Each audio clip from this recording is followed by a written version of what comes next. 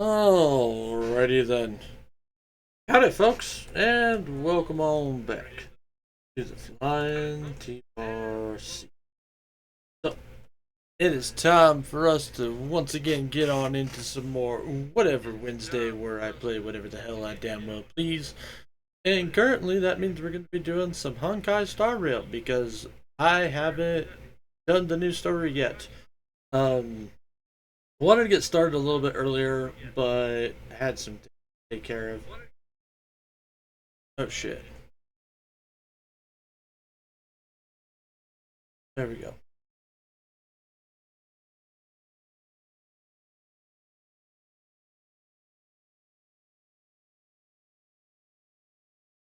There we go. All right. Anyway, so sorry, something wasn't plugged in all the way and was causing echoes. But anyways, um, so I got calls from a truck. Then I had some other phone calls to make so that I can get everything paid for and whatnot. And I'm tired. I hate it.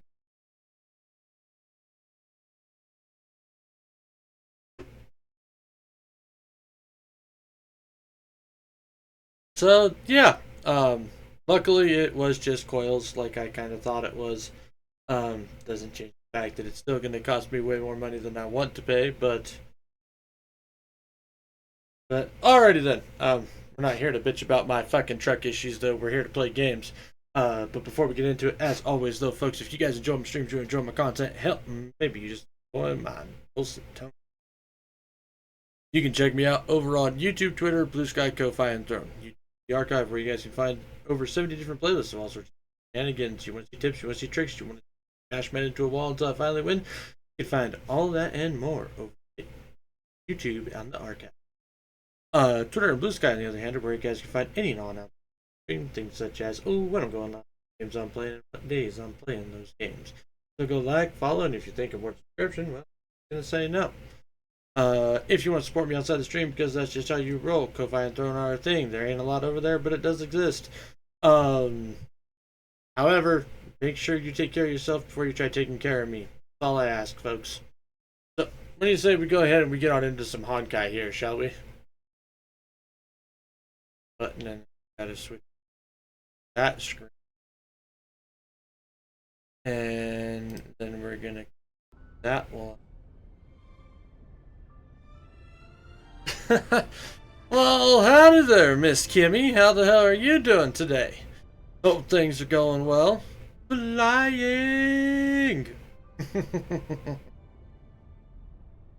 How's the Boba Obsessed lady doing today?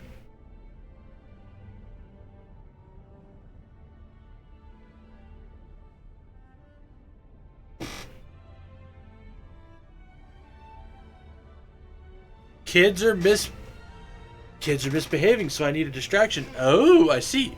Well, I will gladly serve as a distraction from misbehaving kids. Yeah. So, beyond misbehaving kids, though, how's life? How's things?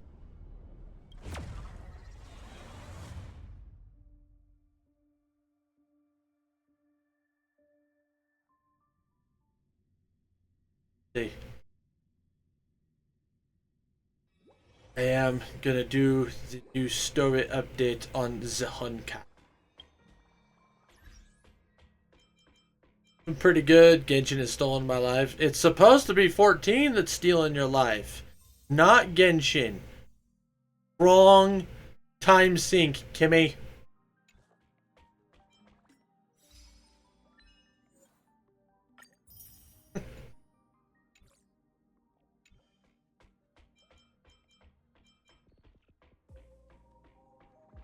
I made my Square Enix account so I can start this weekend. Sweet. That'll be awesome. Oh god, I have been lacking on doing stuff here lately.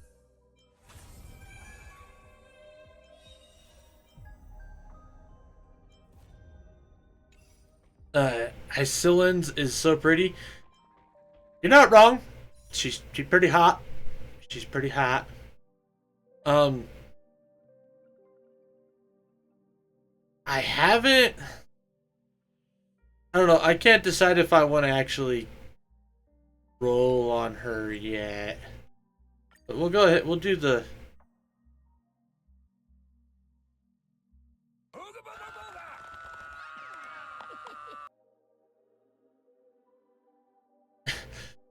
Stupid dog, you made me look bad. Howdy there, Nix. How you doing? You have so many pulls. Yes, yes, I do. I'm desperately trying to get her LC, but I'm not having luck. Oh no! The 50-50 has betrayed you, Kimmy. As for pulls though, like, it's mostly just because I only pull on characters that I'm like, oh my god, I must have this character. Um, or if it's somebody that I can make something good.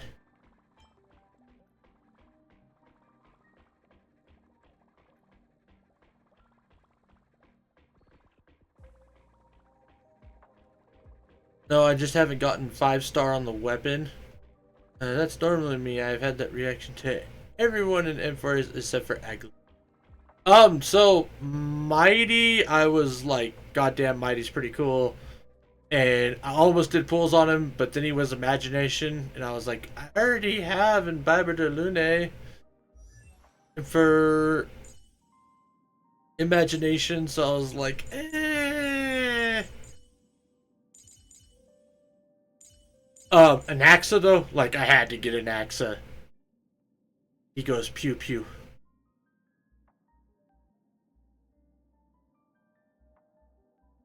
Not to mention, an Axis. In my opinion, an Axis is fucking funny.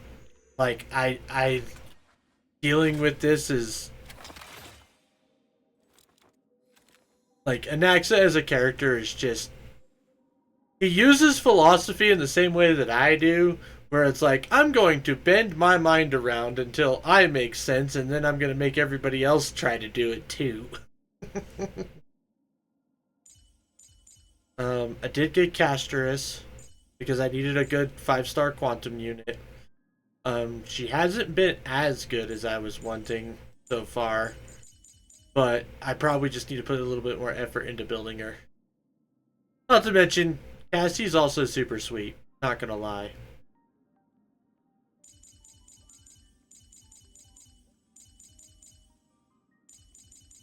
Of course, my main is Boo Hill. My main is Boo Hill.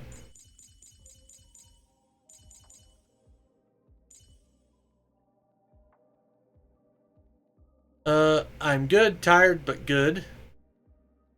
Just staying for a little more while I do crafts. Well, next, I'm sorry that you had apparently a very long day and was tired, but hey, at least you're doing your crafts and stuff now. And I understand the tired. I just had to spend way more money than I wanted to spend, and it's kind of terrible. I honestly had an emotional breakdown. Haha, one of those days. Oh no, well I am I'm sorry, Nex. We can talk about that indeed.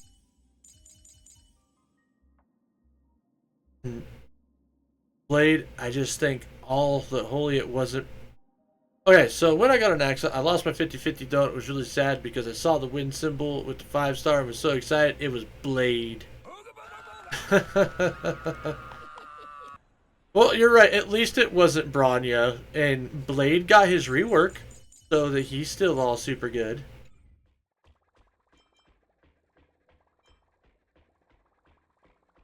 Ah, Silent! Stupid dog, you made me look bad. Howdy there, Silent. How the hell are things going? Don't worry about it. Honestly, it's all good. Well, okay, next. I have E3 Bronya. Wow, that is something to say the least. But yes, Blade is good. Blade's fantastic. Blade carried me for most of this game.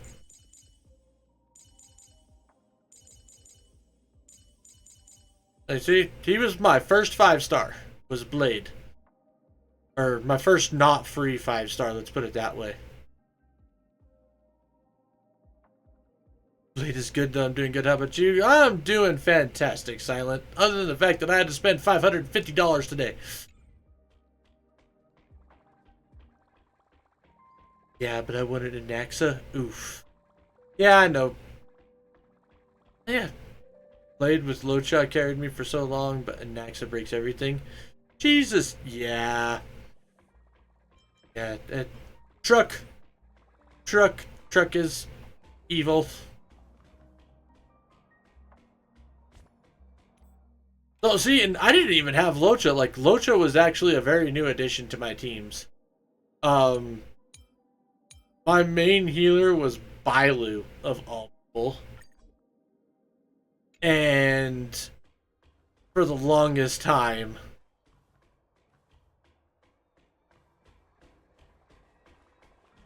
and then I've got Gallagher in Penacony, and he became my main healer until I finally got Locha through the freebie shit. Deja vu. Yo T, howdy there, Gravy. How the hell are you doing? I got E3 Welt. Welt has cock blocked me twice on pulls now. Fucking asshole. And an E2 Himiko. Ugh.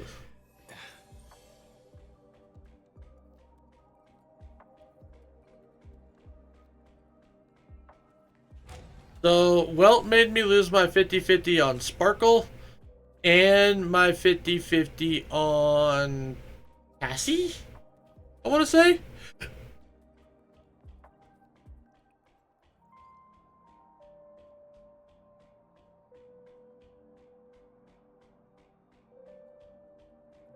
I didn't get Bailu for ages. Bailu and Yangji avoided me like the plague. I mean, I personally like Bailu as a healer, but I understand why she's gotten power creeped and whatnot. I like using Himiko. So, I really like... I haven't gone through and made a true thing when it comes to certain stuff yet, but I really do want to do a full Air Edition team.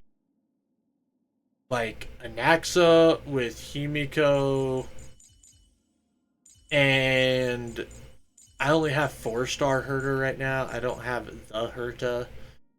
But those three already combined get nasty as fuck.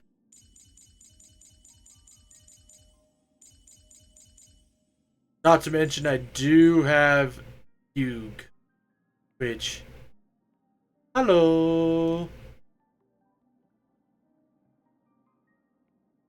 And Fugue's a pretty good support. DPS support.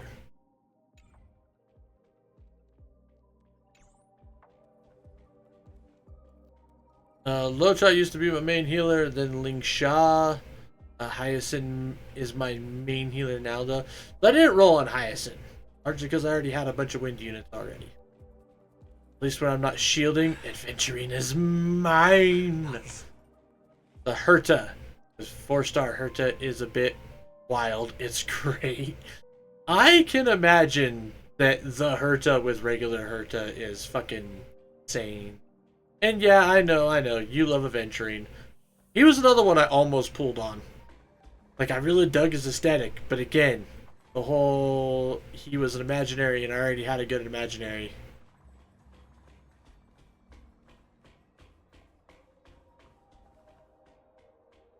I wasn't going to pull on Hyacinth, but then I did the plot and fell in love with her. Yeah, Hyacinth's a little sweetheart. If I had to say that anybody is a cinnamon roll, it is definitely her. I was using Angela as my main healer until Lou came around. Alright, I mean, not terrible.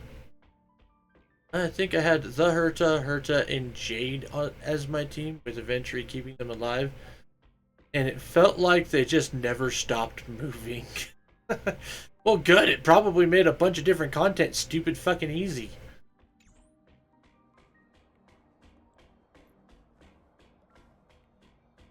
The greatest part about Anaxa being with Herta and Himiko, though, is the fact that he gives every weakness, and it's just so dirty.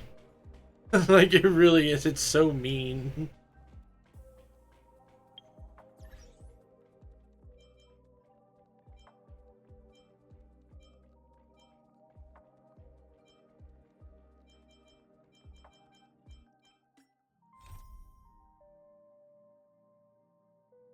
I like my follow-up teams. Yes, I like the follow-up teams too.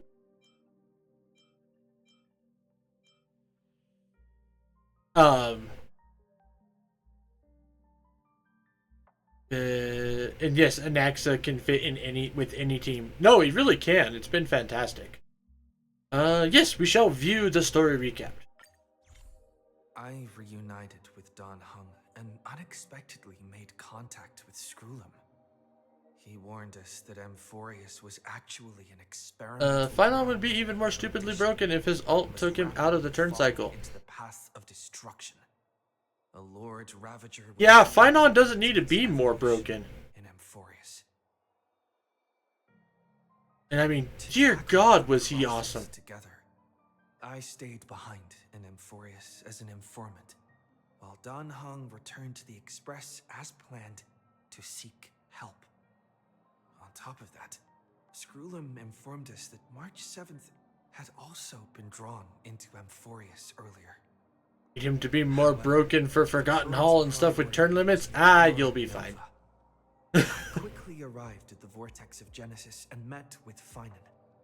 The era I skipped Phylon for Saber. I didn't roll on Saber. But the appearance of the Flame Reaver once again. Although I am going to build Archer because he was a freebie. Hanging in the balance.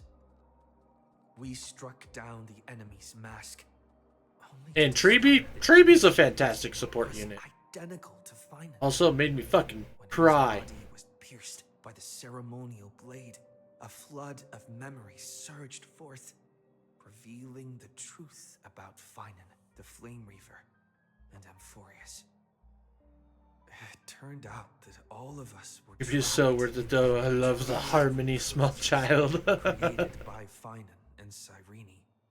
And the Flame Reaver was Finan himself, who had. I think the only one I regret not rolling on is the Eon and rewrite the world's doomed fate of destruction. The eternal recurrences had already played out. 33,550,300. Let me see here. What the fuck was her name? I'm drawing a total blank right now. I promised Finan to take the fucking thief. And save the world. Like, I keep wanting to say Cyrene, but I know that's not right because Cyrene is the March lookalike. Cypher, there we go. Yes. Cypher makes me drool a little bit, not gonna lie. Thus, with Finan's help, time and Amphorius reset. Yes, Cat Lady go vroom. But I became lost in the chaos. Cat Lady go vroom and make me go vroom. Critical moment. Mem, who had regained all her memories, sacrificed herself to send me back. Indeed, yes, he's Silent knows what I'm talking about. I summoned her old banner and got Ying Chi. Ew. Yan Qing, like, I have not done shit with Yan Qing. It's still early. Where to now?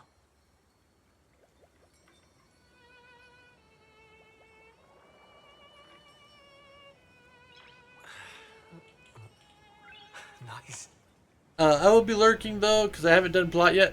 Okay, Kimmy, well, thank you so much for the lurk, and hope you enjoy yourself. Yanqing gets levels only to get free standard banner pool. You know what? That's what most of my 4-stars. How most of them get treated. Ah, the story recap. Yes, Silent. We are moving on with new story.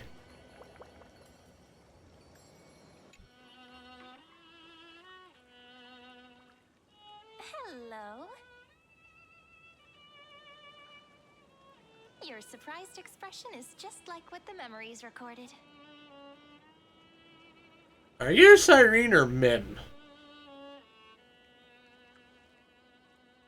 Maybe I'm both? Just kidding. If I had to choose, then I'm probably closer to the latter. It's pretty unbelievable for me, too. It's like I had a long, long dream. Cyrene's memories and Mem's memories. They're all tangled together. But when I woke up, there were only broken fragments left. Basically, I don't remember Lady what happened in Cyrene. those 30 million cycles, but I remember what you did for this world. Like, didn't you wish for me to turn into a pretty girl back at the Grove?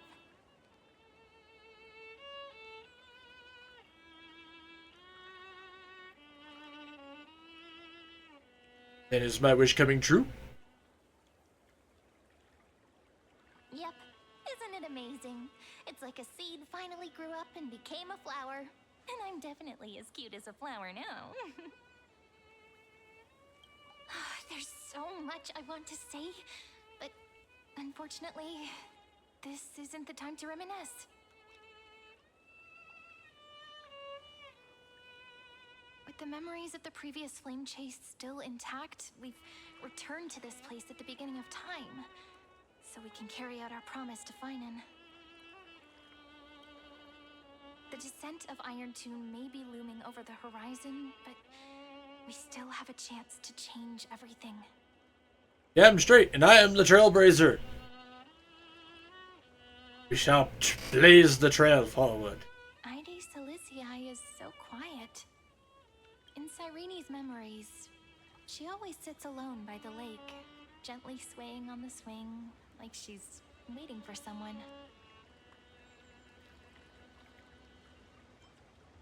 Same for Finan. Finan, too, embarked on his journey because of this view. He then walked alone for more than 30 million cycles. Thankfully, you arrived during his long wait, friend. Is that also why Cyrene did what she did? It sounds weird, doesn't it? It's something that happened to me, but I'm talking as if I'm an observer. I mean, That's just what those memories are like. Vague and unclear, as if encased in thick ice. The only things I remember are the days I spent with you. Emphorius will fall into an ending of destruction after the next Era Nova. But those stories went out of fashion ages ago.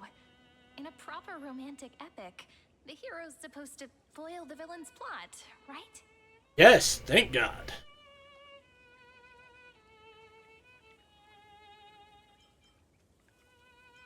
We need the help of more allies from beyond the sky. That's right. We now know that sealing off the sky wasn't Aquila's actual intention.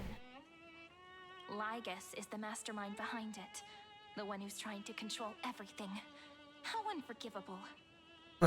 I need my friends. But I still feel a bit anxious. Lygus chose to walk into the spotlight and reveal everything, which means he still thinks the current situation is under his control. Maybe he still has an ace up his sleeve. Think about it. Even the name Lycurgus is a fake one. We have no idea who or what he really is. Which means it's probably time to borrow that treasure you're carrying, friend. Huh?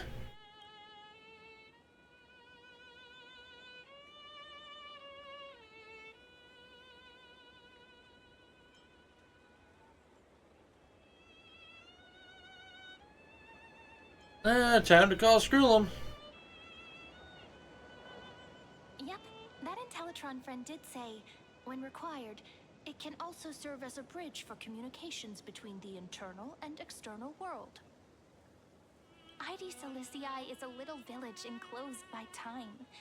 We might be able to contact the outside world from here. Why don't we give it a try?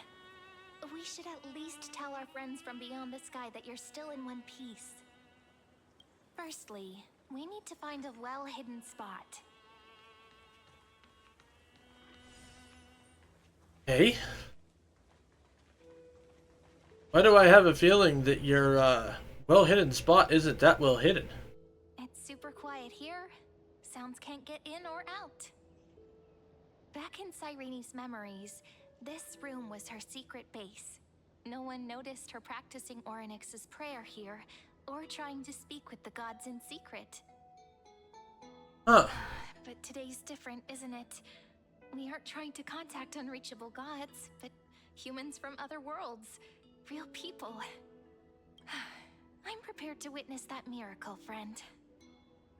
The way Cyrene talks is so similar to Mem. I have so many questions. I'm also worried about how Dan Heng and March 7th are doing. Here's hoping the chronocognitive anchor can still function normally. Because I really need answers. You're not the only one, man. Signal strength, 14.8%. Dialogue window, 16 minutes 22 seconds. Prerequisite, no external interferences. We are very glad to learn that you're safe. How are things in the outside world? Sorry, no good news. When two geniuses show up once, you know you're in deep trouble. Listen up, little one. The Destruction's eyes are gazing upon this place. No, I'm not joking, and no, it's not Droidhead. It's the real Nanook. Time is running out, so I'll explain in terms you understand. This world, Amphorius, is in fact a testing ground, where the Lord Ravager, Iron Tomb, evolves through self-extrapolation. Hiding in this segmentum, unknown to other life forms, it has endlessly repeated the process of Era Nova, seeking a solution that could obliterate the erudition.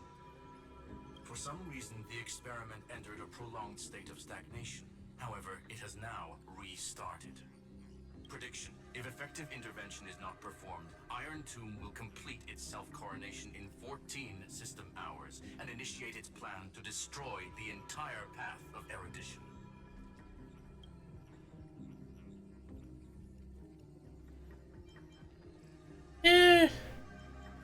How will it destroy the erudition? Are endless, breaking down interstellar communications, destroying the synesthesia beacons, returning cosmic civilizations to the Dark Ages, or even starting the third anti-organic war.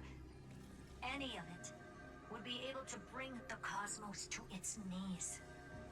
Simply put, it will tilt all sciences and technologies towards the destruction.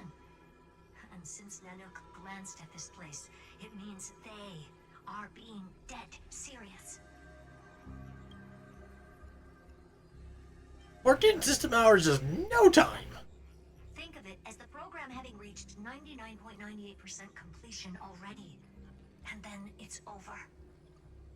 Something in the shadows has been driving everything forward. It's the observer named Ligus. Speculation: he's the Scepter System's administrator. Makes sense.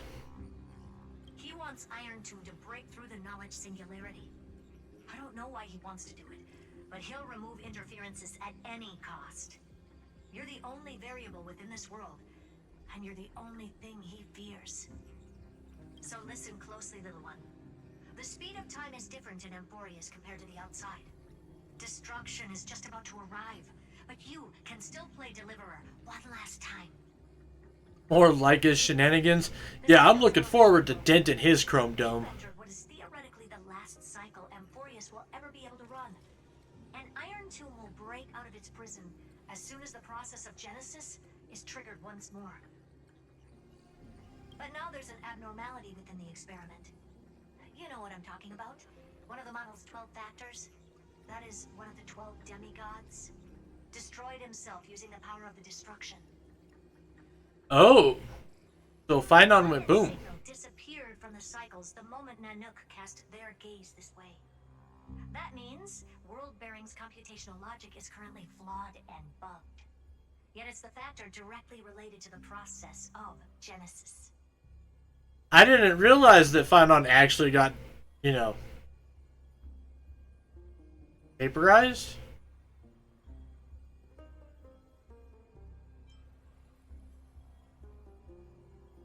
Entrusted the duty.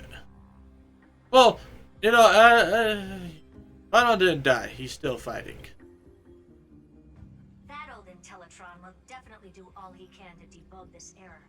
So you have to take this chance to claim Kephalie's core flame. don't let him have his way. The key to suppressing Iron Tomb lies in whether he can rewrite the purpose of Aranova. So is there new content? Yes. So last Tuesday they updated with a new chunk of storyline and new characters and all that fun stuff. But yeah, we are doing new stuff, Gravy. There's one more preparation we must make. Lycus's behavior has been quite abnormal. He's never interfered in the actions of Titans or the demigods throughout the whole experiment. Deduction. The Scepter has an extremely strict autonomous protocol, restricting even its administrator. In Amphorius, this ultimate protocol goes by another name. The Law Titan, Talanton. Oh. Wait, what?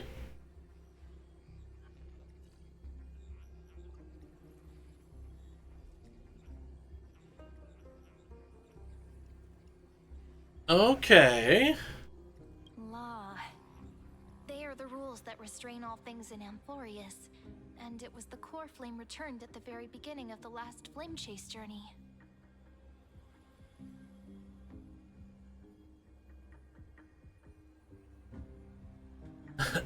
Oops. Skrellum's name is misleading. The eyes are silent. Oh, yes. They are. Well, except those aren't eyes. They're L's. Pretty sure they're L's. I might be wrong on that.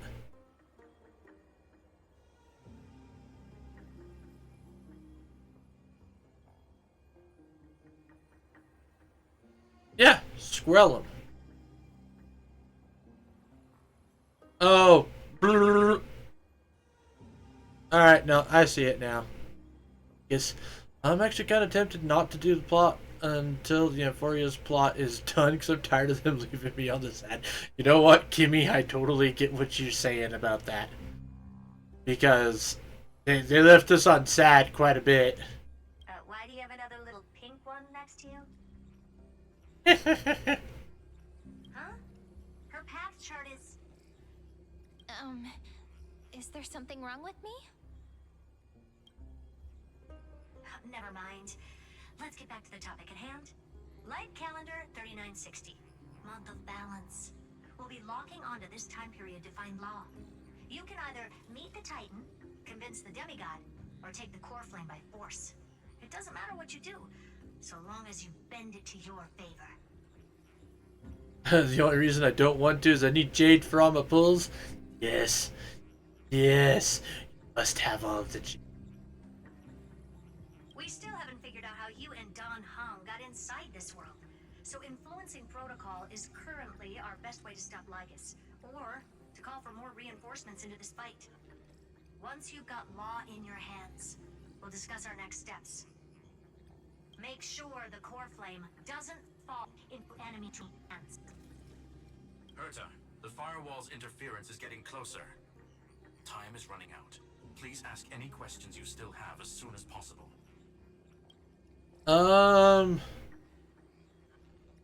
How's the express crew? Iron Tomb can't affect the real world just yet. Don't worry. Himiko and the others are more concerned about your well-being than their own. That sounds about right. Don Hung safe. Don Hung did not enter the new world with you at the end of the last cycle. Known, the flow of time inside and outside Amphorius is not identical. 1,000 years in this world may only be a fleeting second outside of it. Conclusion. He is on his way back to the Express. Okay. Where's March 7th? The situation is rather complicated. Madame Herta and I can detect her signal, but cannot ascertain her location. What we can be sure of is that she's still in Amphorius. Don't worry about her. She's absolutely chock full of mysteries. Even if Amphorius explodes, she'll probably float out perfectly protected in a nice thick layer of ice. Worry more about yourself instead.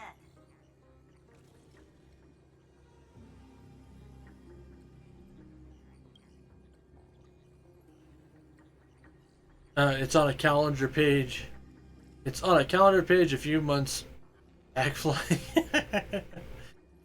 Yeah. Yeah. You're not wrong. I still don't like. They could have just come up with so many different things to name her, but just March set like why? Like I can't wait till we learn her real name. I believe in your capacities. The hands of the Trailblaze can create miracles, and will certainly be able to snuff out the flames of evil. She ruins everything? I wouldn't say she ruins everything. I'm not going to give any motivational speeches. I just hope you bring good news the next time we meet, little one. No, not little one. Deliverer.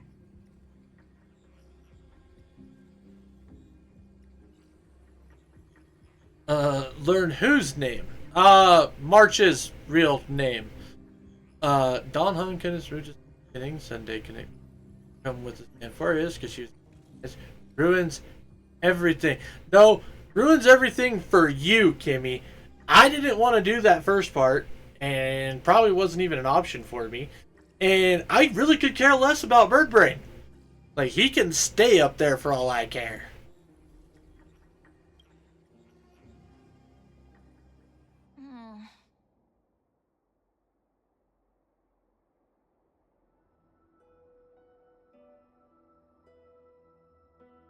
Kimmy, I can answer in kind now. Hey, where's the thingy? Heh.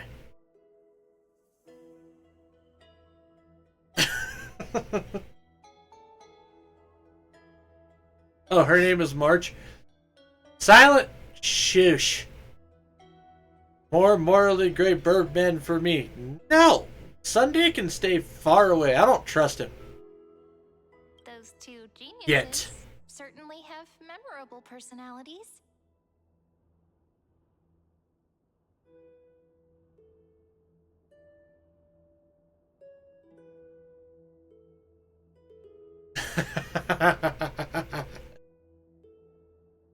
It was a firefight! I don't know if any of you guys are going to pick up that particular quote. Points if you do. I thought her name was March 7th, or I thought her name was 7th, and March was her title.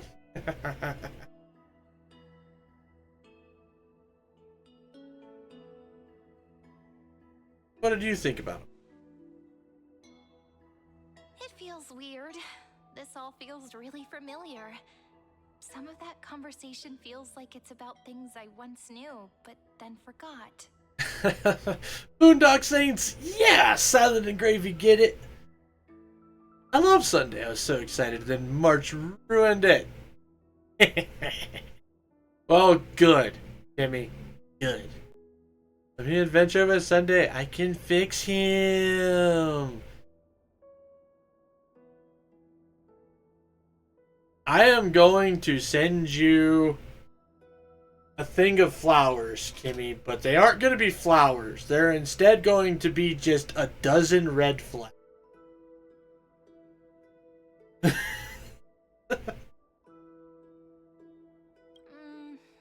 it's because of Mem?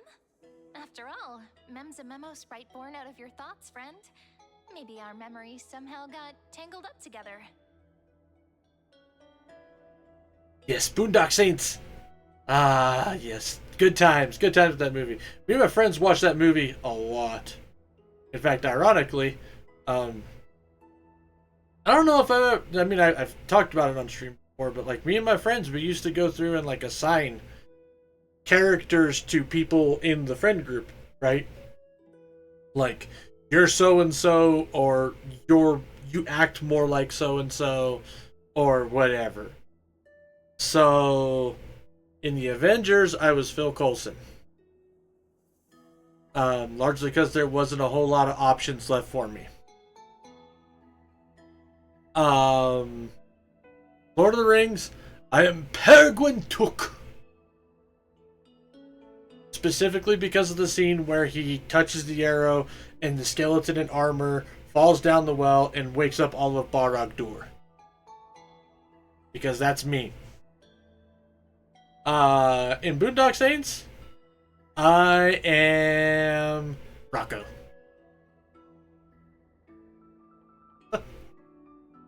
I am Rocco.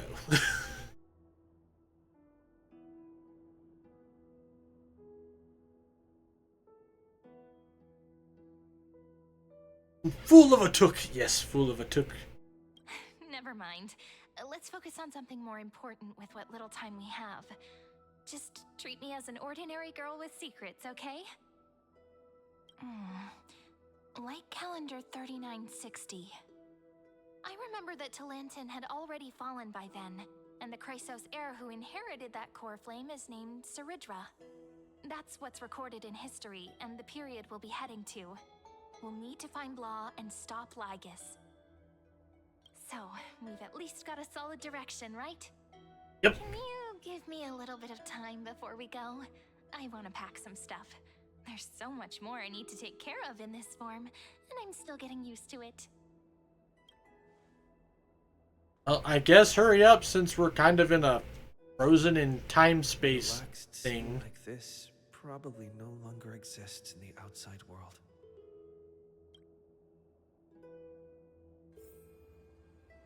I really hope Finon didn't actually get vaporized. This is important, and that's also important. It's not gonna fit into my bag.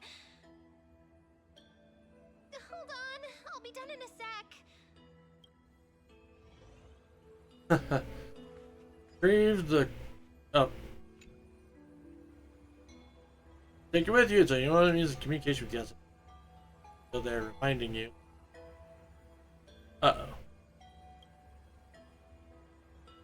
Travel to light calendar year 3960, the era fall, gain control of Law. Mr. Deliverer. Then you can bypass the final protocol, modify the core flame of world bearing, and reverse era nova. Okay. Lay Iron Tomb birth. Information on the chronocognitive anchor is not unrecognizable. I already know just to you as a genius. Go out and seek the power of Law.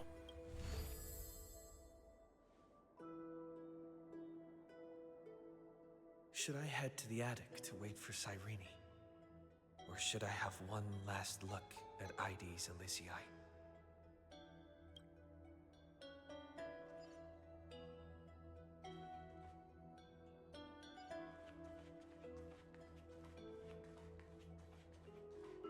Let's go wait for Cyrene.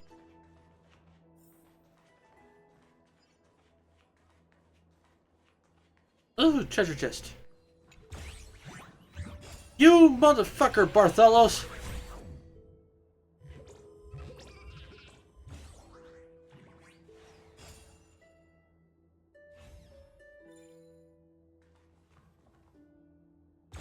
Get back here!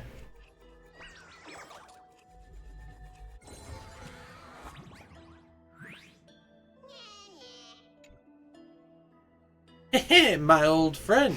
Bet you didn't expect to run into old Bartolos here of all places. Well there. Judging by that look, you're probably thinking, am I seriously seeing a ghost right now? Well, whether or not you are, I can say with full confidence that based on my highly meticulous deduction, I am, at this moment, a ghostly figment conjured by your own subconscious. Don't get it twisted. First, I am the one and only real Bartolos.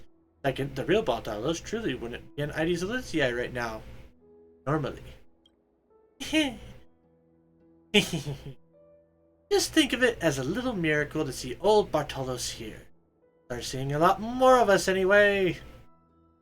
Alright, my friend, back to business time for a little fun. Like every time old Bartolos got caught, I've got a short story. See, there was this one time back in Genosopolis I played a neat little game. I laid out 3 boxes in front of a crowd.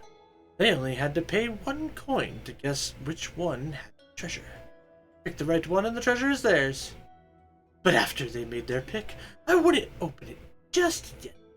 Instead, I pop open one of the others. Empty one and say, look, this one's got nothing. I'm gonna change your pick. Gotta trust your gut and stick with your first choice. Ah, so your strategy is to stay the course no matter what, huh? Well, if you're playing fair, you'd be hurting your odds, pal. Wonder why did I tell you all this? Now go open these 3 treasure chests. See what happens with all those GVs.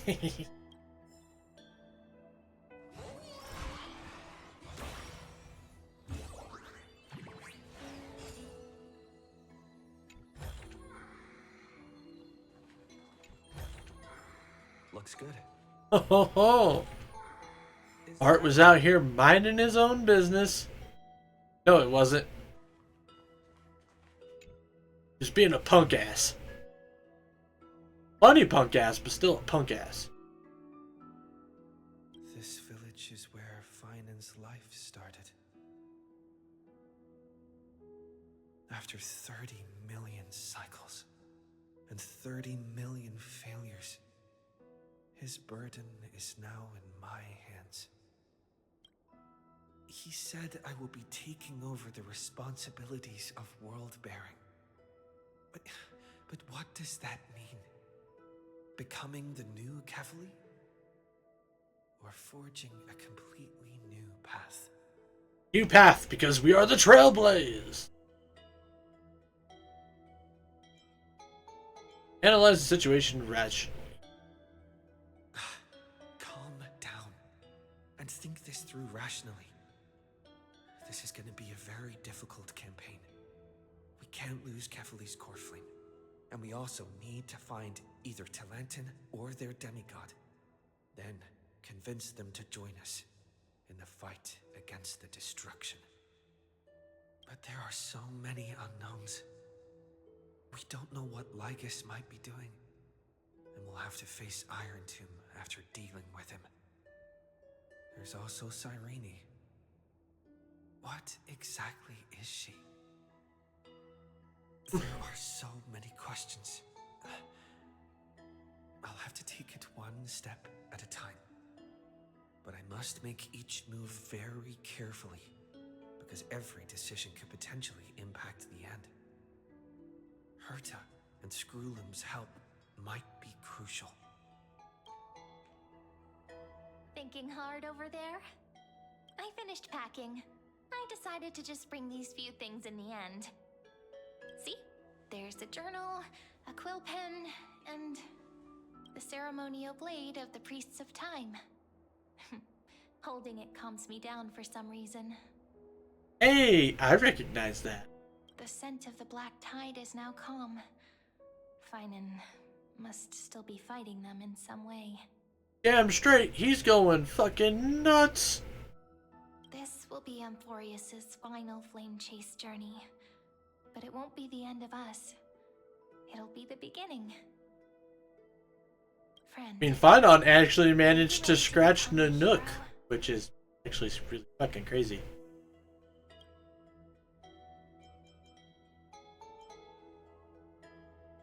And with me, let's become heroes. Stand with me? That does sound very nice.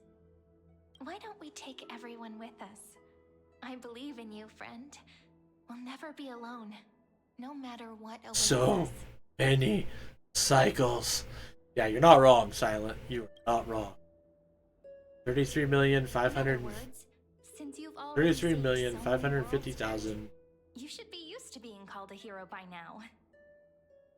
Maybe you can tell me those stories as we travel. That way they can become our shared memories too. Let's trailblaze onward like before and create a future that's worth being remembered. Piece of cake, Cyrene.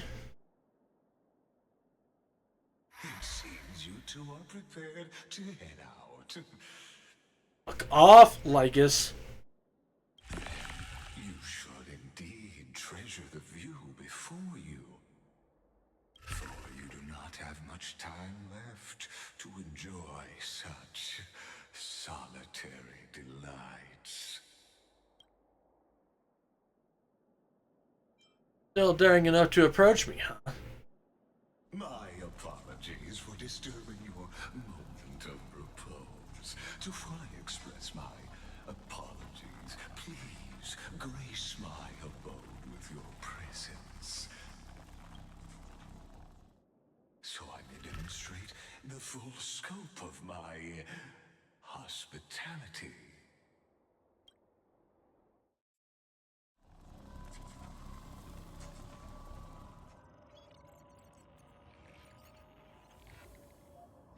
What is this place?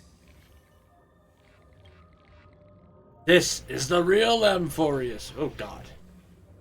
May we reunite in the new world. Huh. Almost 600 premium mobile. Titan Authority Strife. That's mighty, probably. Just had a bomb-ass quesadilla using some leftover fried chicken breasts and some corn relish. My mom said, ooh, yum. Does sound good.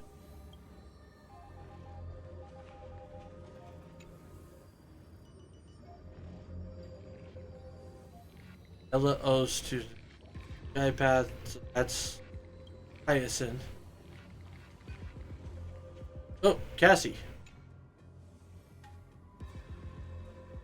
Yep, so that's Cassie.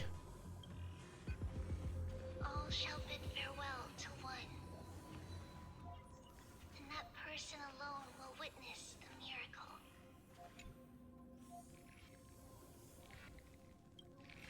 What? Okay, so that's Axa. This one being Tribios.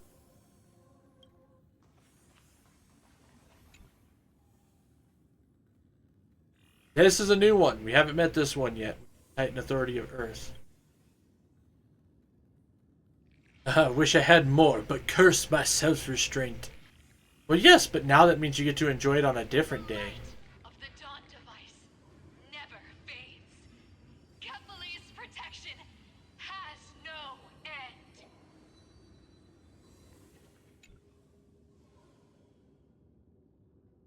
Romance. That was... Huh? Trickery. Cipher. Or Bartolos, because Cipher technically... After I cross this river, it will be a tragedy for mankind.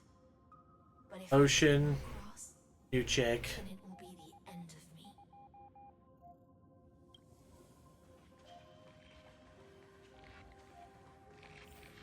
Go away, spam call.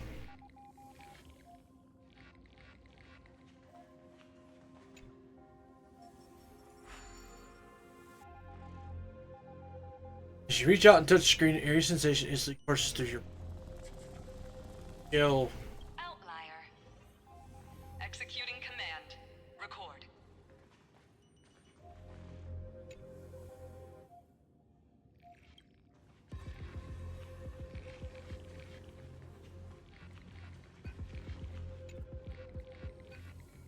Law. Okay.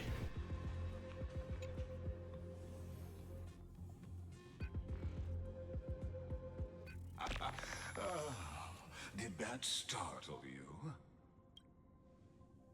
Motherfucker, I will hit you with a bat. This is the intersection between Amphorius and the real universe. The audience seat where I observe this experiment. You can also call this location the Exomyth. What you see is the true form of the eternal land and the 12 demigods after they've shed their disguise of legends.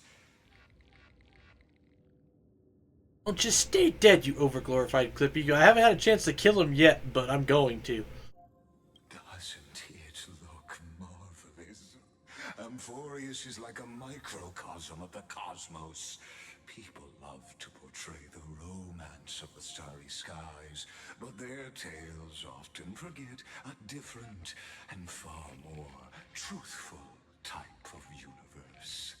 Going to dent your chrome dome. The moment ancient Antikytherians sketched geometric shapes on the sandy beach and recorded the first numerals and symbols on parchment, the universe turned into a silent equation flowing under the pen of these relentless decoders.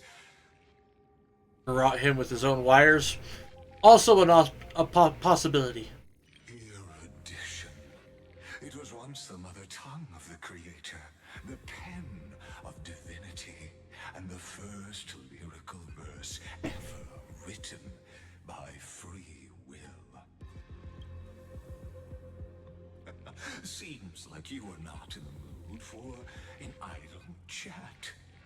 That is fine. I simply wish for you to understand that I have no intention of being your enemy. How can you... What? I have devoted myself over the long years to nurturing the scepter's extrapolations, hoping that the Prima Mobile would bud from within it. And now, my goal is almost complete. Nikos 496 had exceeded the intelligence singularity through his rage, and though he still retains his obsessive defiance and managed to suppress the black tide of this cycle, it's a matter of time before his will crumbles to dust. Iron Tomb will be completed. That will not be affected by my plans, your resistance, or the schemes of the two geniuses. It is an irrefutable fact, just like the instance in Noose's calculations. In other words, as long as you are willing to stop interfering and let the final Aeronova carry out its natural course, I'll guarantee the safety of all nameless and ensure you return unscathed.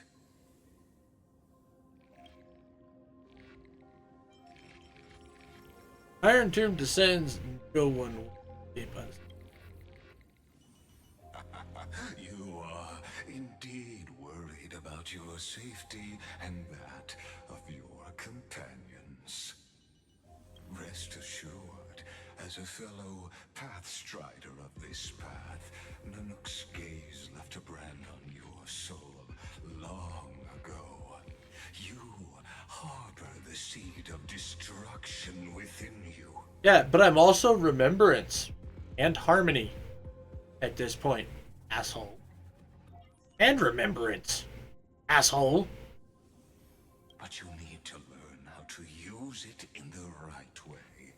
That vital knowledge is also my bargaining chip in this negotiation between us. For there are few in this world who are truly capable of such a feat. And I happen to be one of them. I mean, you might not be lying.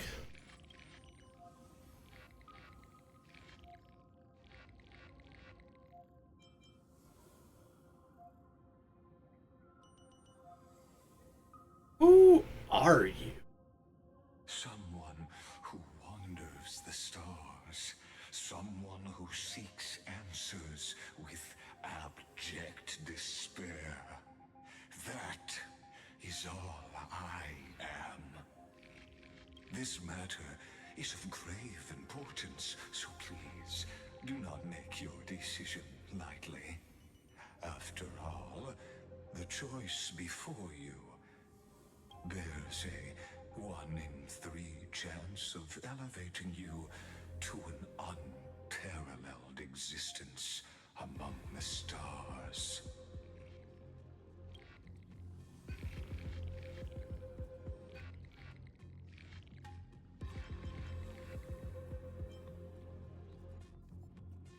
I cannot trust any promises you make.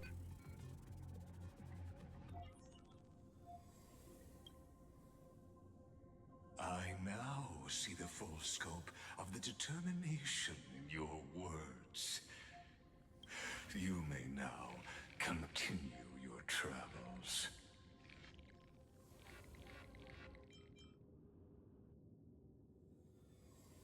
Why did you drag me? It seems you haven't realized something about this place. The exomyth is the erudition's domain. You cannot physically interact with me in any way in this place, and vice versa. As negotiations have broken down, there's no more need for us to remain in the audience's seat. Let's return to the theater called Amphorius, where you will meet me once again. Of course, this meeting was not without merit. Your presence has inscribed a new footnote in the exomyth. Ah, crap. I am now officially the world. Purpose, allow me to reveal it to you in detail the next time we meet.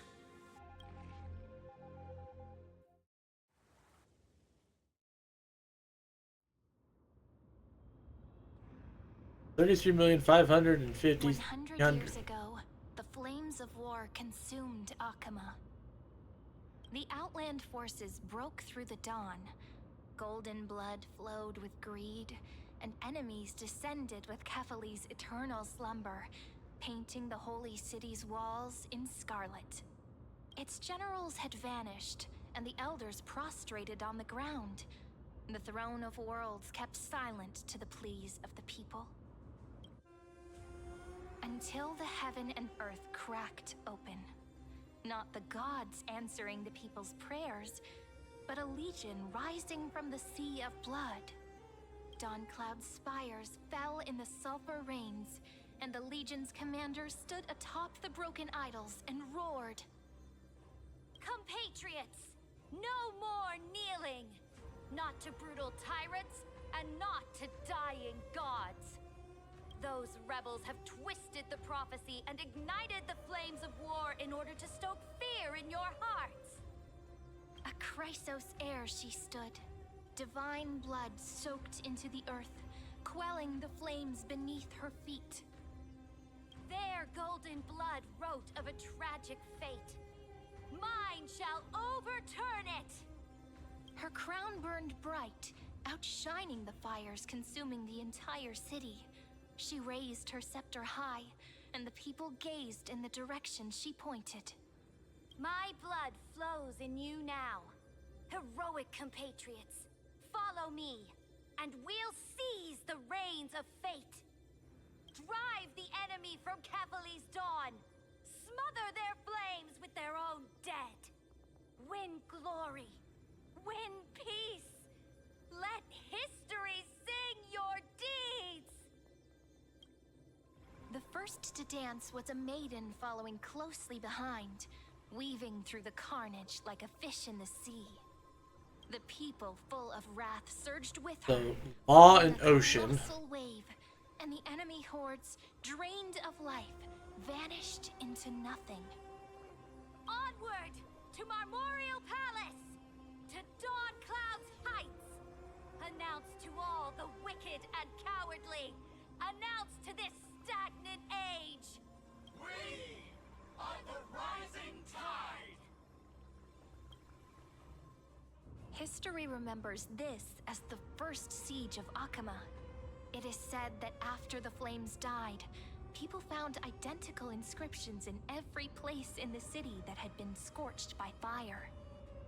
It was the name borne by Akama's first and final sovereign, the Imperator Saridra. Friend, are you listening? Friend? Friend? Honestly, You were the one who insisted on reviewing history, yet here you are, dozing off? Wake up! Otherwise, I'll have to...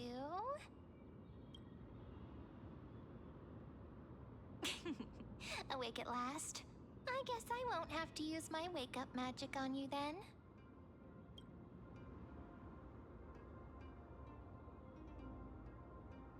Memories are the prelude. What are you murmuring? Still lost in the past?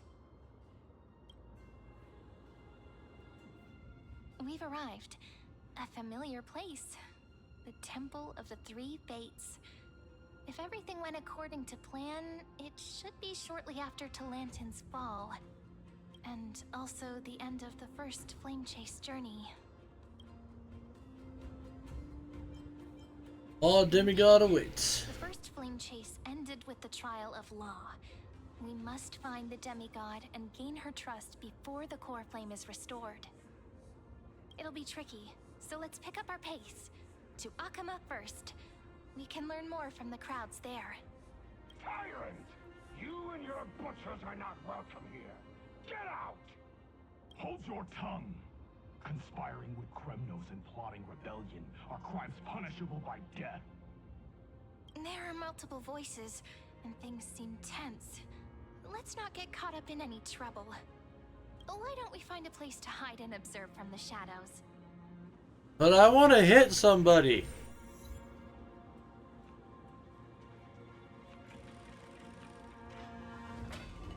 Why won't you people just let me hit people? Hit Lygus? Oh, trust me, I am going to dent that chrome dome. Isn't that...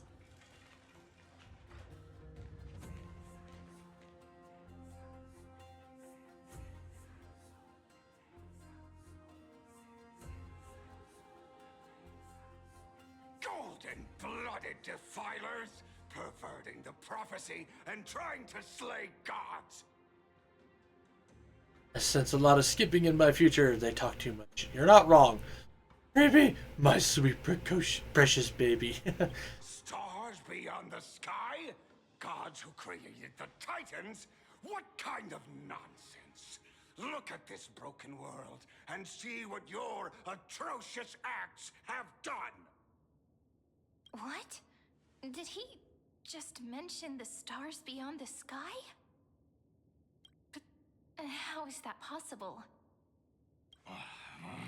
You impudent! Ducks for Goris. We're here to welcome the deliverer from beyond the sky. Stand down. Heretic! No one but the great Talantin can deliver this world from misery. I ask you, Oh. if the old laws were so perfect, why did they crumble beneath my feet? You...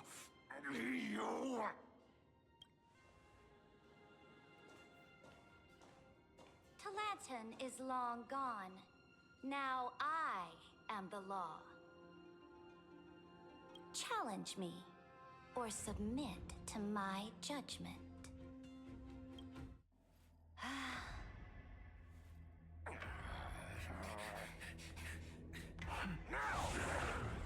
Silence.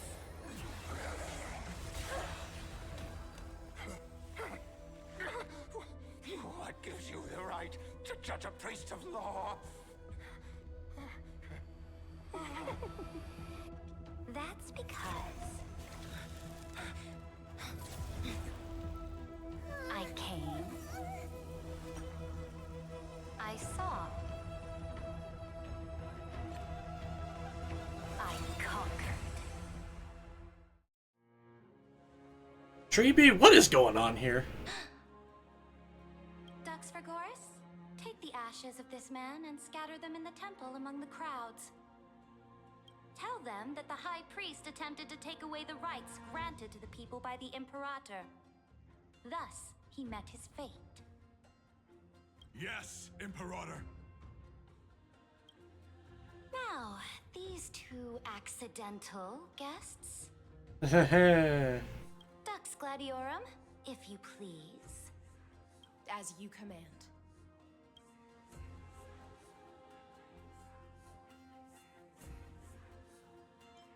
Typical start. Should have expected it.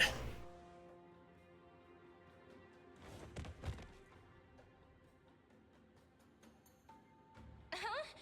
Is this? Kindness. But not the kindness you know. This is the leader of the cleaners in this era. Since the start of the Chrysos War, they've made it their mission to wipe out the Chrysos heirs. Even now, even after I've united all the city-states, these vermin still lurk in the shadows, hindering the Flame Chase journey. Moreover, I know that the 27th person to inherit this role bore many grudges against you and nearly doomed the second Flame Chase journey. Whoa, wait, what? How do you know this? The enemy of my enemy is my friend. So, out of courtesy, I present to you this corpse as a gift.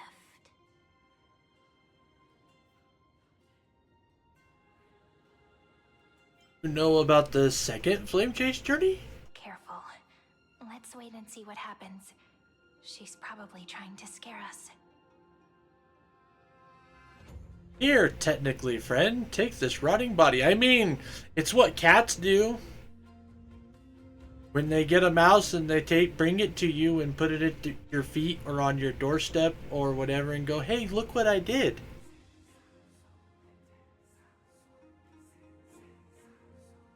For the sake of order, I am known by many titles. Flamebearer who ends wars, Tyrant of Dawncloud, Empress of the Holy City. I was gonna say, she's a cat bringing her gifts, right? That was supposed to be Cypher. No, Cypher's too greedy for that. I'll allow you to address me by my real name. Saridra. On behalf of my people and this land, greetings, Deliverer. If I may, how do you know his identity? As the little hostage prophesized, the Deliverer shall come from the future beyond the sky. Wait, what? Treeby, was there prophecies you didn't tell me about? Gray hair, golden eyes, skilled in wielding a mace. They would arrive in Yanisopolis on this day. There's no mistake.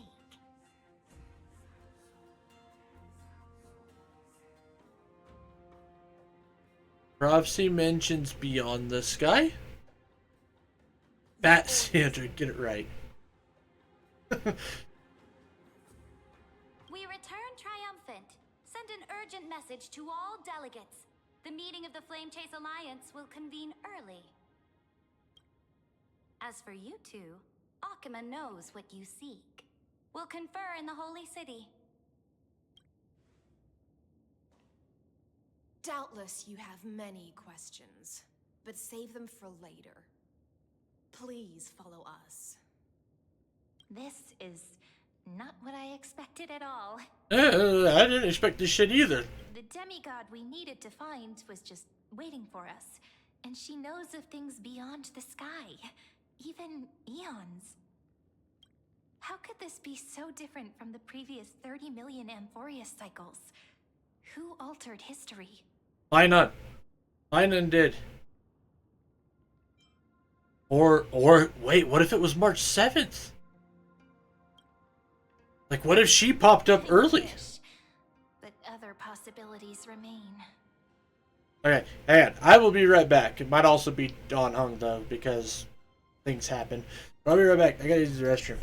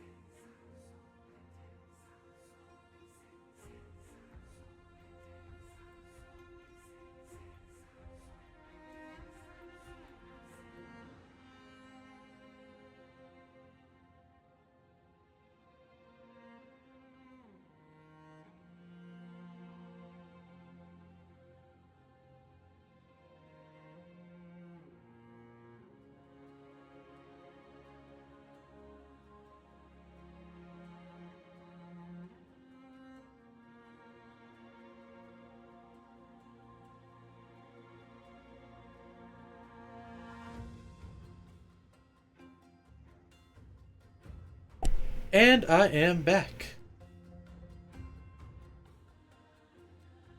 Want to believe my boy Don Hung is involved, but if I can't have Sunday.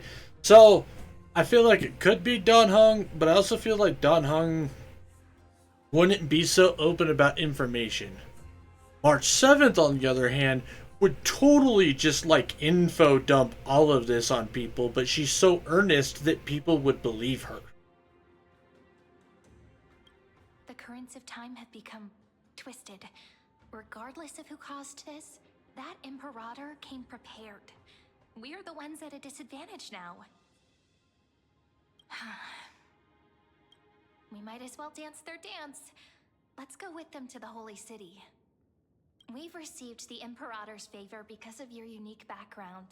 As a result, the people of Akama will certainly respect you more. Just put that to good use, and add a bit of your experience and charm. My experience and charm is I like fighting things. Look, I just need less March in my star rail. Should be easier than last time, right? If we figure out what happened in this cycle, we'll be able to turn things back in our favor.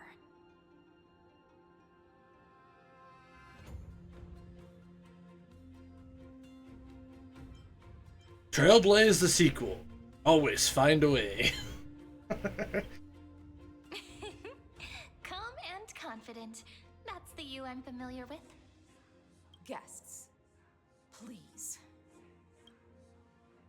Oh, whoops. The Sorry. journey to save the world starts with a single step. Let's set off, my friend.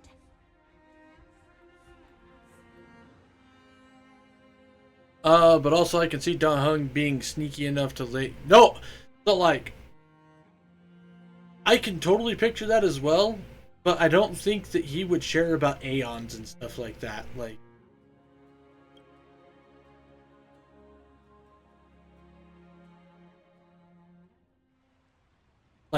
they just blurted out a lot of information that they supposedly shouldn't know. So, I don't know, like, this is gonna get kind of wild. Hail to the golden heroes! Hail to the deliverer! Told you, you're the headline act. All this spectacle is for you. It's the long game. I have my copium and believe March is trapped in the in-between place. But you watched her leave the in-between place, Kimmy.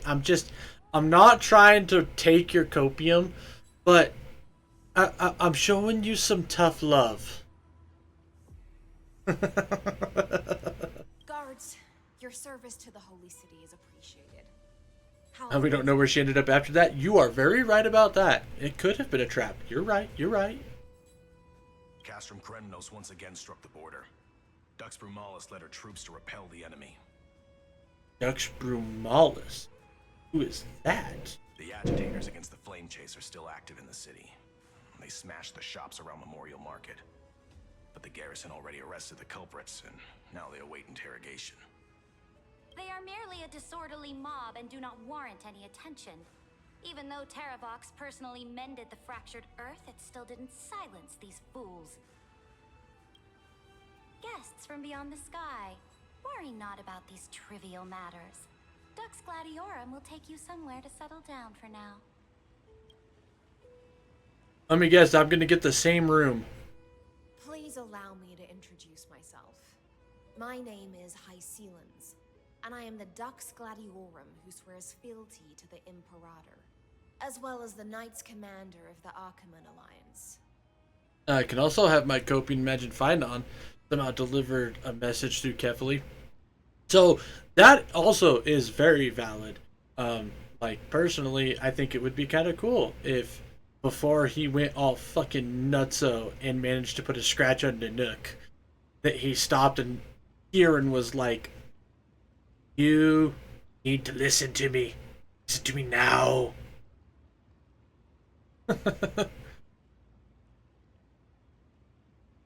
And then, you know, he went and exploded.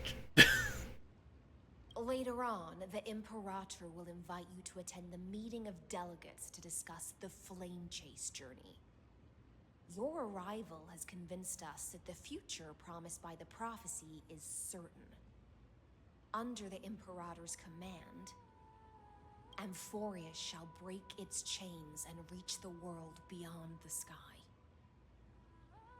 With all due respect, what exactly do you know about us and what's beyond the sky? As a humble subject, I cannot freely express my own views to you. Please forgive me. I don't know, man. You kind of bitchy right now.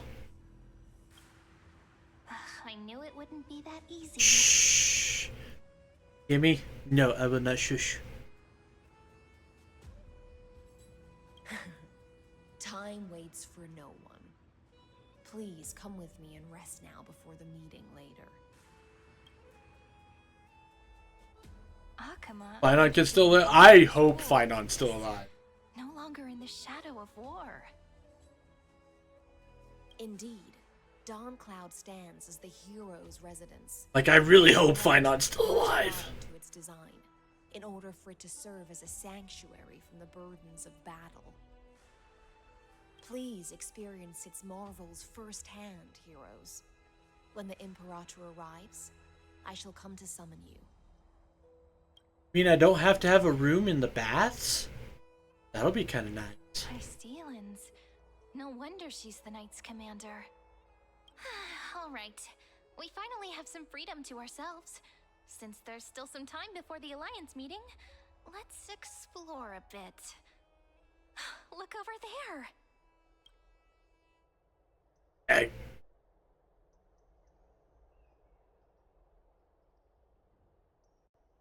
Huh? Well, no, yeah. Aglia, from what I remember, I mean, she was over 1,000 years old in the last cycle. So, never mind. That makes. I hope they somehow managed to pull the data from the computer program and give them actual lives in the world. No, exactly. Like, I'm hoping that somehow the world stabilizes itself and becomes a real world. Like, I don't want all of these really cool characters to just die.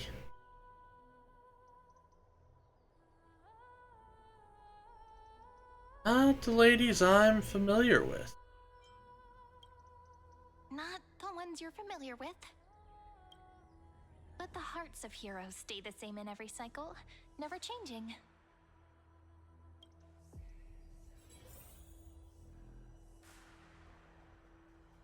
Who else is there?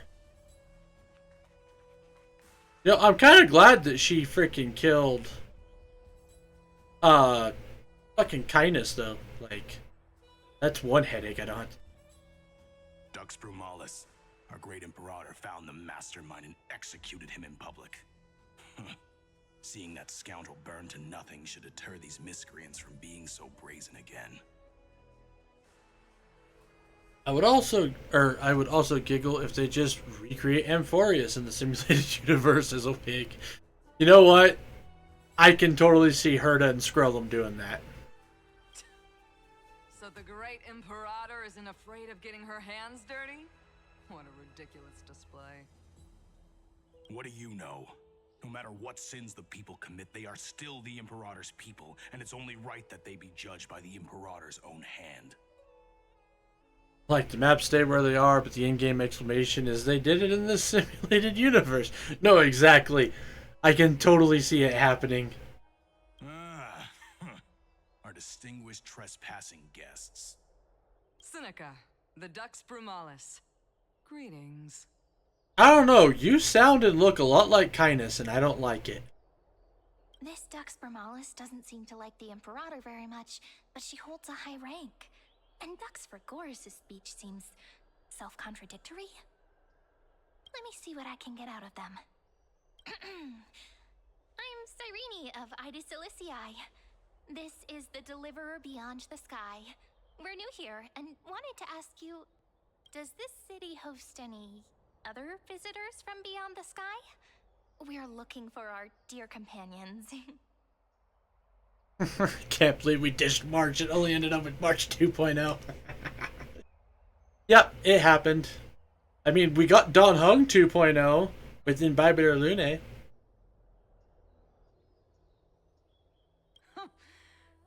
Drop the charade.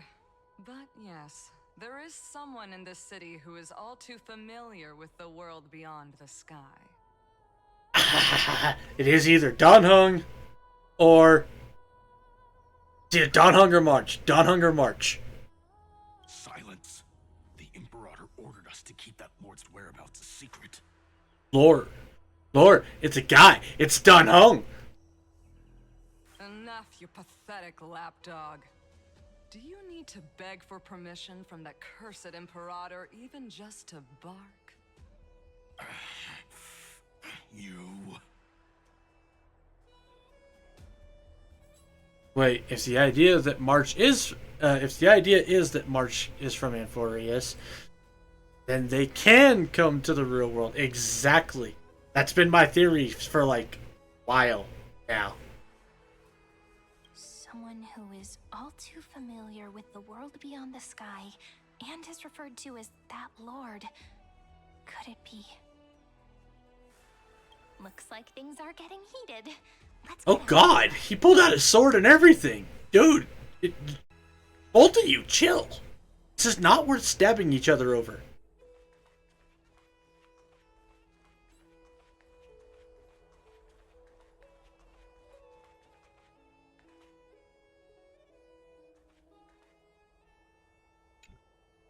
How are we I drank supposed fine to onto talk to reality. heroes of deliverance? What What if they're really intimidating? Oh, jeez. Kimmy. Go get your bucket. I know you're starting to drool now. Virginia, don't be so nervous. Once they hear your poetry... Ah, heroes, you're already here. Greetings. I am Apollonius, the Dux Helcolithus, one of the 5 sages of the Grove of Epiphany, advisor to the Flame Chase army. They're both under the I can fix him umbrella.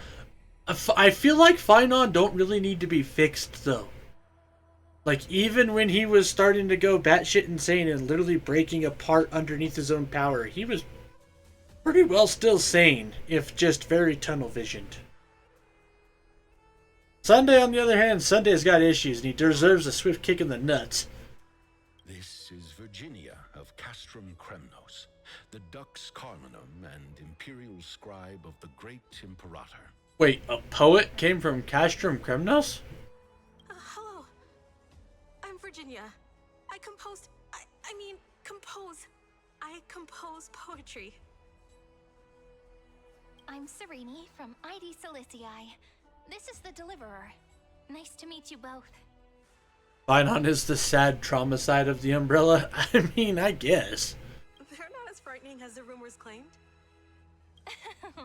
This is our first time in the Imperator's realm. Akima is even more magnificent than we imagined.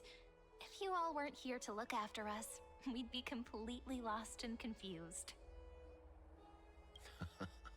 The Akima you imagined is long gone. Under the Imperator, this city has been reborn as the capital of the world. Bask in her free-spirited winds. For anyone who fulfills their duties to the Sunday was groomed to his mindset, and he made his choice to try changing. I'm not saying he's beyond redemption, kid. I'm willing to give him that chance, but until he gets to a point where I can be like, you know what, all right, I'm going to maintain that he was kicking nuts.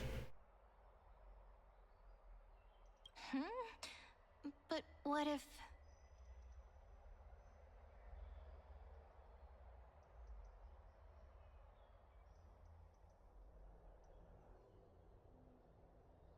I will defend him until he destroys it all, as I'm sure they'll make ruin things anyway. Could have had that here, but March ruined it. The damn boss. Oh my god. That's alright though, like you said, we got March 2.0 with Cyrene. She's much more pleasant. I don't know, I like March as a character. She adds a sense of lightheartedness. But I like Cyrene because she's not as Valley Girl. Those who are loyal do not need to consider the consequences of betrayal. But if you're curious, why not head to the lake and take a look? Oh no. Don't tell me that. Those elders who lie at the bottom of the lake are the best example of what happens when you disobey the Imperator.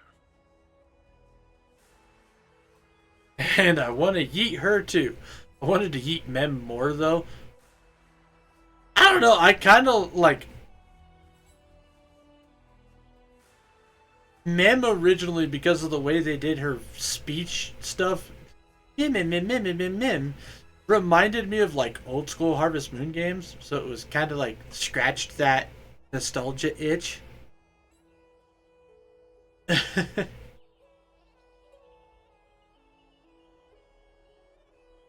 And then she got an actual voice, which again wasn't bad, but all it was I was like, Ms. March, for the longest time. The elders of this cycle were all... Looks like that priest who was sentenced to death wasn't an isolated case. And don't get me wrong, most of the elders probably needed the treatment that they got, but still. Aggie, you're still so listless today. Did you have trouble sleeping again? Yes. Oh no, are we actually gonna get to see more of a mentor Treeby and Aglia being like the novice? And oh, I hope this is the case. I would have yeeted Mem into the golden pool bracelet. Aglia fell into. Oh Lord. We know. The Titan's prophecy haunts you. If you want, you can talk to us, just like when you were young. No matter what, we'll always remain by your side. Young, not confident Aglia. I know. I also understand that fate cannot be changed. It is not the future that I worry about. I spent all last night weaving clothes and linen for the refugees. The Chrysos War is born of injustice and has shattered their dignity. They deserve at least some basic decency. If Amphorius one day abandons this, then all of us, commoners, Chrysos heirs, Titans, become no better than beasts. Always remain by your side and see you tomorrow. God. Yeah, let's not bring up those particular types of lines, especially with Treat Me involved. Oh, we have guests. Welcome. I am Aglia, the Gold Weaver. Oh my God, she's so earnest. These rags on you are not worthy of the title of Deliverer. I must prepare some proper attire for you. Wait. Oh my God.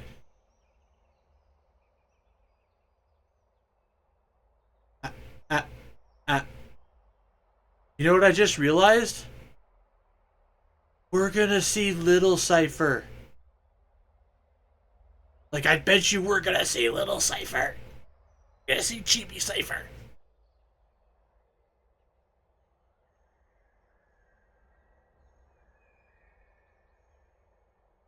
She sounds so human. I would have pulled for her if she was like this.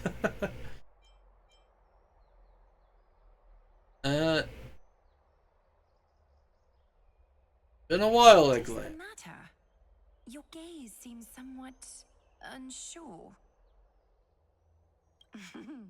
Does your Aglia differ so much from me? Greetings, Deliverer from beyond the sky. We are Treeby of Yanisopolis. It's very nice to meet you. I only didn't pull her because I didn't like her. I was kind of the same. Like, I was like, eh. Not to mention, I'm not a huge fan of the whole memo sprite mechanic thing. Like, it's kind of cool, but eh. Although, introductions are probably unnecessary. We know you've witnessed the future of the Flame Chase journey even more clearly than we have.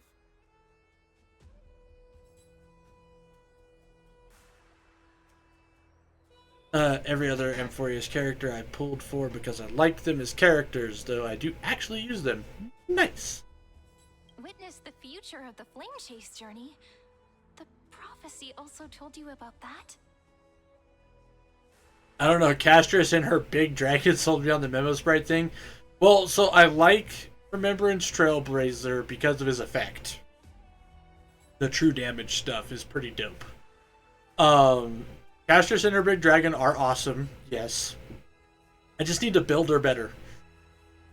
Indeed. Orynyx reshaped Amphorius through the prophecy. Although, regarding the Deliverer, there were not many details beyond your appearance and the time of your arrival. Orynyx reshaped it? Huh. Hyacinth and Little Ika are also very good. Yeah, I mean, she seemed very good when I used her in the guest parts and whatnot.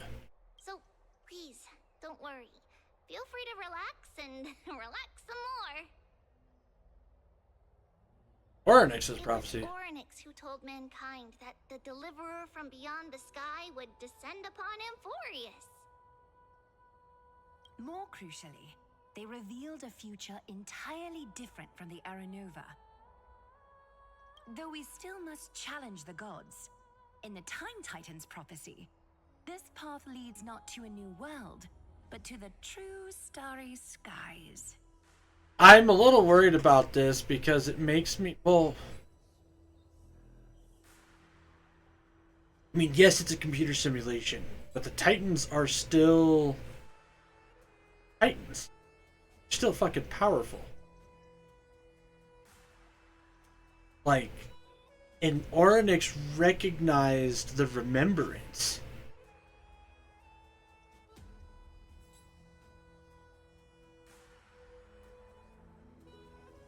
I can't figure out if things are acting outside of Lygas's control or if Lygas is literally the one who was like, and we're gonna do this.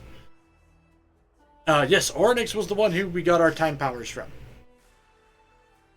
And was apparently the daughter of the and is a daughter of the Remembrance. Because she called the Remembrance mother. This is also what the Great Imperator has been striving for all her life. Your arrival further confirms everything. I think things are getting out of his control. I'm hoping that's the case. This can't be real. Even you find this surprising? Fate really is unpredictable. Perhaps the upcoming meeting will hold even more surprises. If Lygas is not in that meeting, I will be happy. If he's in that meeting, I'm going to have problems.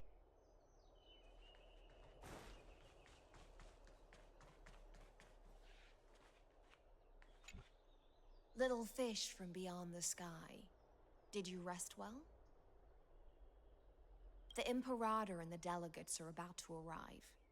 If you are ready... Oh god, wait. The meeting. Delegate.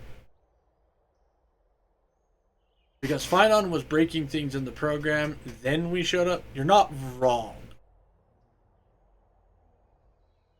I hope that's the case. But the way they keep bringing up delegates, and the fact that we've seen Aglaia and Treebe, I'm wondering if we're going to see the other Chrysos there.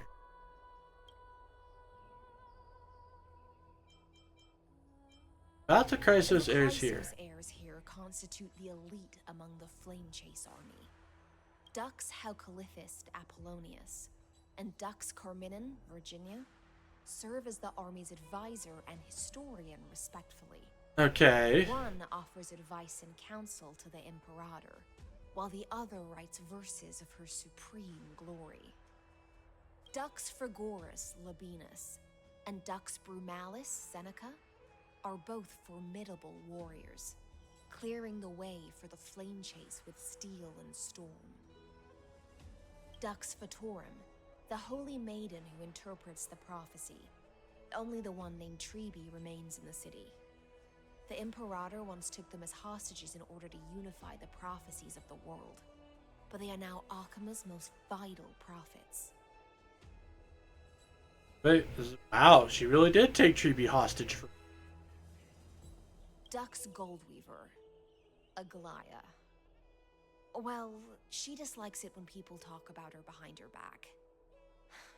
You should get to know her in person. You know what? That makes sense. Let's Then go. come. The Imperator reserved seats for you. I'm starting to feel a bit nervous about the meeting. Since Sir Ridra is presiding over the meeting, it'll be a good opportunity I will to end learn the about Imperator laws and traditions in the myself. current era. Let's keep our ears open. Go away, fat cat. I heard you.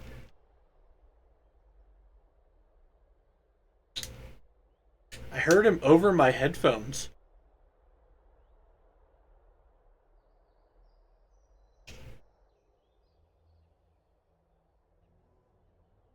I heard you again. Shush, go away.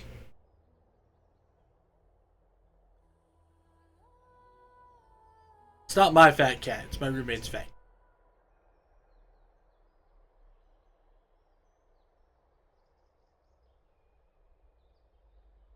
Hey, Aglaya, Treeby. Sir from Paphos, what do you think the Imperator is planning calling this meeting so early? My homeland can't endure anymore. Who knows? First, she wants to hunt titans. Now she says there are even greater calamities. Her madness is the greatest calamity.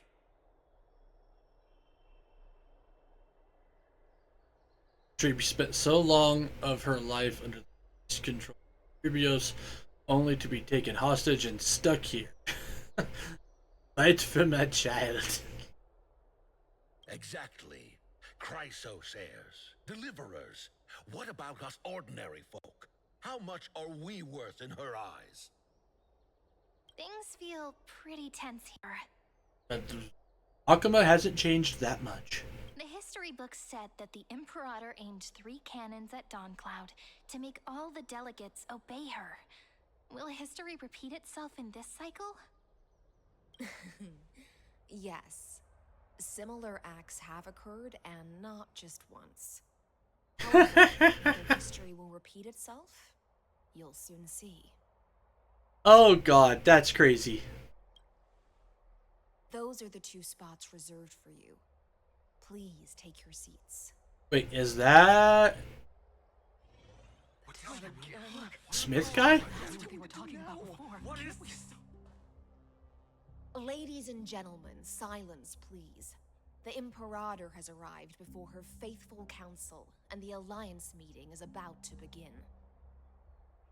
All right. In the names of Talantin and Kefali, the Akama Alliance swears upon the gods. Cease the pageantry. I pray not to the vanquished. What? Kefali, of course, needs no further explanation. As for the law, at the entry hour 2 days past, a scout should have brought news of the conquest to all of you.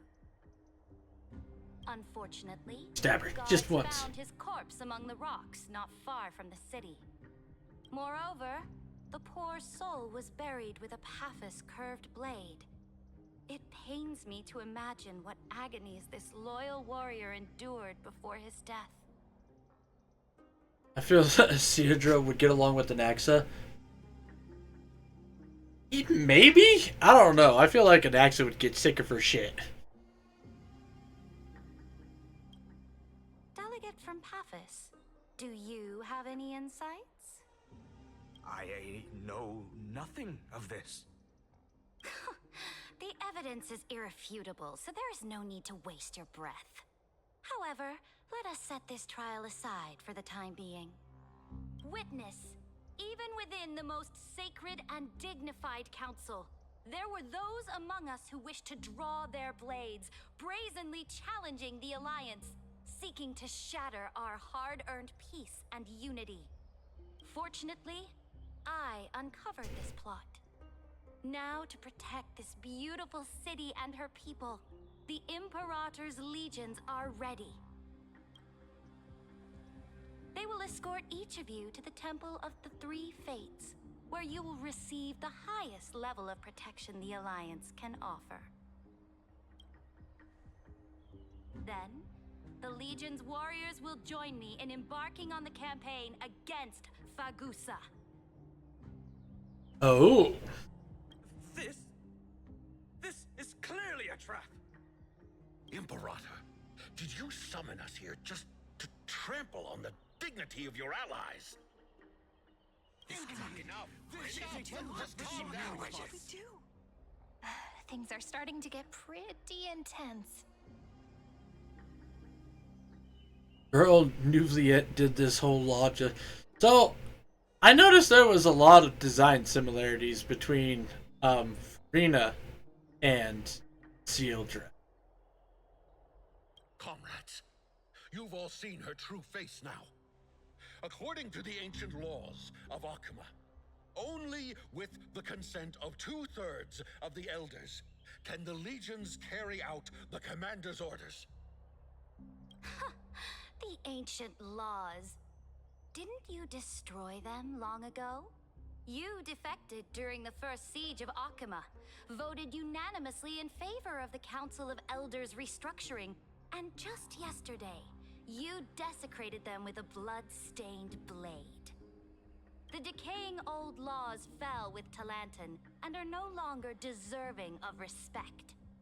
But if you still insist on proclaiming yourselves defenders of the law... Easy to get 2/3 votes. She killed off the dissenters. No. Then be silent and offer up the highest respect to this core flame in my hand. That really is the core flame of law in her hand. Since there are no objections, then the original agenda of this meeting, the campaign against Fagusa, is hereby passed. The Flame Chase Army's hunt for the Ocean Titan begins today.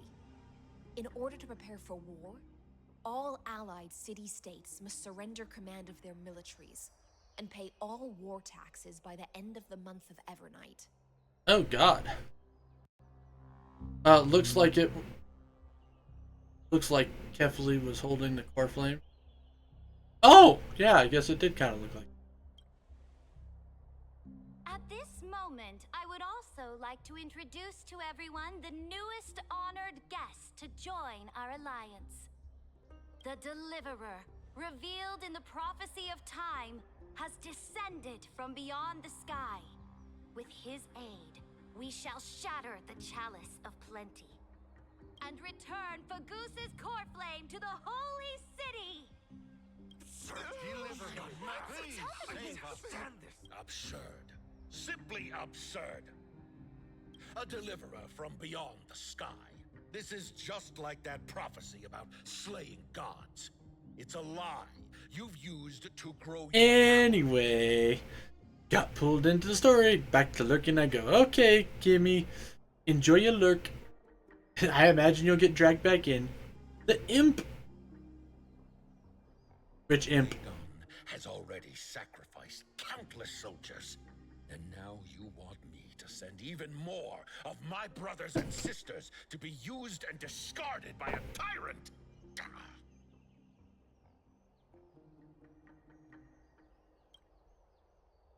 Oh, well, wrong button. Are there any other objections?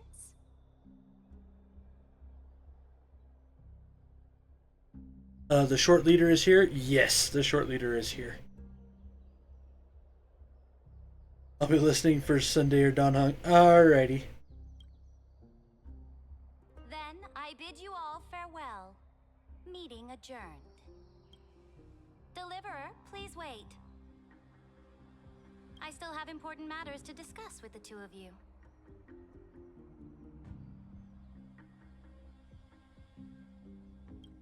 Okay. Number one, who we have here? Pirate Magazine. Oh my god, she is tiny.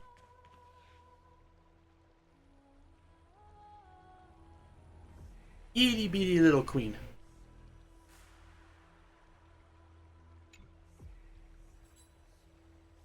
I apologize for that farce of a meeting. It must be tiring dealing with so many people every day, Great Imperator. Tiring? You're mistaken. Moving chess pieces, placing wagers. This game of strategy adds a dash of color to our heavy fates. Much like how rule and conquest are always accompanied by sacrifice. Oh, God. It's a female chess version of fucking adventuring. Is the war with the Titans also part of that sacrifice? After I glimpse the secrets of this world, no, the secrets beyond the sky, the divine authority of Amphorius no longer held any significance. Dare insult adventuring that way. I just realized something. What if Lycus is technically beyond the sky?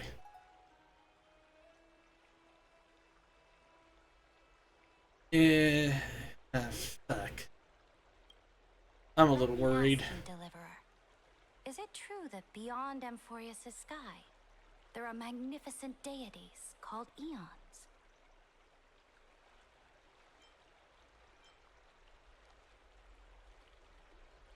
Where did you hear this? Ah, so they do indeed exist. You pulling for hills later? Maybe. I haven't decided yet.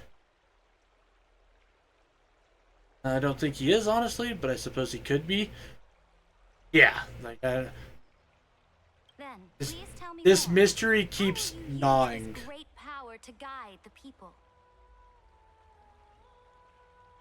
In the future you envision, where will our flame chase journey lead?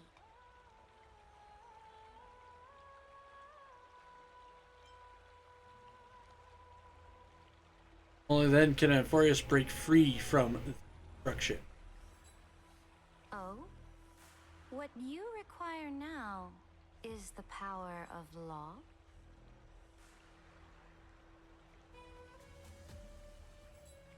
Juliet wannabe, tell us who gave us the infos so we know if it's Don Hung or the romancer.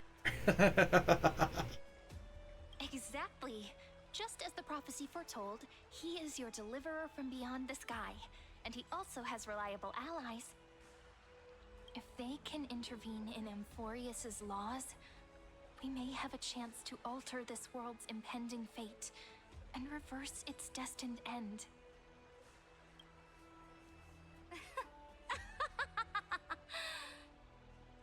Very good, Deliverer. You have courage to say such presumptuous things, even knowing that the inheritor of the law stands before you. You mean... In the past, anyone who dared to covet the Imperator's divine authority would have met a gruesome end. But now we can see beyond this dying world. Our journey should no longer be confined below this stubborn sky. I don't like her. Yeah, some of how she's talking is making me a little nervous here. Let me stab. I mean, you can try. I'm not stopping you. Alas, that fickle ocean titan has obstructed the spirit water leading to the vortex of Genesis, hindering my ascension. If the core flame of law cannot be returned, your path to deliverance will never be realized. Now that things have come to this, we must resume our once stagnant journey and force the waves that block our way to recede. Pretty ambitious? Yeah. So, you agreed to cooperate with us? Cooperate? Forgive me, but I never cooperate with anyone. Though I will permit you to join me as subjects. And together, we will forge the most perfect law. Oh, great. Might skip her if, when she comes out. Understandable. This is the Flame Chase Medallion, a symbol of the Flame Chase Army. Every noble in Akuma carries one. This medallion represents the will of the Imperator herself, and you may act freely within the city with it. Before we embark on the crusade against the Ocean Titan, you should rest in Akuma for a time.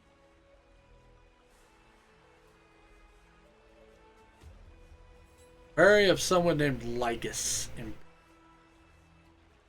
Oh? Your advice is acknowledged.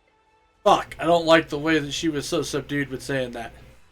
From this moment on, prove yourself through your actions.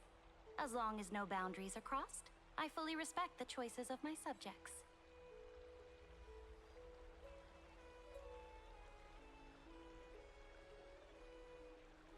Though apparently she's supposed to be good for characters I have, so... Oh no, Kimmy. May your journey reach that sky full of stars, great Imperator.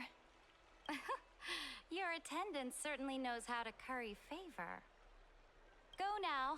Take a bath first. You two... reek of seawater. How do I reek of seawater? Well, I guess I probably had to sail here. No, I popped up in the temple, which is right outside of Akuma.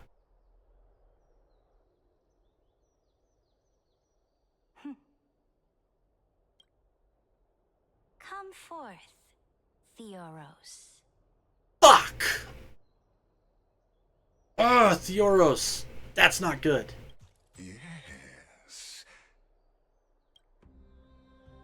Great Imperator. Now, perhaps you're willing to hear my counsel.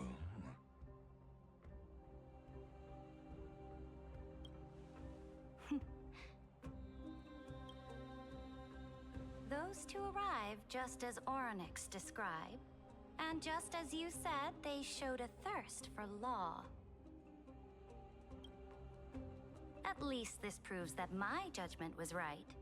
Sparing your life was the correct decision. You've once again confirmed that your wisdom is no empty boast. Now another choice lies before you. With whom shall you ally to tip the scales of law?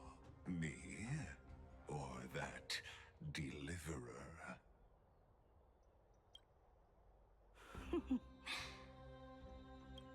Remind me again, Antikytheron. What kind of future do these two paths lead to in your view? If I had to take Isellin's out to do so too, I will. Mr. Irontooth. Yeah.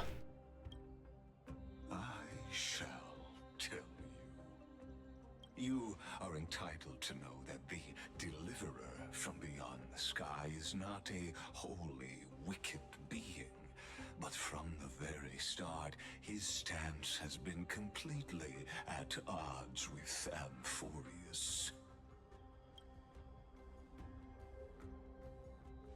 The road they have chosen will bury Amphorius' grand aspirations. This world, which follows the path of destruction, will inevitably stray far from the glory it was meant to enjoy.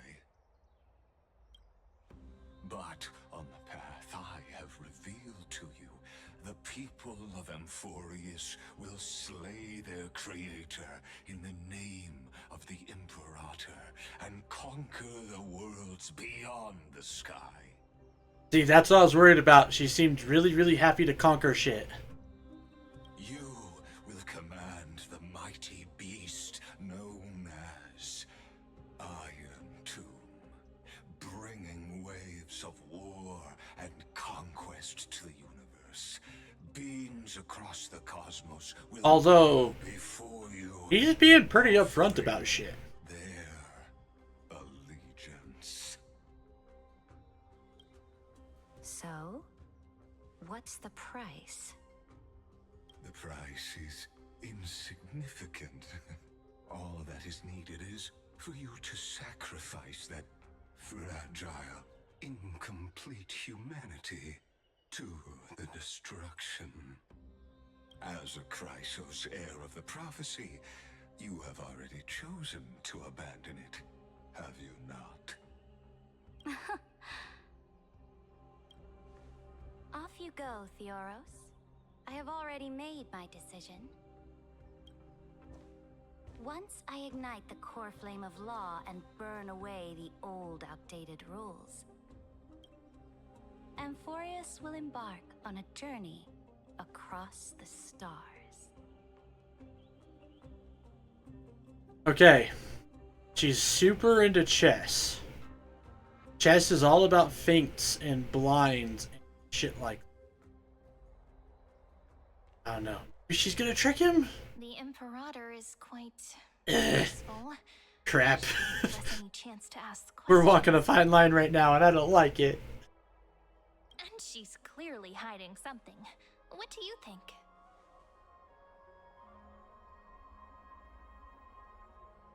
Well, you should consult with the genius situation. Looks like we're on the same wavelength. The atmosphere in Akama, it's so unfamiliar. And it's not just the Flame Chase Alliance talking about the world beyond the sky, but the whole city. We should also discuss our findings with our friends from beyond the sky.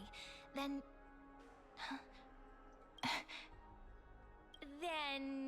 we should go enjoy the renowned bathing culture of the holy city and relax.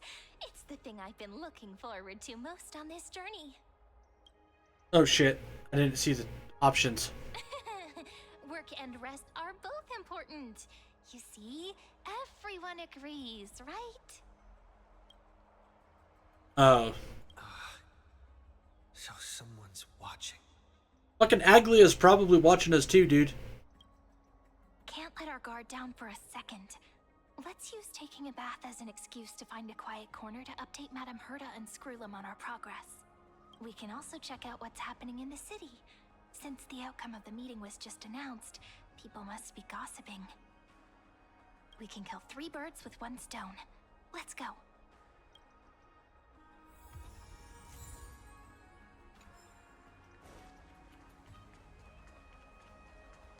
Well, but she might also not be proficient with the golden threads. So Like, many people! The holy city is so lively. Did you hear? At the Alliance meeting, the delegate from Leyden stormed out in anger. As expected. The Imperator is always hiding things from everyone. When has it not caused a ruckus? Silence! That's treason! If it weren't for the Great Imperator, you'd have sunk into the lake with those corrupt elders already. And you wouldn't even be alive to speak like this. Irene pretty observant. Yes, she is. Oh no. It's the Imperator's loyal dog. Let's go. We can't talk in front of this guy. I won't lie, this guy is irritating. Oh, honored guests, we meet again. Looks like I'm not the only one who came to the baths to unwind after the meeting. For the upcoming campaign, please make sure to rest well. I am Dux Vergoris, a trusted officer of the Great Imperator, willing to fight alongside the Deliverer in the coming battles. Ugh. Another war? Ever since the Imperator took control of Akama, we haven't had a day of peace. Idle chatter. The atmosphere is a bit tense, with rumors flying around the city. You must be troubled. My apologies. After every Alliance meeting, there are always some pests in the city who get restless. I prefer to ignore them. Pests on the ground don't affect the sky in the slightest. They just complain from the shadows that the sun's light is too harsh. Besides, the Theoros has already promised the Imperator her fate. And these clowns will eventually realize their foolishness. May I ask, who is this Theoros? The Imperator has ordered us to keep his lordship's whereabouts a secret. Fuck. Ah, so it's his lordship. Stop trying to get things out of me. Leave me alone. I didn't even need to try. Big and strong Dux Fragoros really can't hide anything. Theoros. What an ominous name. Bad news. He's been staring at us the whole time. Let's move to another place for now. We don't know how much Saridra has concealed from us. In the worst case scenario, we may have to face more than one enemy. It's fucking like us. Alliance meeting? More like a cage where creatures with golden blood claw at each other. And Flamebearer who ends wars? Clearly, a tyrant who doesn't deserve such a title. You're absolutely right. While the Imperator's hounds are still hunting down others, let's let out our grievances. You. I know you. You're that tyrant's lackey. What? Here to shut me up for that little imp? Panicking now? Don't worry. I don't care what others say about the Imperator.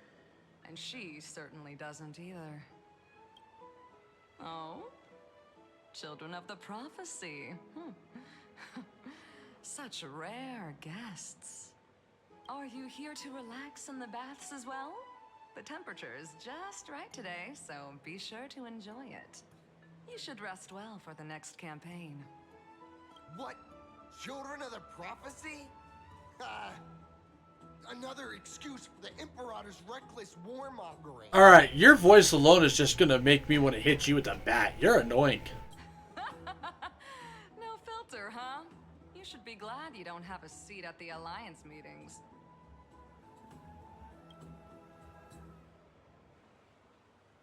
By the way, if you still want to bathe, hurry up. Once that predatory fish joins the flow of water and eliminates all the fools questioning the world beyond the sky, you won't be able to enjoy this perfect water temperature anymore. Seems like there's more to Dux Bramalis's words than meets the eye. I know she's a generic looking character, but she still looks too much like Kindness for my own pleasure. But would the Imperator actually kill those who question the world beyond the sky? This is the complete opposite from what we know of Akama.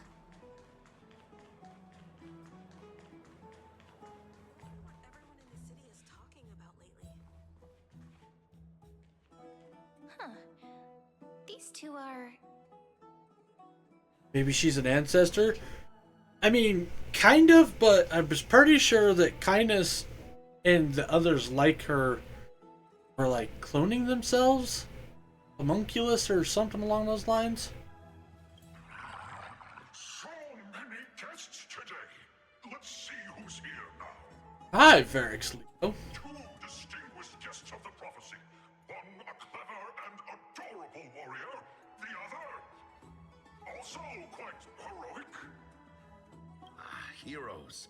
I didn't expect to meet you again so soon. How fortunate. These are just passing memories from person to person. Something like that. It's a pleasure to see you again, Dux Helcalithist and Dux Carminum. You two are inseparable, aren't you? This is... Oh, she wants to find someone to help with research for her new work. I'm the far-seeing eye and all-hearing ear of Akama. I see and hear every single thing that happens in the streets and alleys of this place. I'm the perfect partner for research. Ahem. Enough small talk. Here's the latest news from Akama, as you requested. I feel there was a side quest where someone else was doing that, so whoever leads takes on the memories of for them, losing themselves in the process. It was part of like the main quest. Last go around with Hyacinth. The children of the prophecy arrived in the holy city, and the Imperator unilaterally stripped away military power. The Alliance meeting ended in discord, and there may be bloody upheaval. As expected. I get the feeling you might have embellished a bit to keep people's attention. I swear on my stone main, I would never do such a thing. But if you wish to quell this terrifying news, perhaps a more explosive topic would help. Oh? Never mind. While the influence of rumors can be minimized, the fact remains that the great Imperator did swiftly consolidate military power in an almost threatening way. It's undeniable.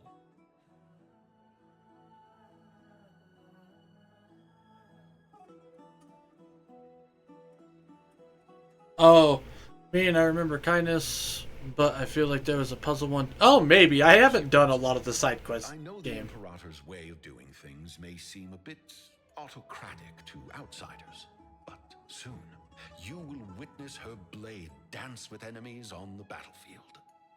I can't comment on the source of her loyalty, but when that blade is drawn, you two, as bright as you are, will surely see the deep thoughts beneath her exterior.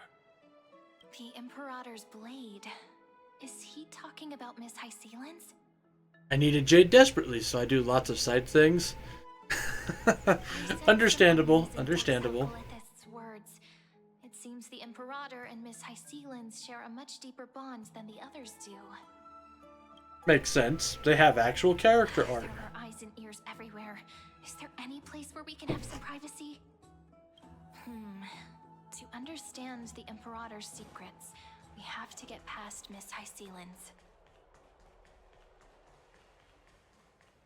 Oh, hey! This looks familiar. It was your original bath chamber. Perfect for avoiding prying eyes. I wonder if anyone is using it now. Huh? The smell is... Wait, don't go in yet! Who's there? Oh no, we walked in on her. Oh. The little gray fry in pink sea hair. Ah. Coming.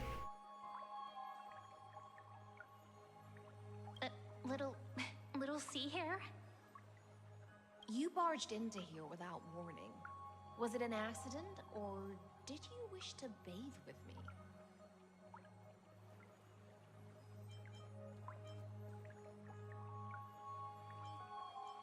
What are you doing here? Can't tell the difference between past and future waters? This has always been my home. Sorry, we didn't mean to disturb your bath. We'll leave now. It's no big deal. There's no need to panic. This is the natural state for me. People on land force themselves to wear clothes, adding unnecessary constraints. Forget it. If Duck's Goldweaver heard that, she'd scold me again. All right. Please make yourselves comfortable and wait a moment. Let me first wash off the blood of the hunt, and then I'll attend to you two. Blood of the hunt. Huh. Hunt. Oh. The delegate from Ladon has been assassinated! Quick! Quick, someone come quick! Flat out saying that she not only skinny dips, but assassinates people very quickly. Ah, the broken crab shell surfaces. I was worried it had been washed away by the current. You're a vicious fish. Viciousness is a form of praise to the blade. I see. No wonder there was a faint smell of rust in the air before I even entered. Why? Is it because the Ladonians refused to contribute troops to the Flame Chase journey?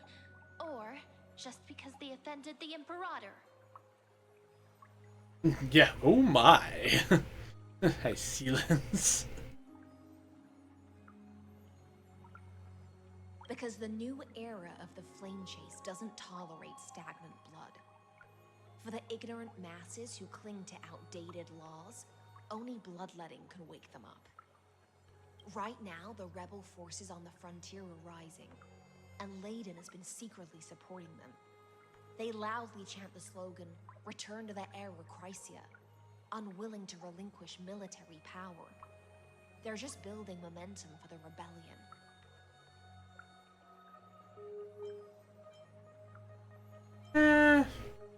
Reserve judgment. Thinking is a right given to citizens by the Imperator. I won't interfere with your thoughts. As long as you don't try to reverse the current of the times, you and I will both be free. But, Miss Hysealans, I can't even hear the slightest hint of joy in your words. Because I've already tasted ultimate freedom. Long, long ago, I lived in the sea. In that lightless abyss, far beyond civilization's reach, the great fish consumed the small. And when the great fish perished, their bodies became sustenance for the newborn, nourishing the whole ocean. I'm a little concerned about what happened to Hyseal cycles. Yeah. This is the tide that carries civilization forward. Anyone may be devoured, or meet the fate of inevitable decay. Not Mighty. You haven't met him yet, but he won't inevitably decay. Are you suggesting that ultimate freedom is in fact the cruelest fate for life? I only mean that if life wishes to preserve its dignity, it must first be bound by the law.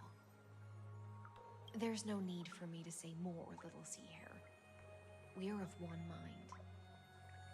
Whether the Imperator's law can guide the schools of fish and lead us to a truly free ocean, let us wait and see. But for now, let's pause this heart-to-heart. Another fish has come, following the scent of blood. Hi, Aglaya. Subordinate is such a tragedy. I'm always having to worry about the messes you leave behind. Oh god, she sounds like a petulant teenager. It's simply our duty to the Imperator. All ready to go in an instant. Miss Hysealans, you truly are impossible to predict. Yet you, a golden trout who's always busy all day, suddenly have the time to visit me? Do you think I wanted to come? I suggest you burn some more of the incense offered by our allies, lest my creations be tainted by the reek of fish. I'm only here on the Imperator's behalf to remind you to prepare for the banquet. Fine. But I must retort. What you call the reek of fish, to me, is the unique fragrance of the sea. Besides, if my fine clothes get stained, won't you just gift me new ones? I won't.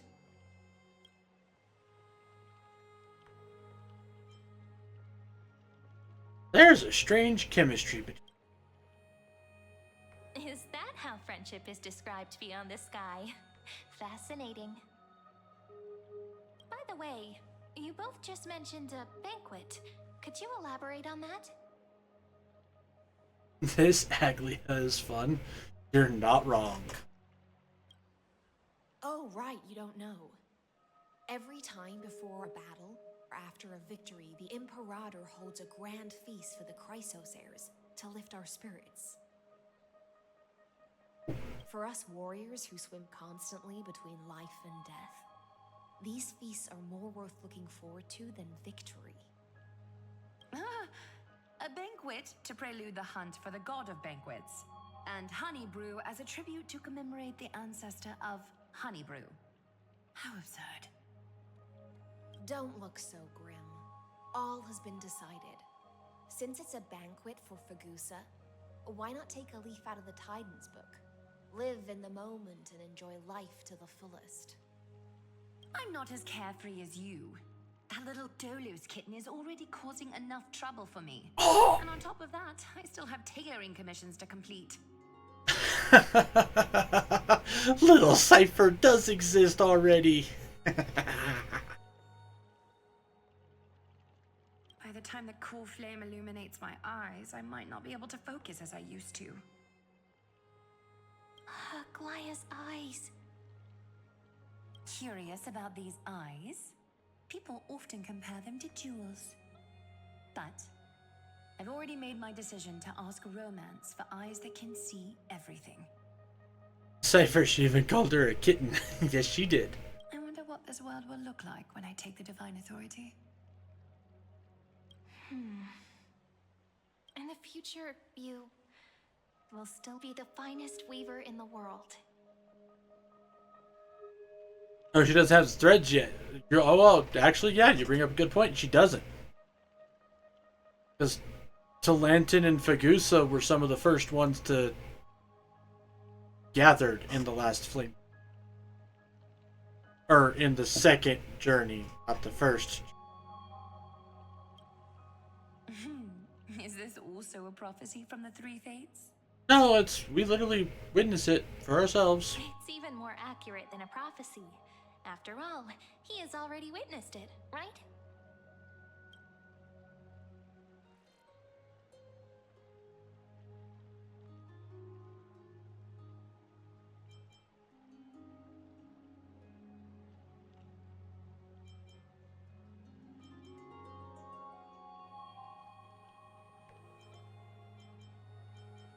Don't like that one because we're not doing Aaron.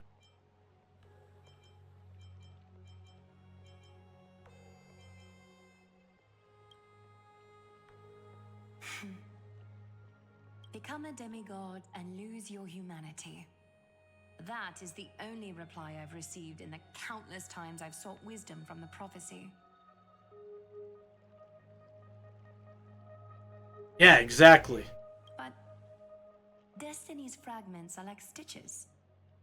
Before they're threaded into splendid garments, no one can see their true charm, can they? No wonder she's so different. 10 centuries. Exactly, Kimmy. Exactly.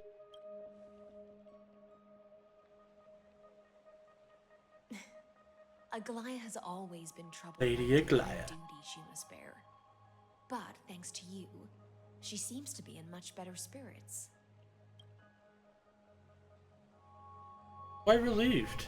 Just as she knows how the spinning wheel trembles, I can sense the smallest changes in the damp air.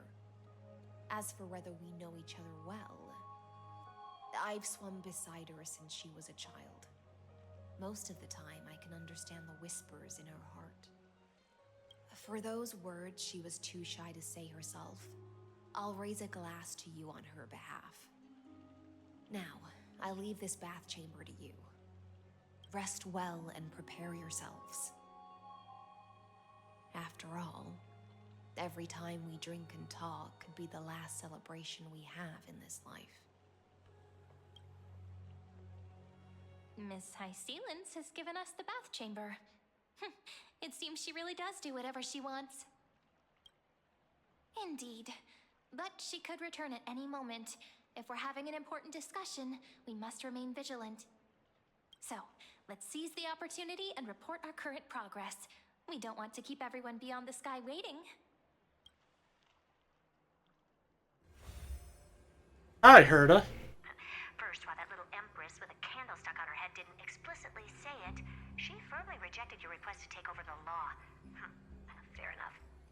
Second, Lygus is indeed in this timeline, but since he's somehow connected to that little empress, you have no way to find him. As expected. The road ahead will be long and difficult.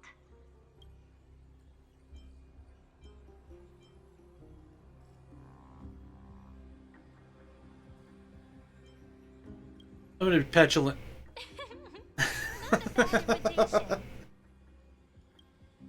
Since you didn't refute anything, I'll just assume I guessed it all right. Yep. We've made some progress here too, but nothing to get too excited about. Our time is short, so let me summarize. Long and hard indeed. Concerning the origin of that Intellitron, the firewall he created uses Katorzane algebraic expressions. But ever since Aiden invented the 9-worded formula, this kind of mathematical logic no longer exists in the cosmos. Oh. So he's old. Really old, in fact.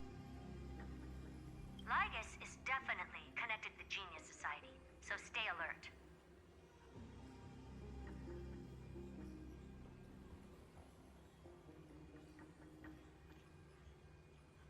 What if he's the thinking unit of...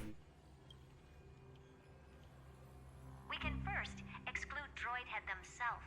They specialize in minding their own business and wouldn't intervene personally. But Screwy and I are still eliminating possibilities one by one. Currently, the most likely candidates are these few. The Lord of Silence, Acha, oh, the 2 Ruperts are also possible. But it would be too boring if it were one of them. The Lord of Science, which is Genius Society number 4, Akka, which is Genius Society number 23, and the 2 Ruperts, which are number 27 and number...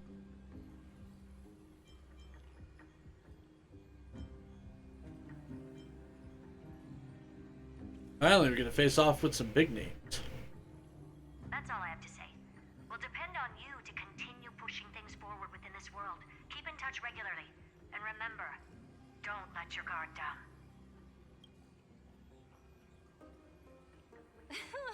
Madame Herta is a real whirlwind. You have no Use idea. the banquet Aglaya mentioned as our next starting point. Ceridra's trusted followers should all be present at that time. It'll be a good opportunity to get closer to them. It's settled then. With our great teamwork, we'll be able to deal with anything that comes our way. I hit Lygus. I want to hit Lygus. It's been a long day. We should get some rest now. Rest well and get... Let's get ready for the banquet. Ah, sleepy time she comes. Look, the venue's right ahead. Oh, we're at the Garden of Knowledge.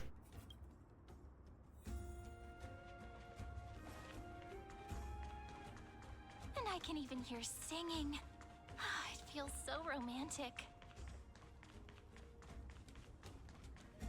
Honored guests, wait here for a moment. You must surrender any personal belongings you have on you before entering the venue. Excellent. Excellent. Excuse you, no. This hero always brings down the vibe whenever he shows up. The Imperator's elevated position means she must always remain meticulous and careful. Please do as I say, guests. It would avoid any unnecessary I misunderstandings. don't care if he's not alive yet, I can dream. Well, he very well might be, though. I don't know how old he is. I get that you don't want people to bring outside food into the banquet, but is it really necessary to confiscate the books and quill pens? Even a quill pen can become a deadly weapon in the right hands. I'm asking for all your items. All, Miss Cyrene. Dream on. If I were Trailblazer, I'd start stripping. He said take off all personal belongings. Your belongings will remain safe. They will be looked after appropriately by dedicated staff. I don't fucking trust you, dude. Looked after appropriately? Dedicated staff? Talk about a vague choice of words. Dedicated.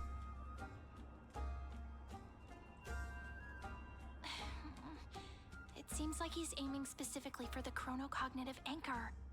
What should we do?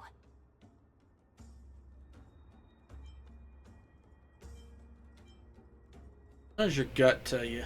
My gut feeling, huh? Why don't we go with their plan and hand over the chronocognitive anchor to be looked after? After all, if the little Imperator is paying this much attention to you, she probably already knows all about our whispered conversation with the geniuses. I can pretty much guess what'll happen next. Believe in the new imp lady. That's actually gonna be our shortcut, right? Guests. All right, we'll listen to you. Here you go. Also, please pass on a message to the Imperator from us. She can trust my friend, anywhere, anytime. Thank you for your cooperation. The Imperator has some urgent business she needs to attend to and will arrive shortly. Even the new imp lady. Why don't you I'm holding out in faith here. I'm holding out. I'm holding out. Saridra is supposed to be the Silent. focus of the banquet, but she's not even here. Why is it so difficult to talk to her?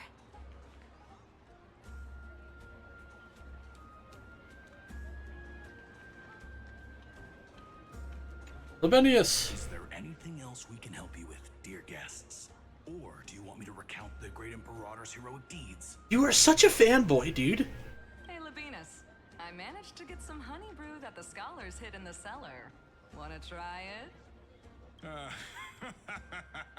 I'd never refuse to share a drink with Dux Brumalis, especially if she seeks me out first.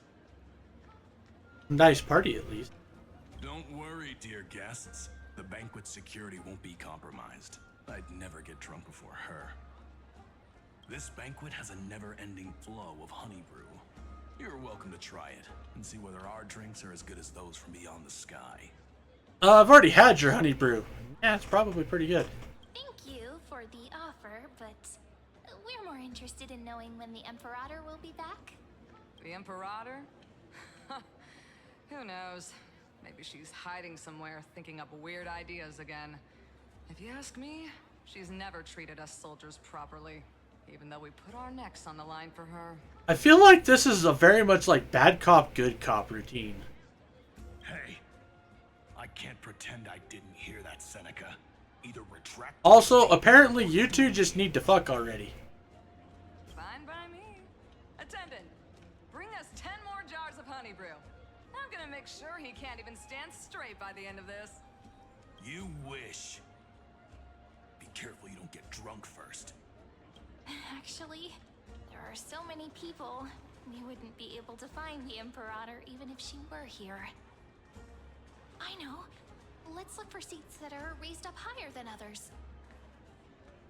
We're talking to other people first, Cyrene. If you can't get used to the honey brew, we will go ask for a pot and cook some oatmeal for you.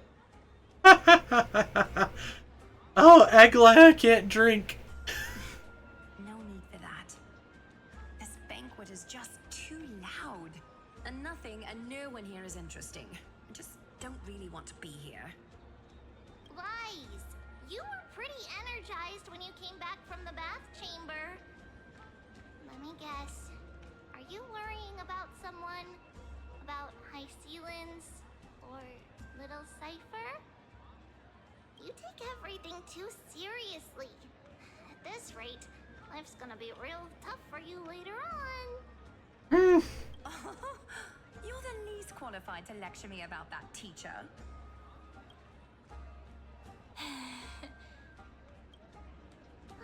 Dear guests, are you here for us? I mean, are you here for Treaty or Aggie? Both. No.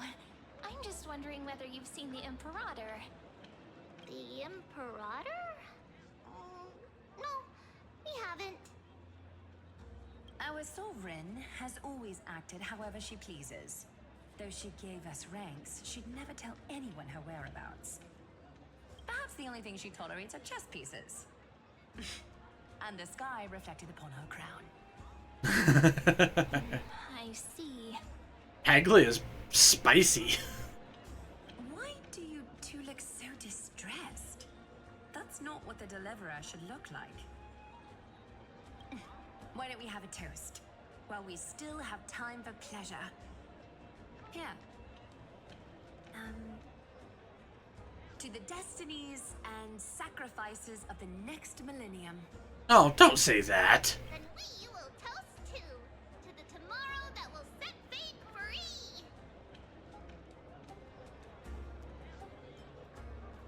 Ruby and Aglaia. Cheers. That was nice. Now, where is poetry person and history person? Who we're gonna talk to?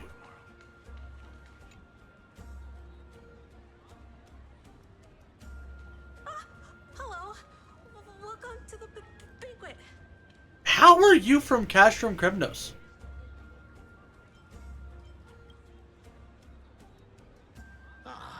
So, the Deliverer is attending this event, as expected. Little Virginia here was just wondering whether she should go find you.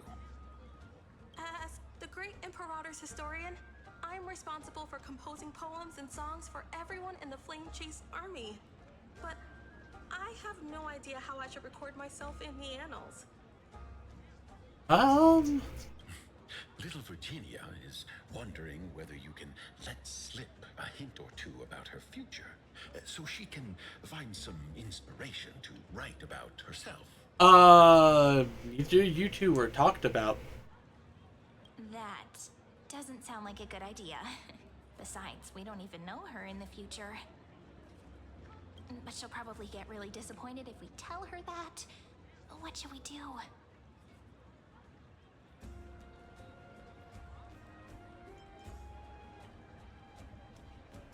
Double white lie. Yeah. Alright, I got it. We can't reveal too much, but I think it wouldn't hurt to start your poem with the future. Maybe use something like, with hope, I write down the tale of tomorrow for myself. Silently waiting, day after day, till the moment it fulfills its promise. How's that? Oh, that's exactly what I'm after. I'm so inspired. Thank you so much. I feel like I can actually finish composing the heroic saga of Flame Chase once we end this campaign.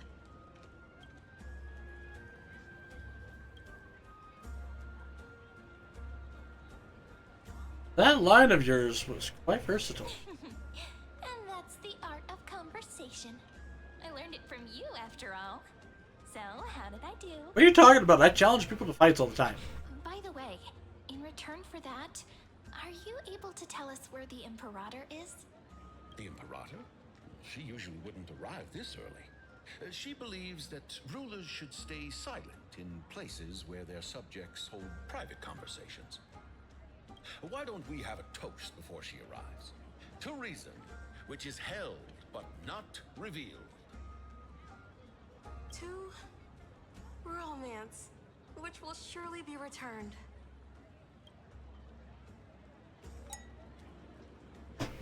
Gray fry, a little sea hare. Please come over and share the delicacies of the deep sea with me.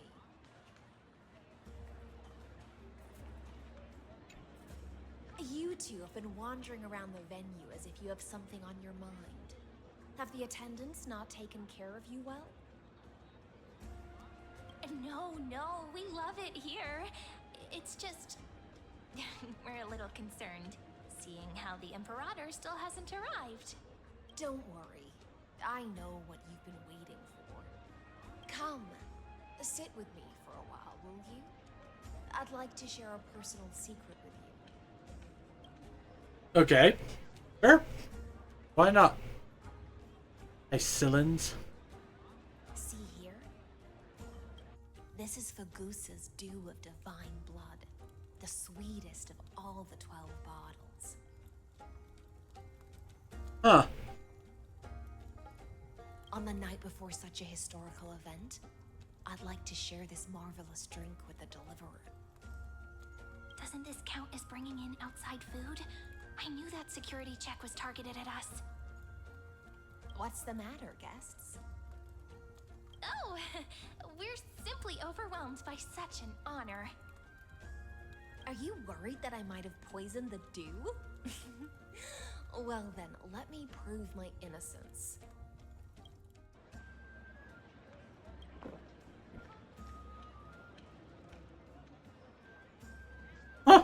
Dylan raises the goblet of honeydew to her lips, deliberately arching her neck so you can watch the liquid descent down her throat as she swallowed. Man. See?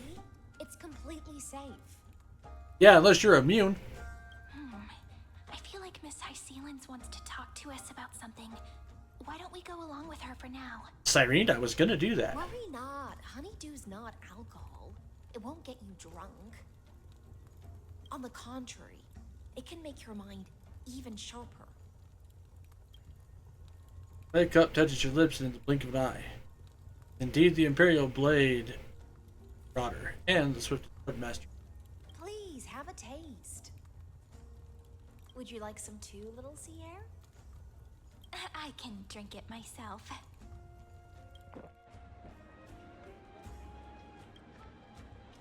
How is it? Sweet enough?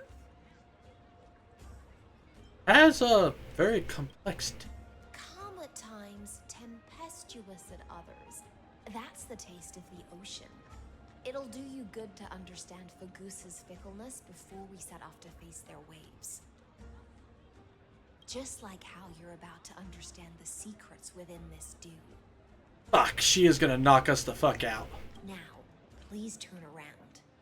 Very, very quietly. Don't make a single noise.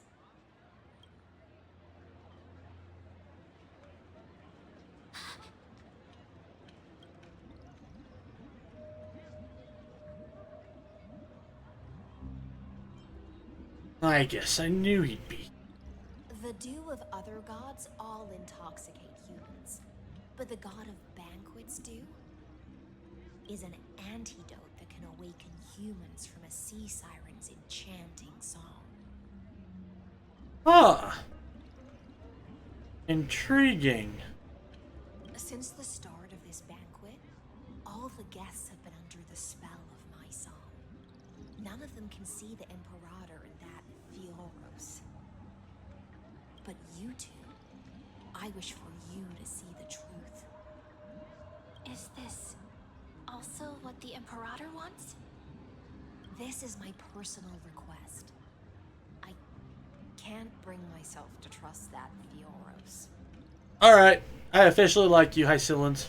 The Flame Chase army changed after he descended with Orynyx's divination.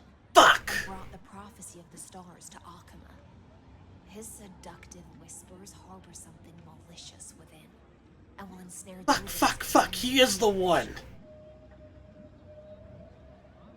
You are the deliverers of the prophecy, and know about him far more than I do.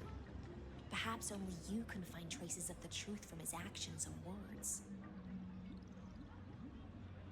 Then we can show the Imperator the right path forward. Oh, but isn't this acting behind her back? Amphorius has become far too weak. Even heroic actions protecting her from harm must be conducted under the water's surface. Damn it, I was hoping it was Dong Hug. Me too. And I must clear the way for her while remaining concealed in the torrents. Then, ensure I'm pointing my sword towards the true enemy. Can you promise me something, Miss Hycillans? Ask away.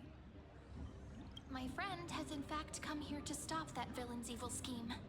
Our goals are aligned. I'd even take Marge over this, exactly. But as to the decision the Imperator must make, he has no wish to transgress her authority. We just want to tell her everything we know. I believe the Imperator will be able to tell right from wrong. I never doubted your loyalty. I'll pass your words faithfully on to her.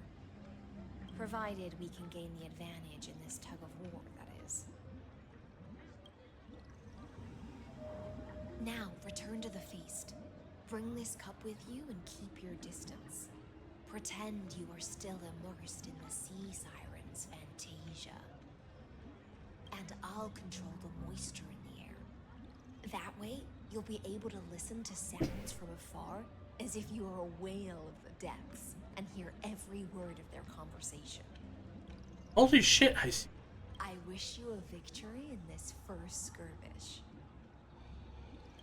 It's the exciting and thrilling undercover part of the adventure. Hey.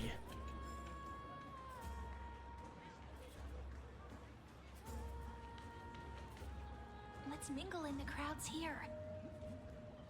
Relax, relax. Try to act natural. Where's the Imperator? Still not here. That little imp is always acting so high and mighty towards everyone. Today, I will... Whatever. Pour me another cup. Though she has succumbed to drunkenness, She still does not dare challenge your authority. A criticism of my height is a grave enough insult already. She should be dismembered.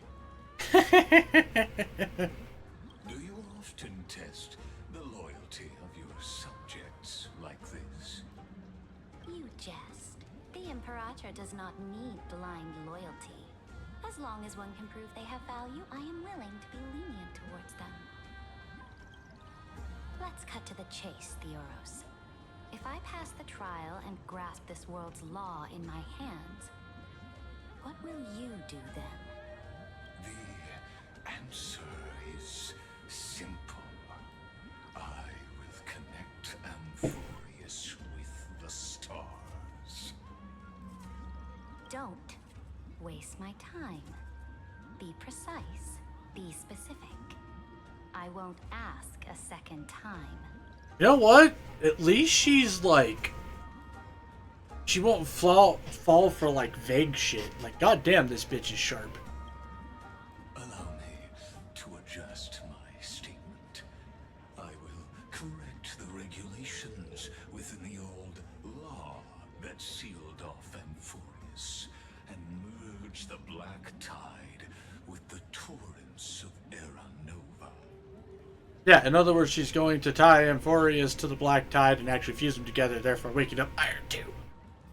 Then we will be able to decimate the forces beyond the sky that are trying to annihilate Hidden Tomb and sound the trumpet for the endless campaign you will then embark on. But you previously said that Iron Tomb is unrivaled in power across the stars. Who would dare to annihilate it? The other Aeons and Emanators. There is a federation of warships named the Cienzo Alliance. Warlike and old-fashioned. A cult named the Genius Society. Loosely organized, but steeped in abject insanity. Not wrong. There's also the Astral Express, a group of lawless vagrants. Excuse the fuck out of you? I am not a lawless vagrant. That so-called Deliverer is part of that last group. Those vagabonds mistakenly believe they can connect the stars through alliances instead of conquest.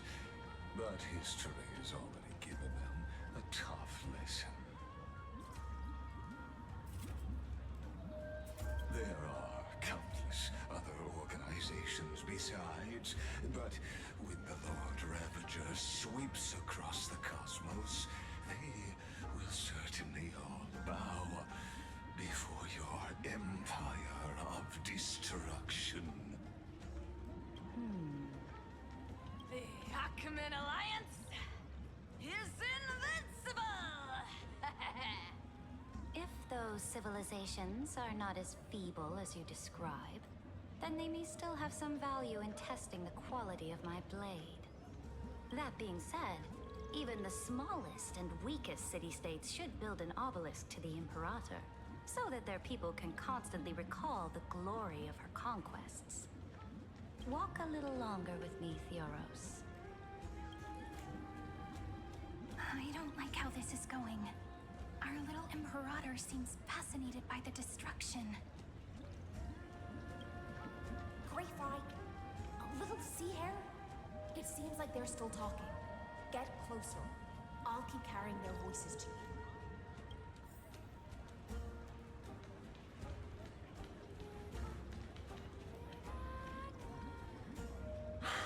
What a difficult situation.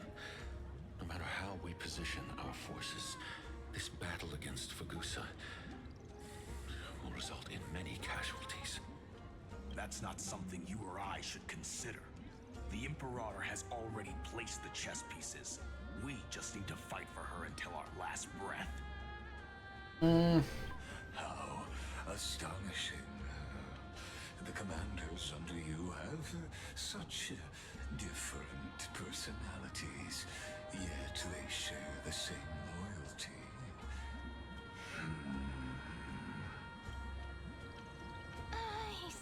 This way. Quick, do something and pretend we can't see them.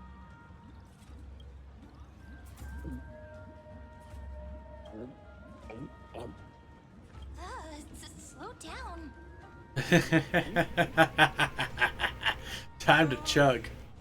Are you okay? What's the matter? My apologies. I was just checking whether everything Chug, was fine. chug, chug, chug, chug, chug, chug, chug. Distinguished guests of you. And it seems like all is well. Let us continue our previous conversation regarding the soldiers fighting for you. Are they aware of the price they must pay for the trial of law? If I recall correctly, you've already lost a bout against Talanton due to offering insufficient sacrifices. Oh. You dare mention my name alongside the word lost? Forgive my transgression, great Imperator. Watch your words and actions. All you need to know is that my victory in the trial is guaranteed. Even without the trial of law, they've already sworn to give their lives for my conquest. So tell me, if everything happens according to our agreement, how would you recommend I deal with that deliverer? Good question. Do not let him fool you. That man from beyond the sky contains a seed of ruin within his body. He must not be allowed to tarnish your glory. Therefore, the wisest decision would be to hand him over to me. You plan to torture him? Calling it experimentation would be more appropriate. How fucking dare you, Lucas? The guest's patience is running thin. I plan to remove the Fantasia and head into the banquet. I will heed your advice. Leave for now, Theoros, and go back to Akama. You don't want to confront those two directly either, do you? Indeed. That's right, because you know I'll fucking dent your chrome dome. It's a pity that antikytherans are lightweights when it comes to drinking. Before I leave, I would like to make a toast to your boundless ambition, using my spirit instead of a goblet. No, let us confront him. Let me stab. Agreed. Very much agreed. As I expected, that Theoros' schemes have been revealed. Thank you for your bravery, guests. It's time for me to dispel the Fantasia. This will be the Imperator's last public address before we head off, and therefore, likely, the final chance to change her mind. I will try to get you a chance to speak, and I'll also prepare for any contingencies. The rest is up to you. You should head back to your seats for now. Take your seat and wait. This honey brew sure wears off fast. Ooh.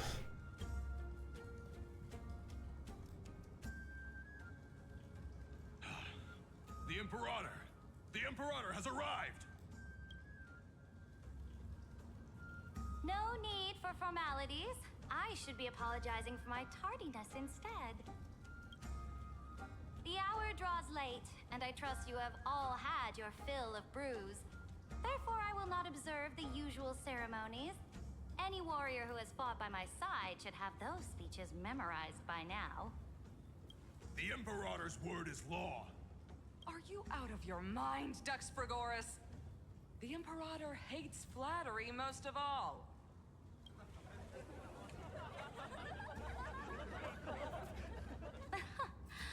joyous atmosphere is a better fit for showing me your resolve. I believe that you, my dukes, will do all you can to assist in the campaign against Vagusa, just as you always have. However, it's a pity that I have never tested your loyalty. What? What does she mean? The purpose of tonight's banquet is not to raise our morale, but to establish which allies our alliance can actually trust. Okay. And sever the heads of the traitors as a toast to all before we march. Yes, some among us have discarded their vows in order to foment vile conspiracies. Now listen. These traitors are standing right here in broad daylight.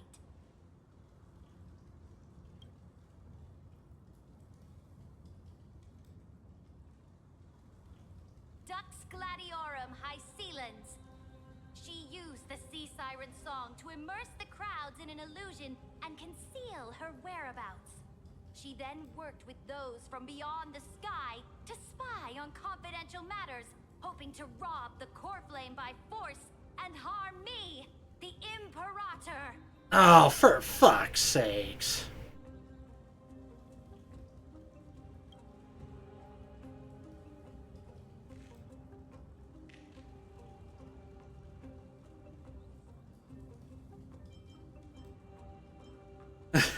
Are we in trouble with the law? Again? Apparently. Hopefully, yes, stabby time. We'll see. All things busted. Imperator, I can explain. Silence. Do you remember who used to own this blade? She met you once, back at the Temple of the Three Fates. It was Kindness, the head of the cleaners. She was the first to draw a blade against the Imperator, and personally made herself an example for my enemies. Under the shade of the olive groves, the people of Akama said they would never bow to me. In the frozen, lethal fog, the people of Idonia said they would never bow to me. At the beginning of the myriad paths, the people of Yanisopolis said they would never bow to me. But now, they all lie silent. They now fear me as they fear the law. For I am Ceridra, and I am the Imperator. If you have any last words, say them to the Imperator. Then, face her judgment. Alright. After I cross this river, it will be a tragedy for mankind. But if I do not cross, then it will be the end of me. If you are ready, then I'll follow you and fight to the last. Deliverer.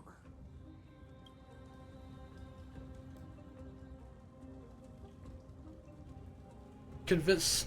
That's right, friend.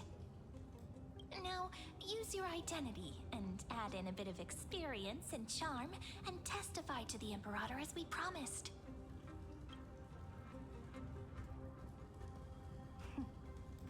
You think you can slay a king using your words instead of a sword?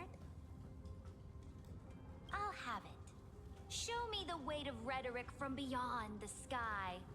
Will it weigh heavier than 3 human lives? Let's watch our words carefully. Crap. Is this going to be an actual debate thing? Start with the defiance that lasted 30 million. Before I arrived in this world, the Chrysos heir of World Baron was a young man with the pseudonym of Finan. He came from Aedes Elysiae. In order to combat the lies of the Era Nova and deliver Amphorius from the ending of the destruction, he lived through history 30 million times, hoping, futilely, to find a breakthrough. And Cyrene, The young woman standing beside me also carries an equally heavy destiny. This is your word silently. Talk about Iron Tombs. Like, I'm not. Yeah, let's not.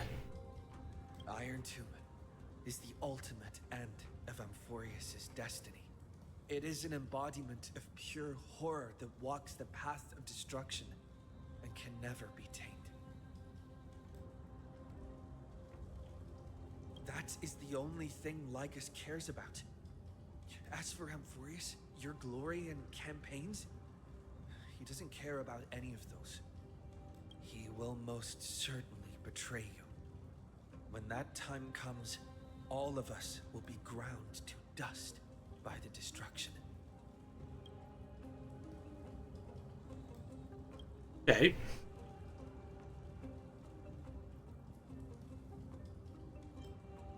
Talk about the Trailblazers' resolve. I have seen many beautiful worlds.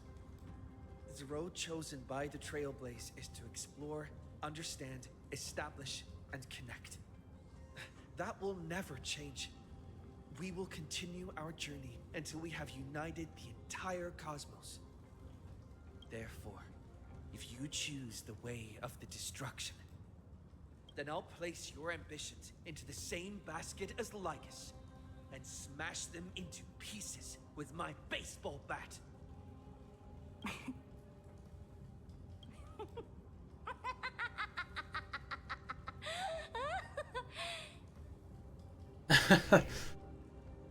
I feel like we get in trouble with a lot on every planet. You're not wrong. I'm pretty sure we have. Yes, there.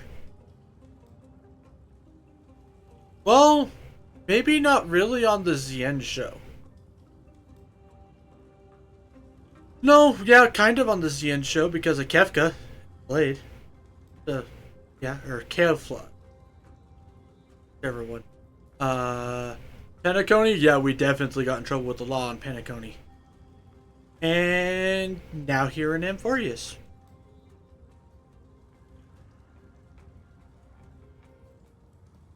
Kafka. There we go. That's the name. And she keeps announcing herself as impaired and like, girl, if you gotta keep saying you have power, it just makes you look like you're not the one in power. That falls flat. It says baseball bat. That was truly a chaotic speech. All that needs to be said has been said. Dux Frigoris, Dux Bromalis, escort the traitors to the prison.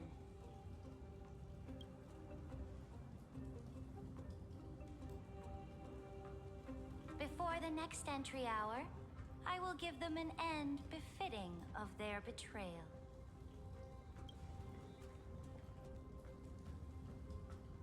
Oh, great Imperator, your ambition certainly eclipses all things. You're still here, Theoros. Of course. As the Theoros, I simply cannot miss this moment, miss witnessing the fall of a nameless one. Or perhaps I am waiting for you to give me an answer. Why did he make the others disappear? As powerful as you.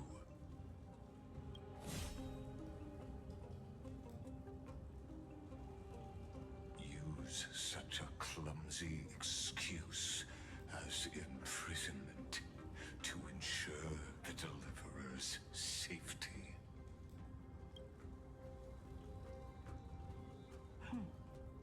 So you finally tossed aside your act. I must point out that you are just as impressive an actor. This banquet was always going to be a game of chess, where you would try to control both sides and turn both them and me into your pawns. So much talky, not enough stabby. You are not wrong. That's right. That little Imperator never trusted anyone. She was always trying to see which side had more sincerity. All right, we'll listen to you. Here you go. Also, please pass on a message to the Imperator from us. She can trust my friend. Fucking Cyrene was a Slytherin. But as to the decision the Imperator must make, he has no wish to transgress her authority. We just want to tell her everything we know. Now, use your identity and add in a bit of experience and charm and testify to the Imperator as we promised. And we won. Sincerity will always remain the greatest shortcut to people's hearts. Did you say she's a Slytherin? Yes, I did. Because she be sneaky and ambitious. Cunning. Toss your words right back at you like Kyrgyz. Why would someone as powerful as you pretend to be a mortal and kneel before me? Unless you enjoy giving flattery and prostrating. I'd say Slither Claw. Accurate? Yeah, accurate. You are mistaken. I am only trying to ensure the experiment's autonomy, meticulousness, and perfection, thus avoiding any unexpected outcomes.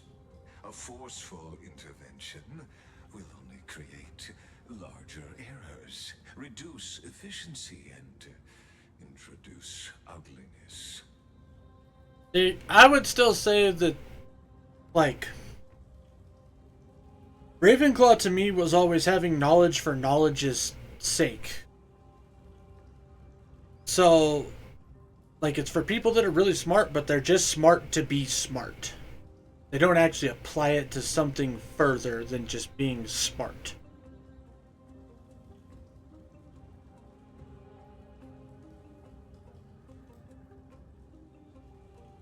So that's why I don't call her a Slitherclaw, because she's got knowledge. I'll give you that, but the being able to piece it all together, that's cunning as well. Like the cunning to piece all the shit together and deduce what's happening.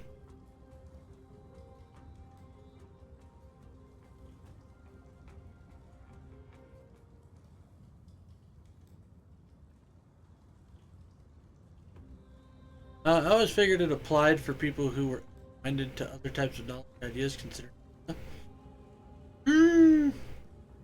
Maybe, but at the same time, Luna was also just hoarding other types of knowledge, if it was unconventional knowledge. Because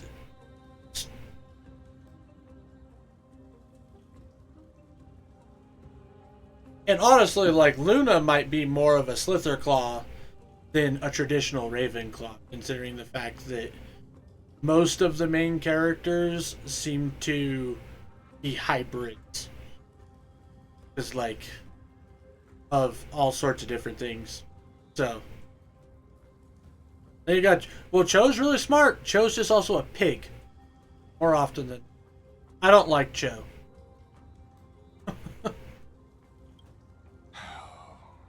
Had you fulfilled your promise of giving the law to me and completing the Aranova, then the Amphorius would not have deviated. Although I won't lie, when it comes to that particular series, I'm also very jaded. I read a lot of fan fictions, and they have definitely clouded my view on some stuff.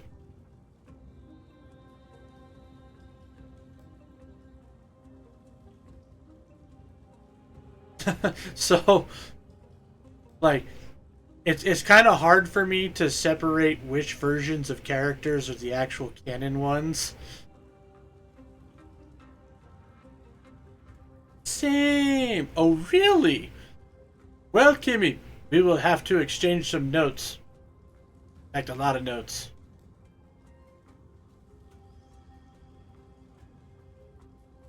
we'll have to exchange notes.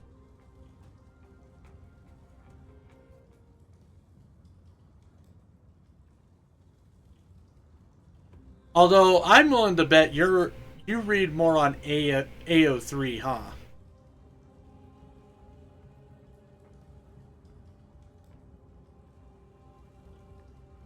I remember reading how J.K. Rowling had been cool with the Ron is Dumbledore theory back in the day, but Draco as a werewolf was too much as a theory for her. I mean, I've heard a couple Draco ones, and I'm just like, they don't match up with his canon character, like, at all.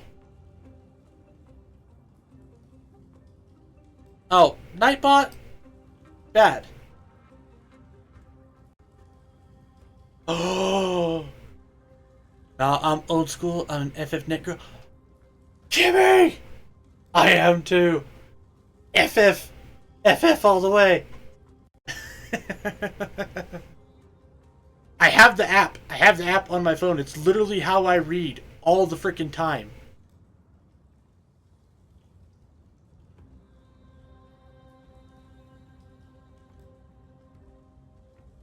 Like, it's on my phone. It's been on my phone since I got a smartphone. Like, the moment I discovered they had an app, my world ended.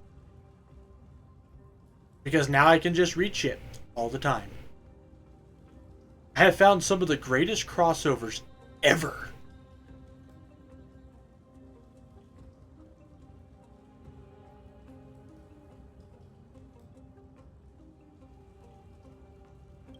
Alright, let's continue with this cutscene.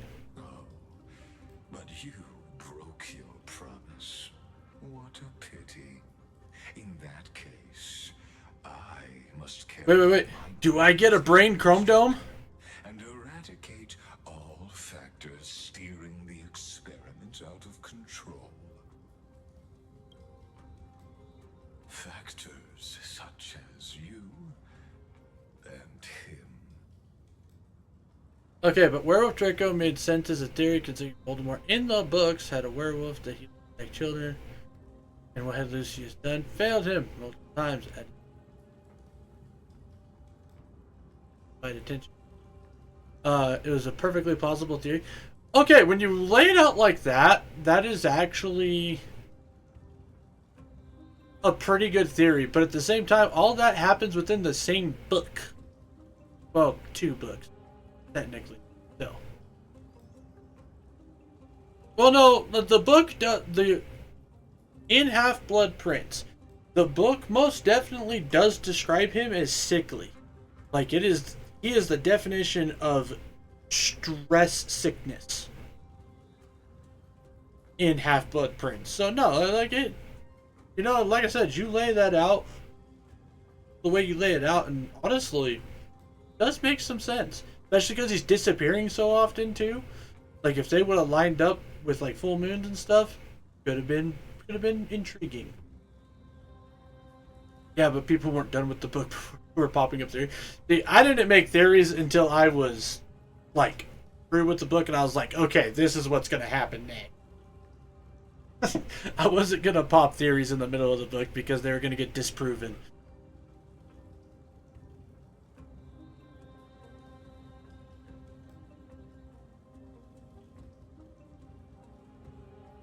It's still plausible after the book that he was turned because there's no cure. There's no cure, but at the same time, like, during the Battle of Hogwarts, he would have turned.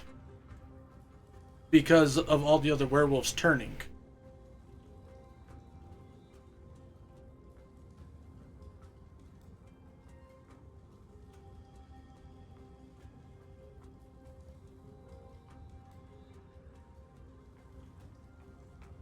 But Ron as Dumbledore was a better idea than Werewolf Draco. So, I never liked the whole Ron as Dumbledore thing.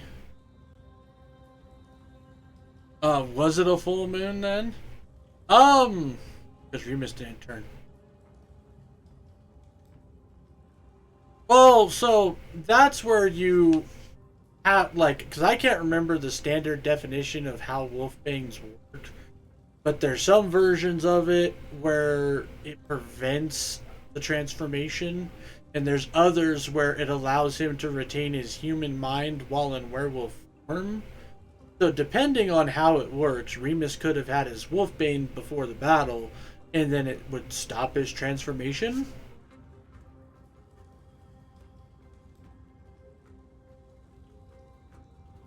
So like I don't remember specifically on that, but I just remembered that there are werewolves who transform and attack Hogwarts during the battle. Like I remember that.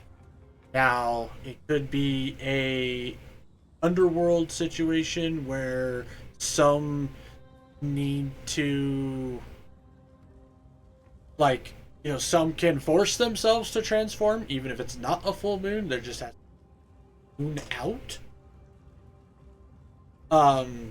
But I do remember that they talk about werewolves being a thing in the. I think he kept him normal during transformation, but it's been a bit since I. Exactly, like I can't remember the canon version very well because I haven't read the canon books, well, since high school, to be perfectly honest.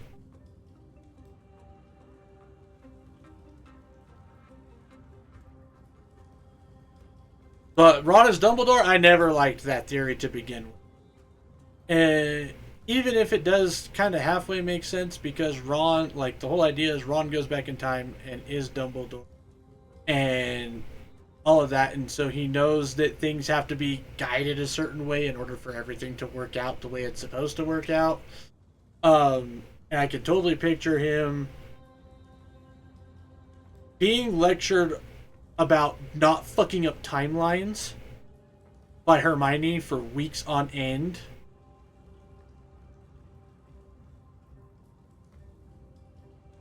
It makes no sense according to her own time travel laws. The cool part about that is, though, is magic exists, and so therefore even her own, like, world laws could potentially get broken really at any time.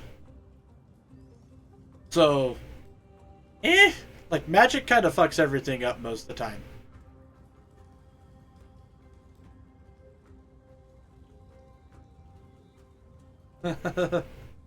Like, you know, what if there was an explosion in the Time Turner room when they fought in the Ministry, and all of that time magic mumbo jumbo caused, you know, Ron to go whoop.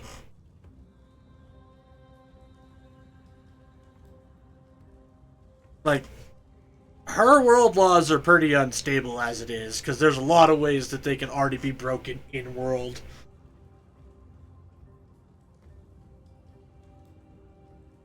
I mean, this is the same series that canonically has wizards poops themselves and bandages the evidence away.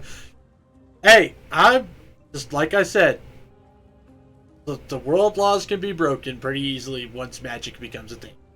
That's all I'm saying, man. I won't allow Ron as though I'm not saying I support it. I'm just saying that there is a potential what if thing. That's it. I don't like the theory either, don't worry. Like, you're arguing with me, but I agree with you.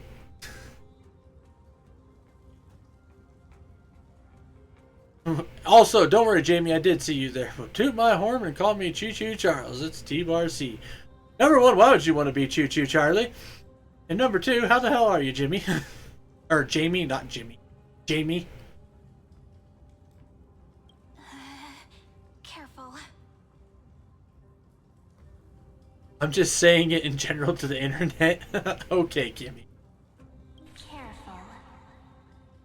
What? What was that voice? Was it Oryx? Huh. I found you. I finally found you. Oh my god, this is March. It's March. No, I don't think she's evil. This land will face disaster.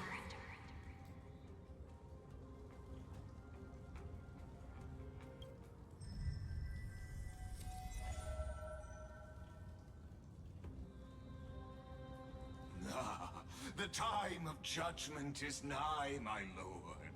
The prison I have built for you is now complete.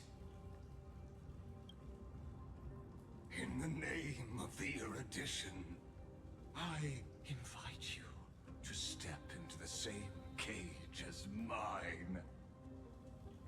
Doesn't exactly sound friendly. I mean, you're also not wrong about that.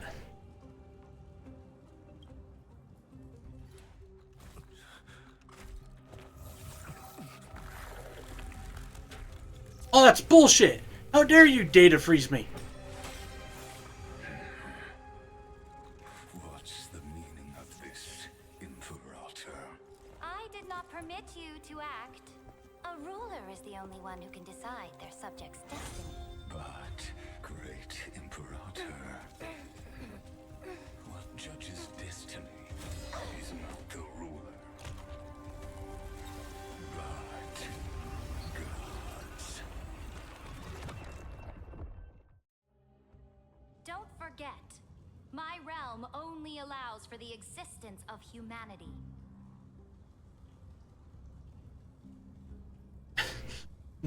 Juliet meets Farina, and all I see is Cyrilldra. You're not wrong. Moreover, dealing out extrajudicial punishment equates to defying the law, and the culprit is to be sentenced to death.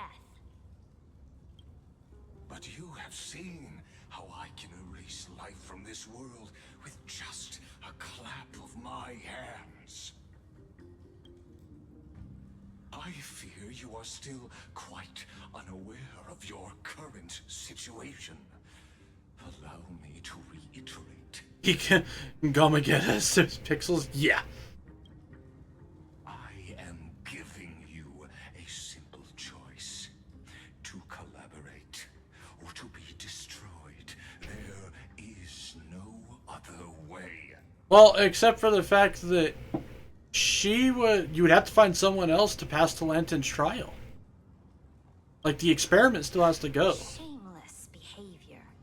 If that were true, you would have killed me long ago. You, in fact, cannot kill me. I guessed it the first time I beheaded you. Because of the law, you cannot be completely destroyed. And the same is true of the Chrysos heirs.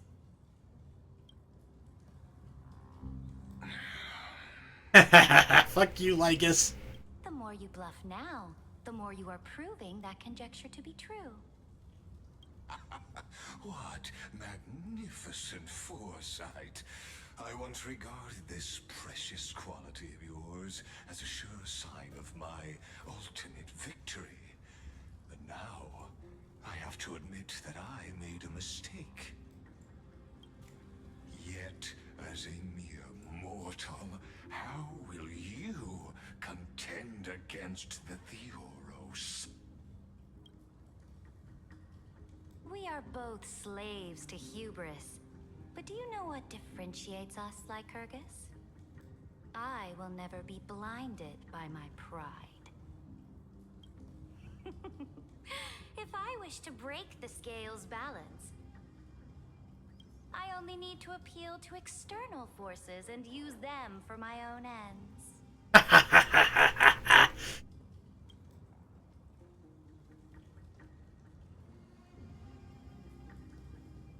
Finally, we get to meet face to face, senior society member. Herda! He locked me in a dimensional space-time thing. Get me out of here. I offer sincere acknowledgments for your many past achievements, but I must deeply regret your current perspective. Trust me when I say that you aren't the only one feeling regret right now, Screwlum.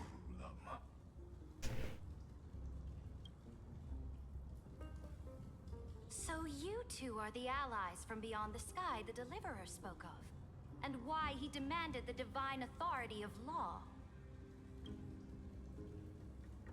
Come and prove your strength to me. Show me the power of these so-called paths. I have spent much time and effort to secure this treasure from beyond the sky just for this moment. In the name of the sovereign of planet Scrulum, your allies have responded to your call, esteemed Imperator. Please allow me to spell the situation out for you, Lord Lycus. Permission to read the ultimate protocol is already in my hands. It'll only be a matter of time before we acquire the authority to write and execute commands as well. There's no way the flame chase journey will continue after you burnt your bridges so thoroughly like this. Do you really think you can still win? How seriously? Don't embarrass the society.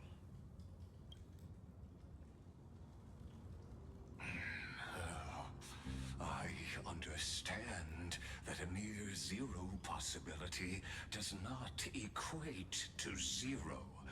That argument is very persuasive to me. Oh, so they have history. Apparently, he's a genius. Which, I mean, makes a lot of sense when you think about it. Considering he was... the exomyth that he called it was apparently within the realm of erudition. Which means the same principle also applies to you, my... I mean, the way he said Scrollum's name was personal, you're not wrong there. You will never be a match for me in a world constructed through Catorzane algebraic expressions. And as for Aranova, why don't you entertain this possibility? What if I reduced Akama to rubble and ground her people into minced meat? Would the heroes then once again desire the power of demigods so they could fight against me? Listen, Iron Tomb is fated to be born.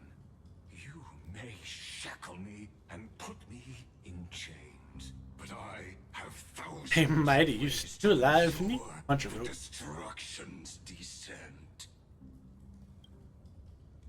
And what I just mentioned is only one out of those thousands.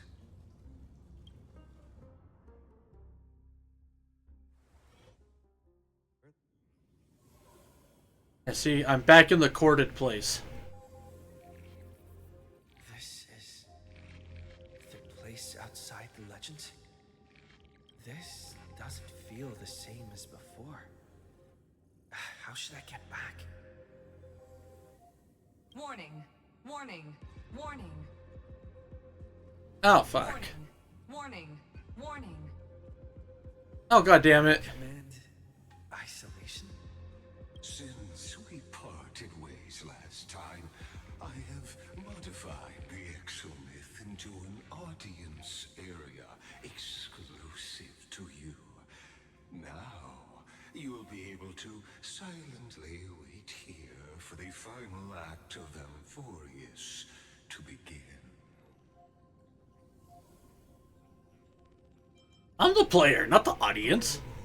We always feel so powerless before fate, don't we? This could, in fact, be a wonderful opportunity for you. From the audience's perspective, you may better observe the workings of the erudition at a macroscopic level. In this place where time flows far slower than within Amphorius, you will witness the end of that world's saga.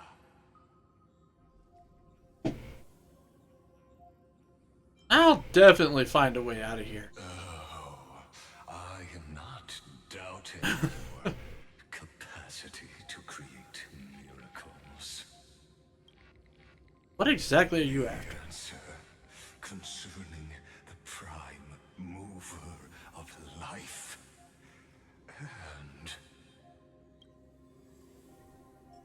the total destruction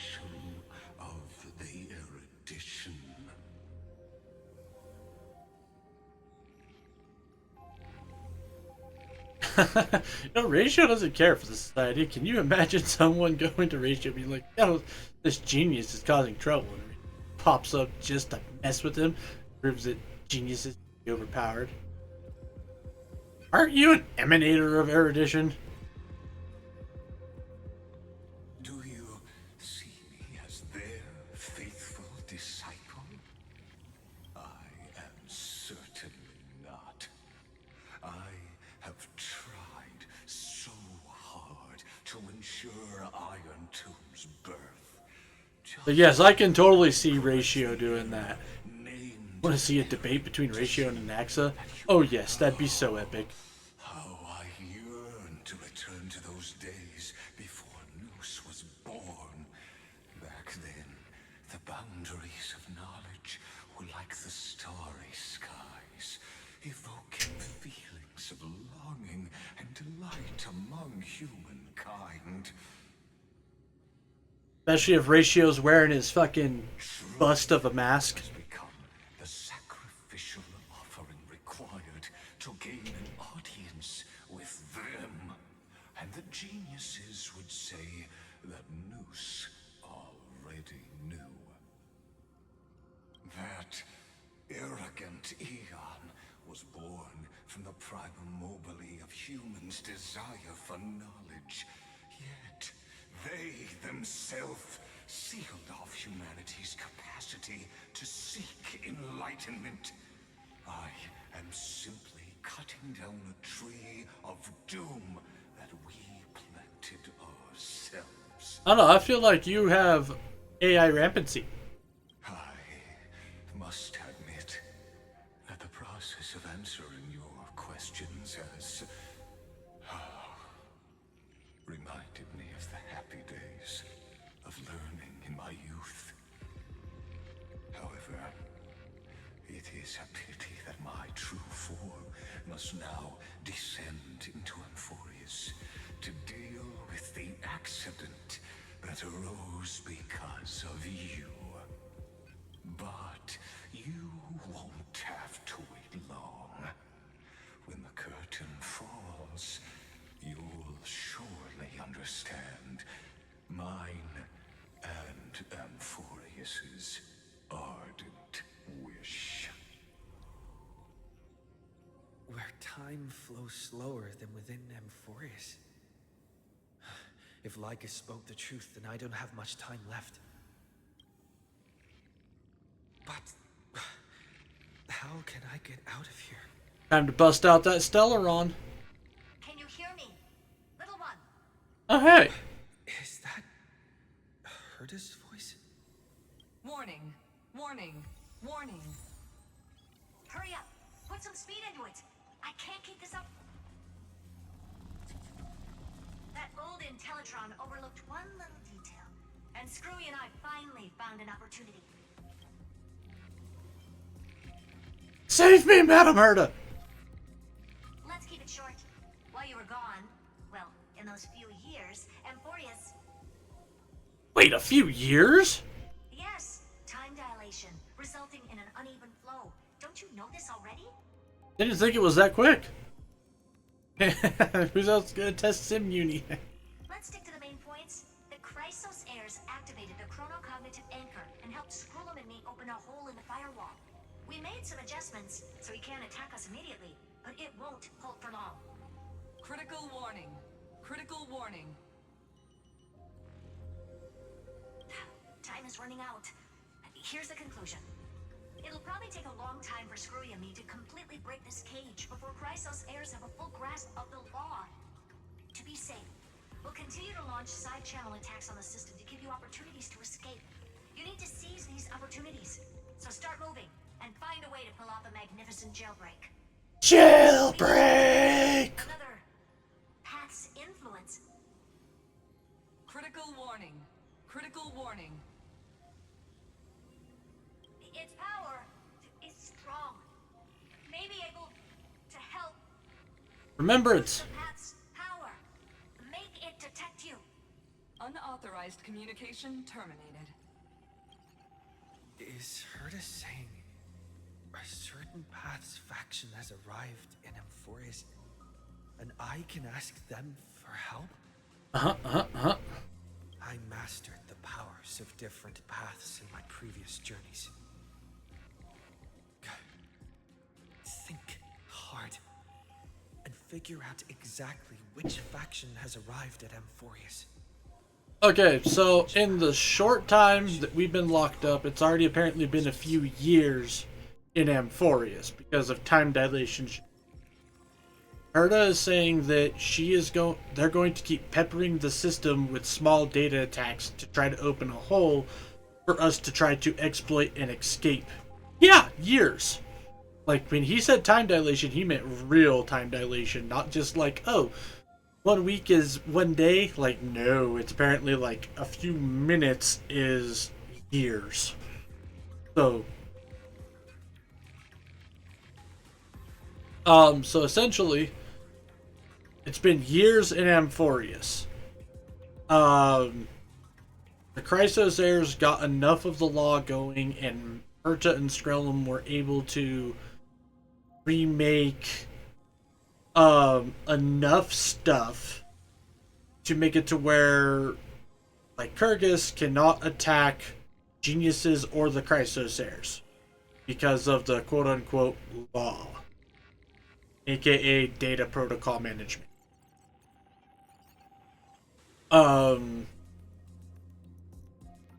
They are going to keep basically throwing data shots at our cage for us to try to open it up, and they detected another path's power turning and witnessing Amphorius. We're now wondering, I wonder which path's power I need to try to use in order to make this work.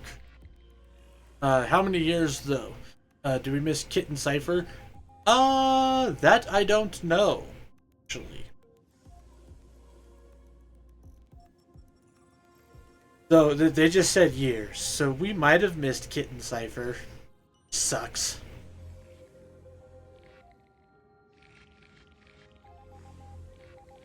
Are these showing my memories? With a Stellaron in my body, I woke up at the Herta space station and gained the power of the destruction. A world that'll give rise to a Lord Ravager would definitely draw the attention of the destruction. The Stellaron in my belly is gonna be super useful. And Nook may be a baddie, but like, he's also good. Why did I know you were gonna say something like that? What if I end up pulling in the Antimatter Legion or the Annihilation Gang? Can they really help? Well, the Annihilation Gang is dead.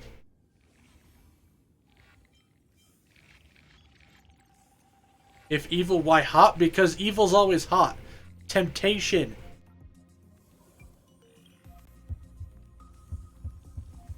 Focus your mind trying to sync your heartbeat's rhythm to the frequency of flame.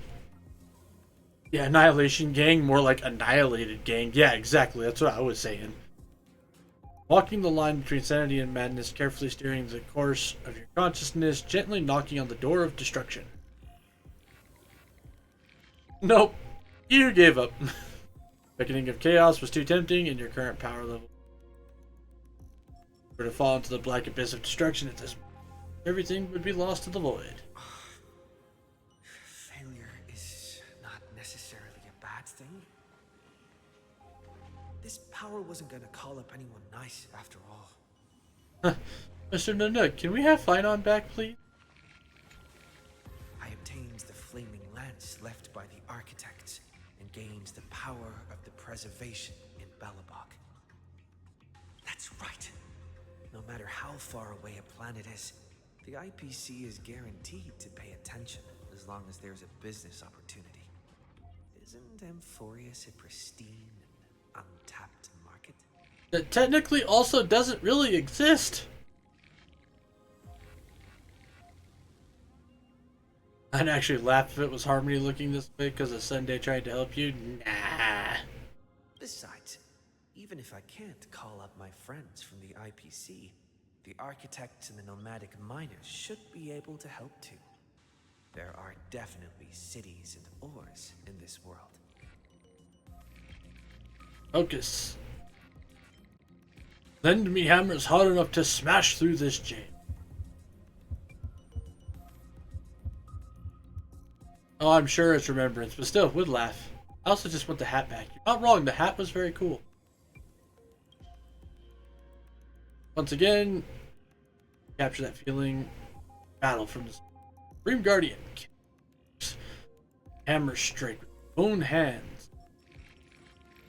And nope. But nothing happened. Ignored you, just they had ignored countless devotees who looked up to them. Seems like since Amphorius has no overseas market, the IPC's hand can't reach it. I received the Watchmaker's hat in Penacony and declared war against the Order, then gained the power of the Harmony. That's right. The benevolent family must still remember me for saving them.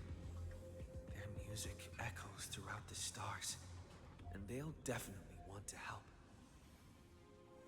Have you seen the hat in Trailblazers room? Yes, I have. I've seen all of them. I did that whole event thing. I've put you aside for quite a few chapters already. Sing with Clocky.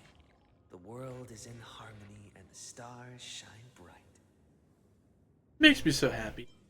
It's your song to guide me out of here. Is your mind trying to hum the ode to harmony in your is of past nameless appear one by one, and there perhaps a path will appear before you. No. You failed. Barriers of the Exilmith strangled those distant melodies, bring them out completely like. Doesn't Lycus want this story to have background? I'd also laugh if Misha had waved from the TV. Also not wrong. Which I won't lie, I kind of liked how in the Fate event Misha was Ryder and how he got summoned by Pom Pom. And so Pom Pom got to see his friend. That made me kind of happy. The remembrance. That's right. I came to Amphorius because Black Swan asked us to come. And I even got a glance from Fu Li here. The Garden of Recollection must be intricately involved with Amphorius. Traces of the remembrance are also everywhere in this world. I don't know what they want, but I don't have many choices left in this crisis. I want the world to continue going. Trust me. Invoke the power of remembrance, awaiting the resonance of reinforcement.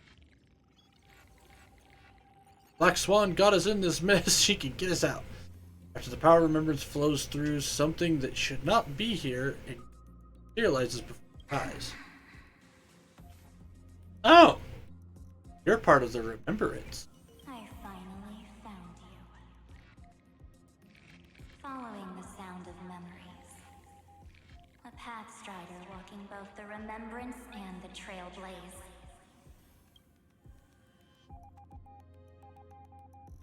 Wait, this sounds like soft whispers is like a warm hand that lays upon your soul and slowly disperses it on this. Warning! Warning! Warning! Erudition's prison cannot stop us, for we lie outside the logic of zeros and ones. Actually, I think this is Cyrene who's saving us now. Because this thing took Cyrene before. Come, leave the cage of Logos. The mythos of Amphorius waits for you to continue its story.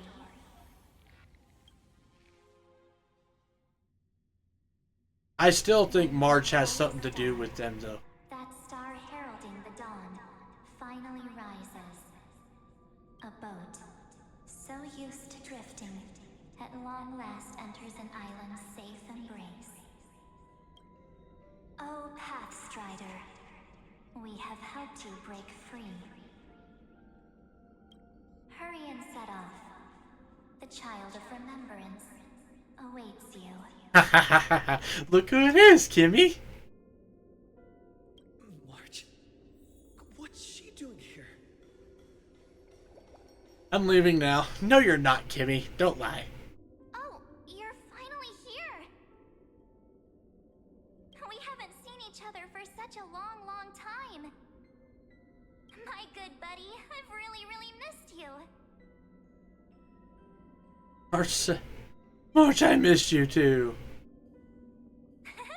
I bet you were constantly thinking about the days when I was by your side. Leave March alone. It's so boring waiting for you in this place. There's no one to chat with, no internet, and not even anything to eat or drink. It's basically a prison. Now the great hero is finally here to save me. Yippee!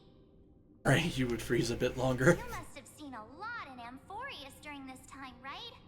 You gotta tell me all about it.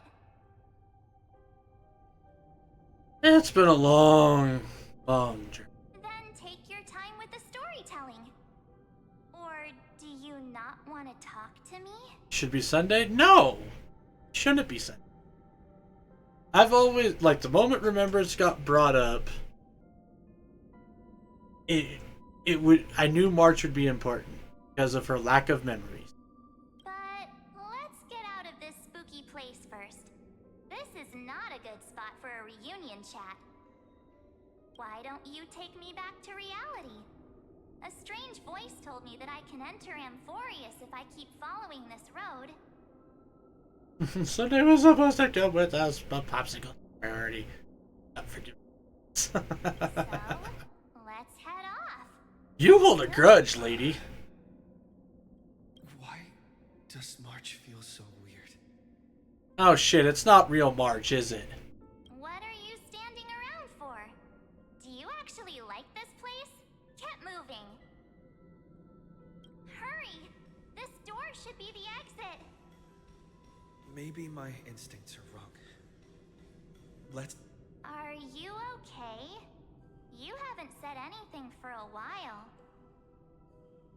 Has it been so long that you're still missing me? There's no time to waste, though. The Chrysosayers and the Geniuses are all waiting for you. I do, especially for Sunday. Sunday, Sunday, Sunday! The Sunday night football. No.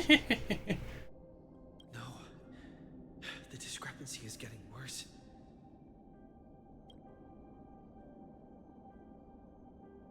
How do you know who's waiting for us? Huh? Isn't Amphorius the world of the Chrysosayers and their hero's journey? I could figure that out in an instant. No, you couldn't have. But Amphorius cannot be observed from the outside. She couldn't possibly know about these things. Unless Dan Heng told her. Where's Don Hung? No, he's not. Maybe I just happened to miss him. For Popsicle March? Never mind. Don Hung's super reliable. We don't need to worry about him. He's probably waiting for us somewhere. All hail and hearty. Alright, fake March. No. The Geniuses would have made sure that Dan Heng made it back on the Express. Besides, the March I know wouldn't be so dismissive about her companions. Eat her through without you? Yeah, probably. Something's not right. She's not March 7th. I guess you have something you want to say to me? Then there's no need to feel things out first. With questions. Let's treasure the time we have together and be frank. Who are you?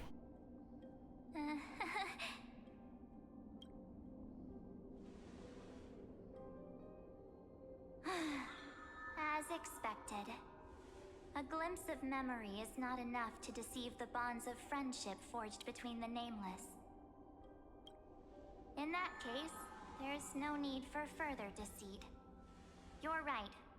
We're not the March 7th you are acquainted with. Wait, what? But we can send you back to Amphorius, as long as you are willing to help us.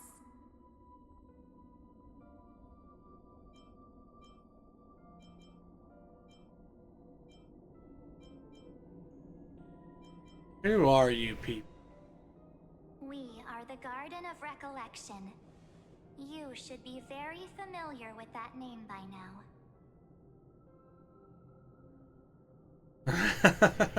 Many marches. We only need one. We can stab the others. Yes. Yes, you're right, Kimmy. You can stab all the other ones.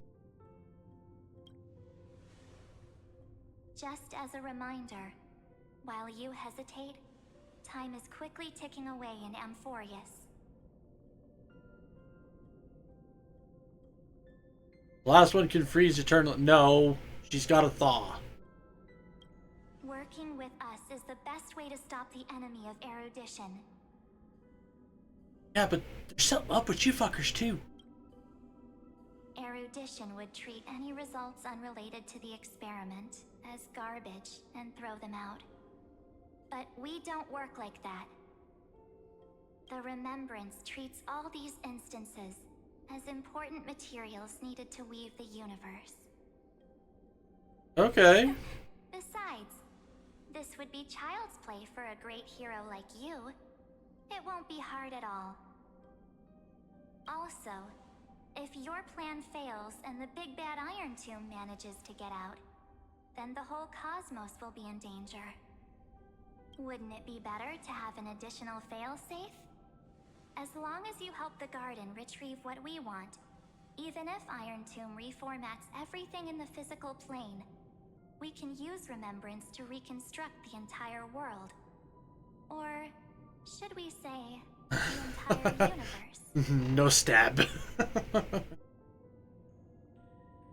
They really went, March hasn't had enough screen time. Now let's have 3 of them. I know, right? But I want stab. So help us. Find where Amphorius's memory began, and bring it out. The Master of Anastrava has already glanced at you. Don't deny it. That storybook is the best evidence. Not wrong there.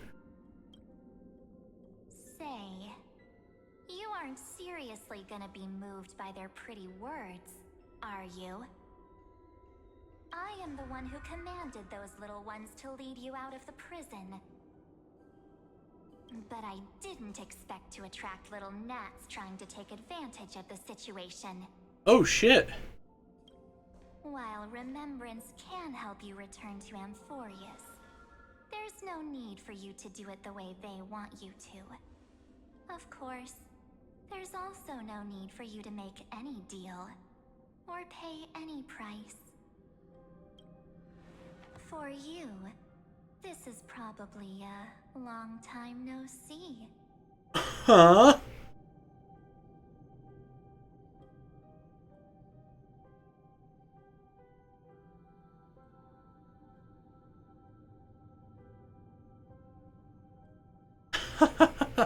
Sexier March. Evil March. I don't think she's evil. Her design kind of reminds me of Acheron. Acheron's not evil.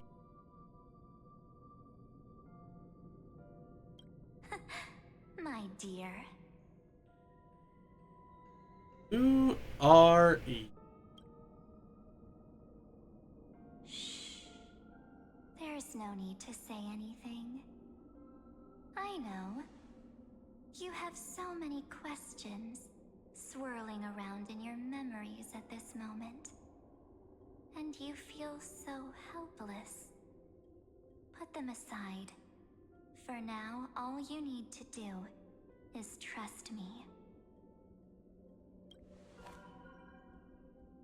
Or do you need more proof? That won't be hard. Wait, stop it! They're awake! I'm gonna keep our first No, stay.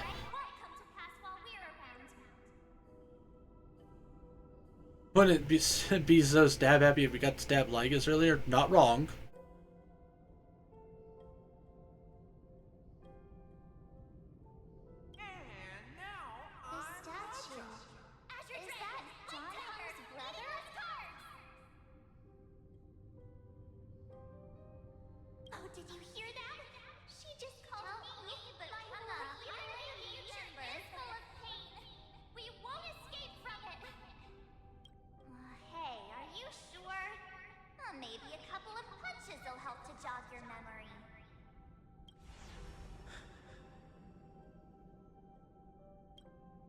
It's as if they all happened just yesterday, right?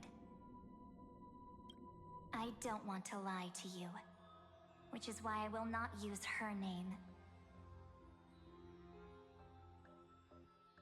Oh! Her eyes look like... Well, yeah, but she's got a core flame.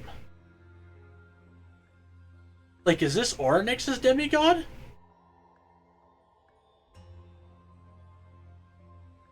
Is this Cyrene? Oh shit, this might be, like, full Cyrene. Like, demigod Cyrene. The third month of Amphorius is the month reserved for the Veil of Evernight. So, place me into your memory using the name Evernight for now.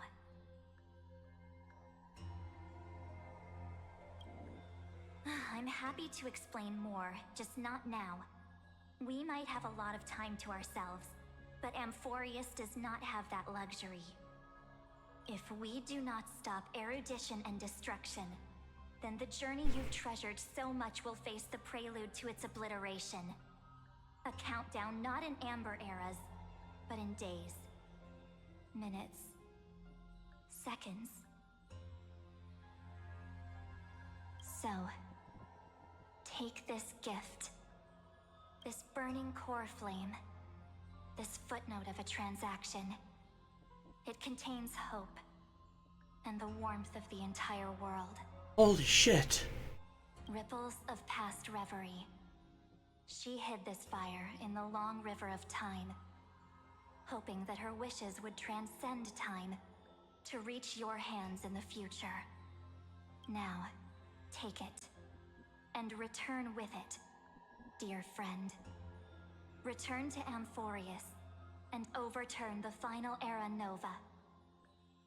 So yeah, this is because Cyrene, who was like humanoid mem, talked about how a lot of her memories were still like walled off in ice.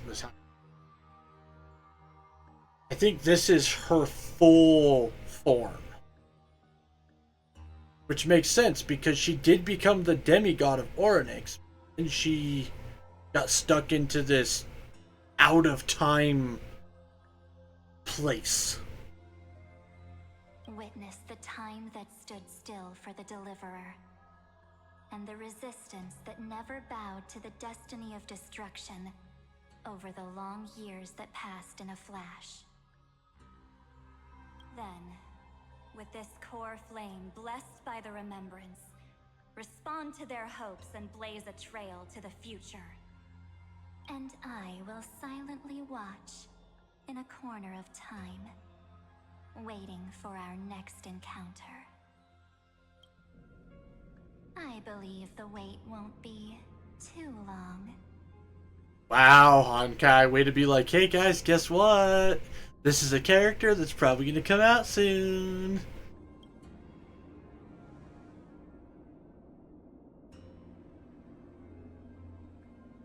What exactly is happening? Keep going. Keep trailblazing. For Amphorius. For you. And for the March 7th in your memories. Go forth.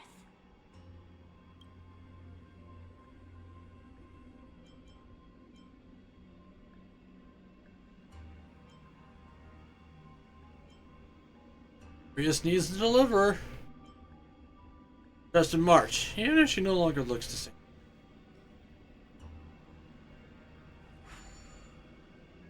Imagine if that's where the plot ended for this update. It wouldn't surprise me if it does.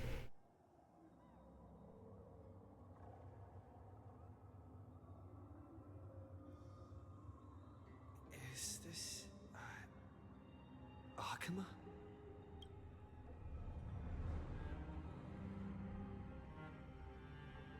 Oof. Looking pretty rough. It's here. And the dawn device is off. So, it's been 100 years? Am I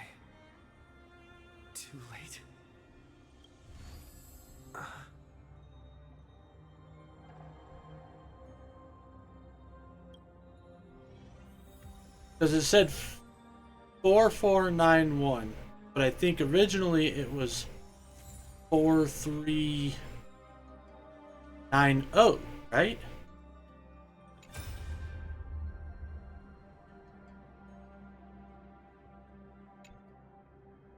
Hey kiddo, can you see me? Don't bother responding. This is a pre-recorded video. Thanks to that little empress granting access to the protocol, Screwy and I rewrote the progress. My guess is you don't have much time to listen to all those complicated principles right now, so let me break it down to simple terms that anyone can understand. Inforius has been racing down the path of destruction for 2 years. The underlying logic of Nova has been corrupted. Screwy and I put in a lot of effort, but barely managed to override a small portion of its. Take the progress bar as an example. Its progress bar is currently at 99.9%. Through this rewritten Era Nova, we're confident we can push it back to 96%. Be conservative and say 97%. This is a critical matter. The internal structure of the scepter is too unstable. Complications might arise. The most rational course of action is to run another exploration to buy. Once you've dealt with that trouble, Electron, don't hesitate to start the next cycle of extrapolation right away. Fury said that Era Nova isn't a process that happens in nodes of the scepter, probably at their most vulnerable during the reset. Only by initiating this progress first can we up to you.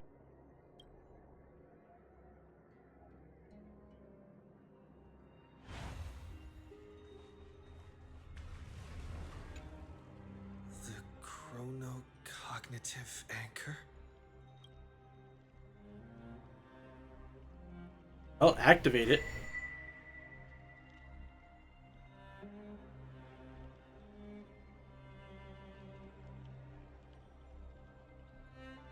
There's so much I wanted to say for our reunion. Yet now that you're back, there's only one thing to say. Welcome back, friend. Irene! It's been such a long time.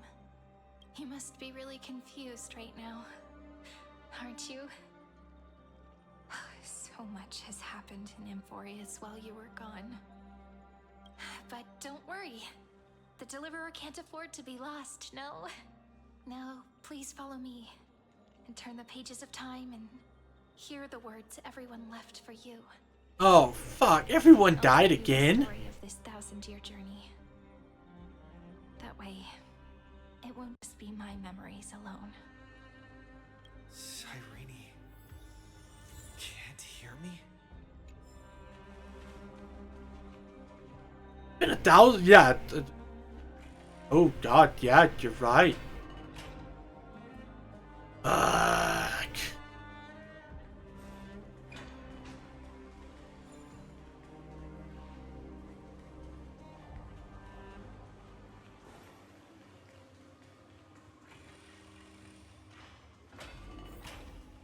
God fucking damn it. The scenery of the past has resurfaced.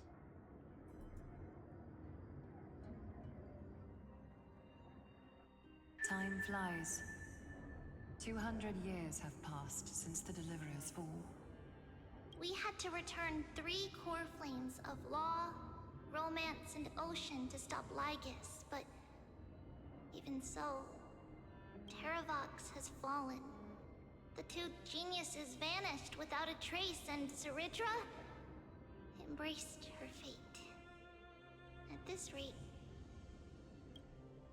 Era Nova will come, and Amphorius will fall into the destruction.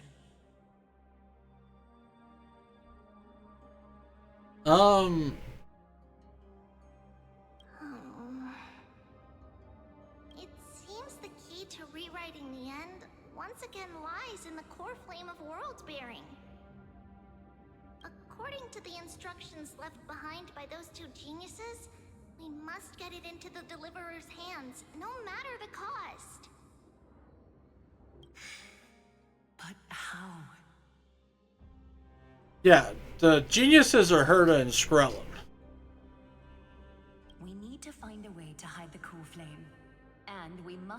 enough time to keep Lygus at bay.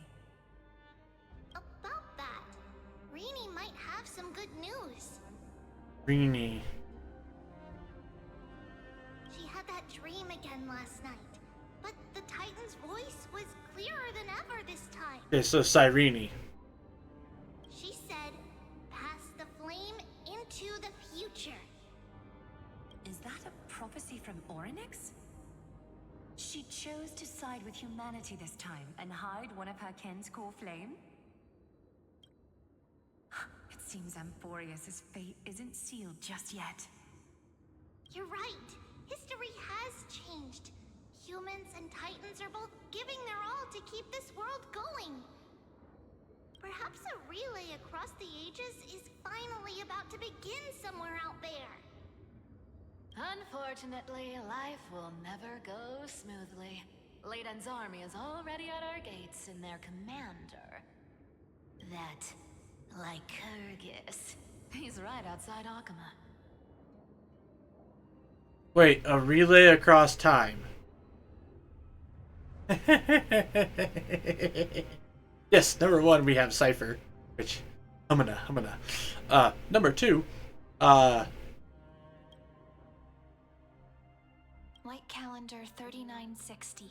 oh shit, yeah, it has been 1,000 years. Under the pretense of a campaign against Fagusa, sacrificed 500 Chrysos heirs to complete the trial of law. This tragedy shook everyone in Amphorius. That same year, Saridra the Imperator was assassinated, after which Aglaya the Goldweaver took command. Thus began humanity's second flame chase journey, a path hanging by a thread. Come, this way. But it makes sense because the whole reset with the World Bearer and all that is built upon the memories of the World Bearer. The eternal holy. The Memorial Palace lies in ruins. Countless mortals have perished because of your stubborn resistance. It's time you learned the cost of refusal. Now, answer my question again. Who's on the ground? Where is Kephali's core flame?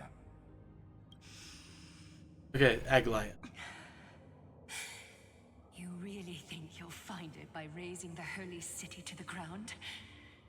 From what I see, all you'll get is dust and disappointment.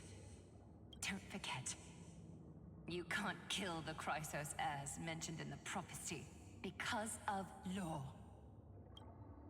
I have never denied that. Which is why I now place my hope in the faithful citizens of Akama. Perhaps they'll give me what I seek in the echo of your screams. Now then, I'll be cutting open your chests and using your scalding golden blood to baptize the masses. Oh God. Allow me to apologize in advance. We shall start with you, blind and foolish Lady Goldweaver. Yeah, all stabbing efforts aimed at Lygus. Yep. To me, Lady Aglaya. I am going to totally brain him. Get away now.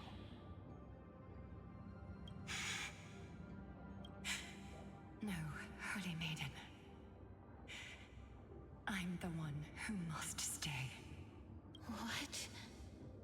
His conspiracy won't succeed. Because Romance is ready to make good on their promise to weave an indestructible armor for Amphorius. Its name is Solidarity. You must escape with your life and carry word of my death to those still fighting, then keep going with them. Just Just as the Imperator lit the torch of resistance with her death, my passing will make this flame everlasting. Take good care of it, guide it to the future, and place it into the hands of our deliverer. 50 years later, Lygus led his forces again to Akama. He charged directly into the Holy City and razed the Marmorial Palace. History would name this battle the Third Siege of Akama. 90,000 brave souls gave their lives for Akama that day, including their fearless leader, Aglaya. Go forth, deliverer.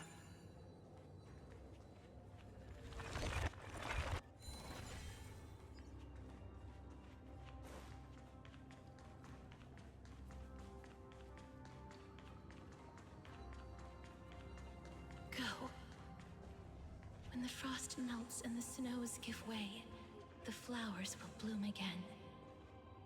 You'll find me there.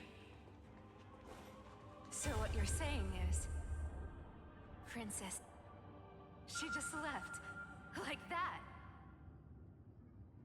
Since Cass has made up her mind, we can't let her resolve be in vain. But between staying in Akama and going to Styxia, what difference does it make when it's death either way? I'm against relocating. With Kefali's protection, isn't Akama far safer than that dead city? Cass's plan doesn't involve any relocation at all. Huh? Like you said, Akama is humanity's refuge. We never intended to get everyone moving to Styxia. It's just on Cass, Hycealans, and me to prepare the final trump card for the Deliverer. Oh, Hycealans is still alive. Wait, what kind of trump card needs all three of you demigods to throw yourselves away? We must lay down the path to the future, so when the Deliverer returns, they'll have a clear road to reach the location of Era Nova. Styxia sits where death meets the ocean. There, with the combined powers of ocean and passage, we can summon a current that leads to the vortex of Genesis. And the demigod of death will forever guard that secret path until he returns. We all know Lygus will set his sights on the vortex of Genesis. That's exactly why we have to do this. Guess I underestimated Idonia's Maiden of War. She's got way more steel than I thought. And Cypher, we need you to head to Castrum Kremnos as soon as possible. By any means necessary, forge an alliance with Strife. The prophesized Crown Prince has already been born. He shall become the new defender of Akama, protecting this land after we leave. You don't need to worry about that. I just came back from Castrum Kremnos. Only a step ahead of the news. Mighty! Treeby, something's flying towards Akama, and it's really fast. What is it? Let me guess, it's Mighty. It's a spear! It's the Kremnoans. Their king's already here. with the protection of the demigods Trebios and Cyphera, Friend? Akama Yes! after wave of warfare, though just barely. Castorus chose Styxia as the last resort, and completed the trial of death, causing the stagnant waters in the River of Souls to recede. Soon after, Trebios departed on a long journey. That same year, the Kremnoan king Euripon, along with his son, Prince Midamos, joined the Alliance to safeguard the Holy City in the Battle of Deliverance. I wonder about Finon. Go on. And see you tomorrow.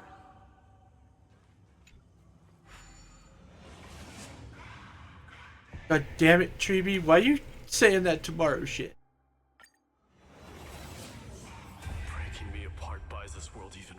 more second, then so be it. But it's gonna hurt a lot!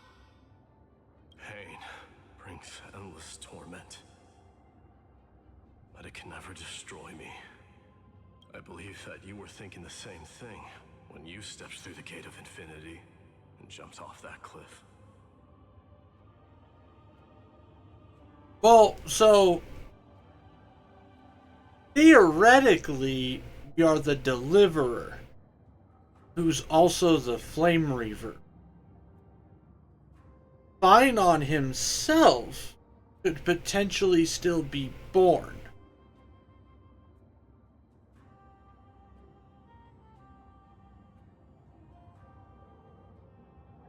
So, like, we could be taking one role and then the actual Finon still gets born. Maybe.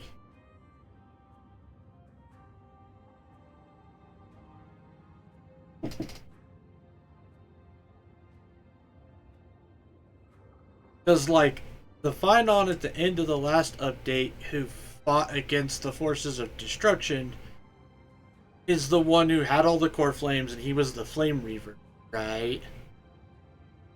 And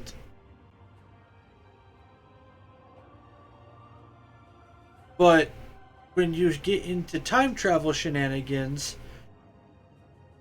that is a future him.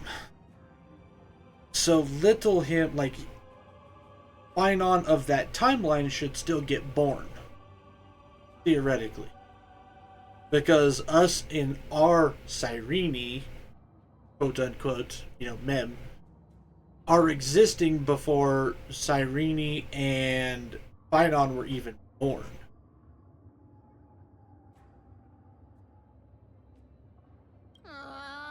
Can't argue with that. In the current situation, this is the only path Akuma has left. Just do as I say. Split my soul into 5 pieces. Forge me an immortal vessel. Oh, he's gonna become the big monster thing. Let the blade of strife hang forever overhead. Locked in battle with their enemies to the world's bitter end. There's no need to be sad, Lady Trebios. Haven't we already taken great strides towards that promise tomorrow? That didn't work out so well for the last guy who did that. Yeah, but this is different circumstances? The way Amphorius throws the sad at us, though, I'm thinking not, because the devs hate. Yeah, you're not wrong. My people no longer have to drown in false guidance. Kremnos has washed the blood off its face. Fine, it's mighty, so it's fine. Amphorius no longer needs a god named Strife. So let me shatter the former laws and turn the Lance of Fury back into a weapon that protects the world.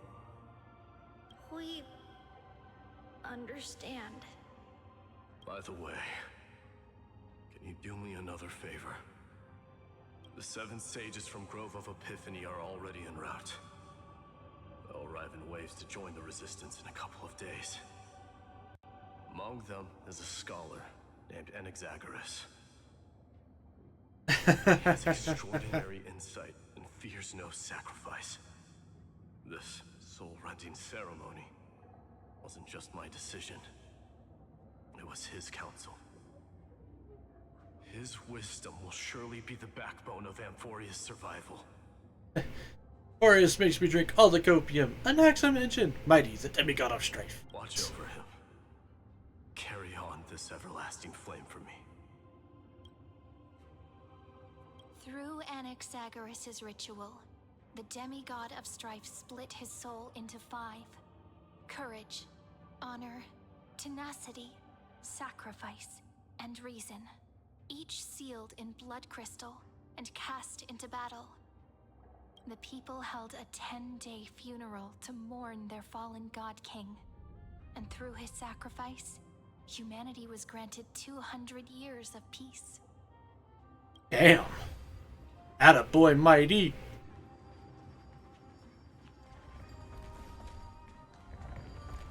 Keep moving forward. My blood will pave the road ahead for you. Keep moving forward, little Gray. See you tomorrow. Wait, she called us Little Gray. She hadn't called us that yet. That seamstress wasn't wrong when she said a lie needs more lies to keep it together. Reason and trickery. Never thought we'd be the pair to finish this final setup. Can't catch that Tin Man without your little slides. Besides, this is our last shot. Not the time to be picky, right? Don't oversimplify it. Lycus just found out Akuma's been an empty shell for the past 50 years. He's bound to be furious. At this rate, he could have done anything. Now, where was Hyacinth in all this? I don't know. That's exactly what we want. Rage blinds even the brightest minds. Doesn't matter how much of a genius he is, the principle still holds. Once he storms into the council and confronts me head-on, you trigger your alchemy with a boom and turn him into a caged beast. Easier said than done.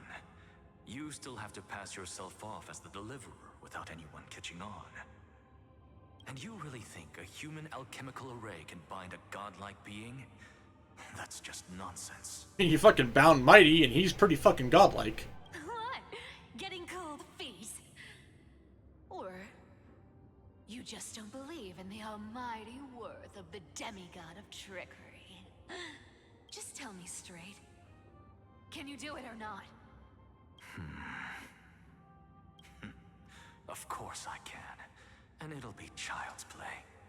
Exactly, with enough belief, lies can become reality. But I've got two conditions. Since this is the final act, if we're doing it, we go all in. No half measures. Oh, I'm listening. First, shift the battlefield to the vortex of Genesis. It would be more convincing if the deliverer were to appear there. You hear her say it so much when I use her. Besides, the vortex is cut off from the world. No place in Amphorius makes a better prison. If you pull that, wouldn't our deliverer have to face tank Lygus as soon as they come back? That clash is inevitable. All we can do is create more chances for him. And that's the second condition. The vortex belongs to Fagusa in the first place, remember? And there happens to be a demigod of ocean among the few survivors in the world. Loop Hysealand's in. Let her join the final act. I'll transmute myself into a philosopher's stone and embed myself into the formula. And when the time comes, she needs to shatter me and scatter that stone's ashes into the ocean within the vortex. I guess people weren't wrong when they said you're insane, Grove Boy. Yeah, damn, Hysealand's made it all the way through. I mean, she said she'd fight with us to the bitter end. I've got no idea how to outwit a reclusive genius. But making an anti-Catheran suffer? The demigod of reason has 10,000 ways to do just that. And what I just mentioned was one of them. Oh, damn, using, like, Kyrgyz's own words. So what exactly does your formula do? Now that would spoil the climax, wouldn't it? By now, Hyacinth must have completed the Sky People's ritual. Oh, well, hey, here we go. Hyacinth mentioned. Since that Theoros loves a good performance as much as I do, let's make sure he enjoys our show to the fullest. As for how the Deliverer will complete the Era Nova, well, that will no longer be our concern. It was the last battle known to the world. initiated by two demigods least suited for war. In the end, reason and trickery kept their word. At the cost of their lives, they sealed Lygus within the vortex of Genesis, where he remains to this day. Go forth. Finish the greatness left undone. Quit overthinking! Just run! Keep running. That'll be enough. Fucking Cypher. Irie, it's dead quiet here. Huh? Akuma will stand eternal. Miss Cypher's lie is crumbled after all. But it's all right, because all of us have fulfilled our purpose by now. When the Deliverer returns, no matter where he is, sky will turn clear, and a rainbow bridge will rise, carrying him to the final battleground. Cyrene, this arduous relay is finally nearing its end. Now, I'm passing the final baton of fate to you, okay? No, that's not quite right. After all, it was you and him who lit the first spark of this journey, wasn't it?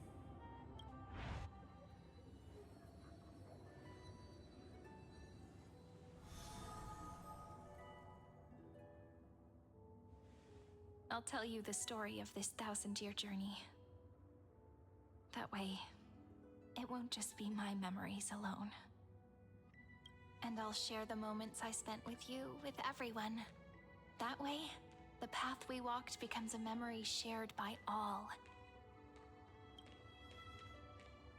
People will know that there's nothing left to chase. Amphorius has already welcomed the dawn foretold in prophecy. Just like I said, this won't be harder than the last time. Right? We'll let everyone's faith go to waste.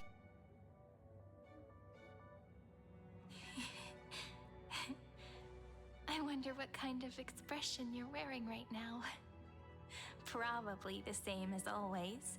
Calm, resolute, and brimming with confidence. Kinda. Also, anger. If I have the chance, I'd love to see it again. Because it's really been far too long since we parted.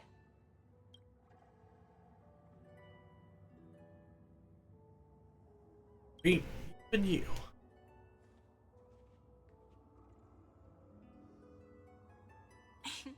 Someone as sharp as you must have realized by now that this isn't reality, but a maze of time. As the last link in the relay, I will return to the Temple of the Three Fates, tell Orynyx all of our stories, and bottle every page we've written into the little flask of memories. And then, may it set sail in peace, drift down the river of time along with the core flame of world-bearing, reach your side, and lead you back to Amphorius. Okay, so Everlight, that's when Cyrene was born, I think. Or when they started. So, Black... Just like the first time we met, right? So Everlight is going to be Mem/R Cyrene. Even though this cycle has no demigod of time, time has always stood on humanity's side. This is the only way to make sure that the Era Nova won't happen before you return. And the only way I can safely entrust the completed final flame chase journey to the Deliverer's heart. After all, the new world will be born from your memories, and the protagonist of this story mustn't be absent.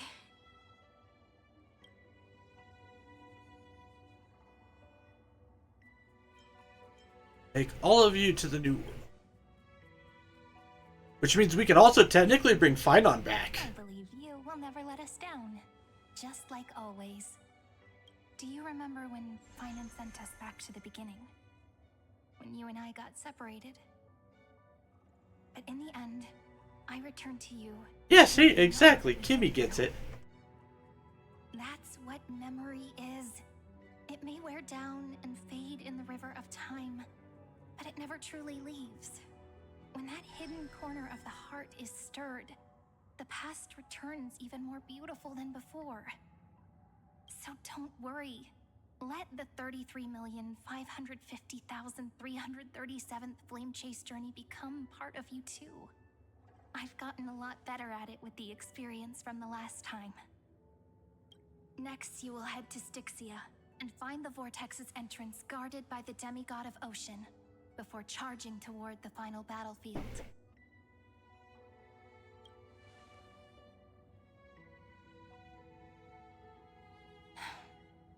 Don't worry.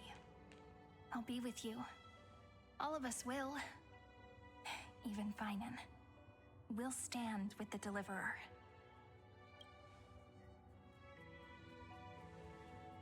So say a short goodbye, then set off, just like we promised at the start.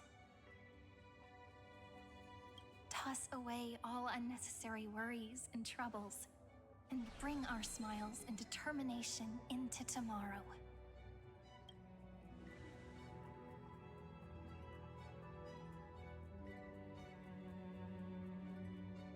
Alright, let's do this. The last baton. I wonder how long you'll have to wait before passing it on to him. But, Sairi, what if you wait and wait, but that hero never arrives? That won't happen. Because I know that no matter how long it takes, he'll definitely return to this place. We can't let him down.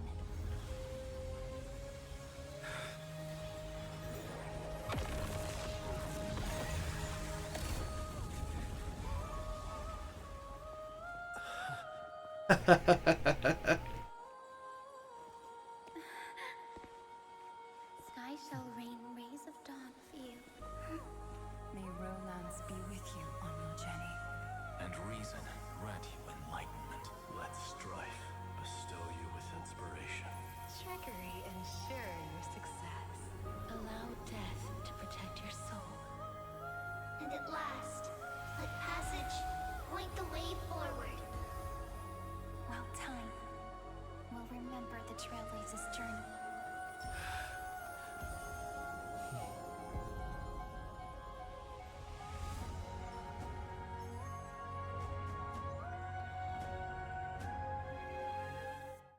That's some sad shit.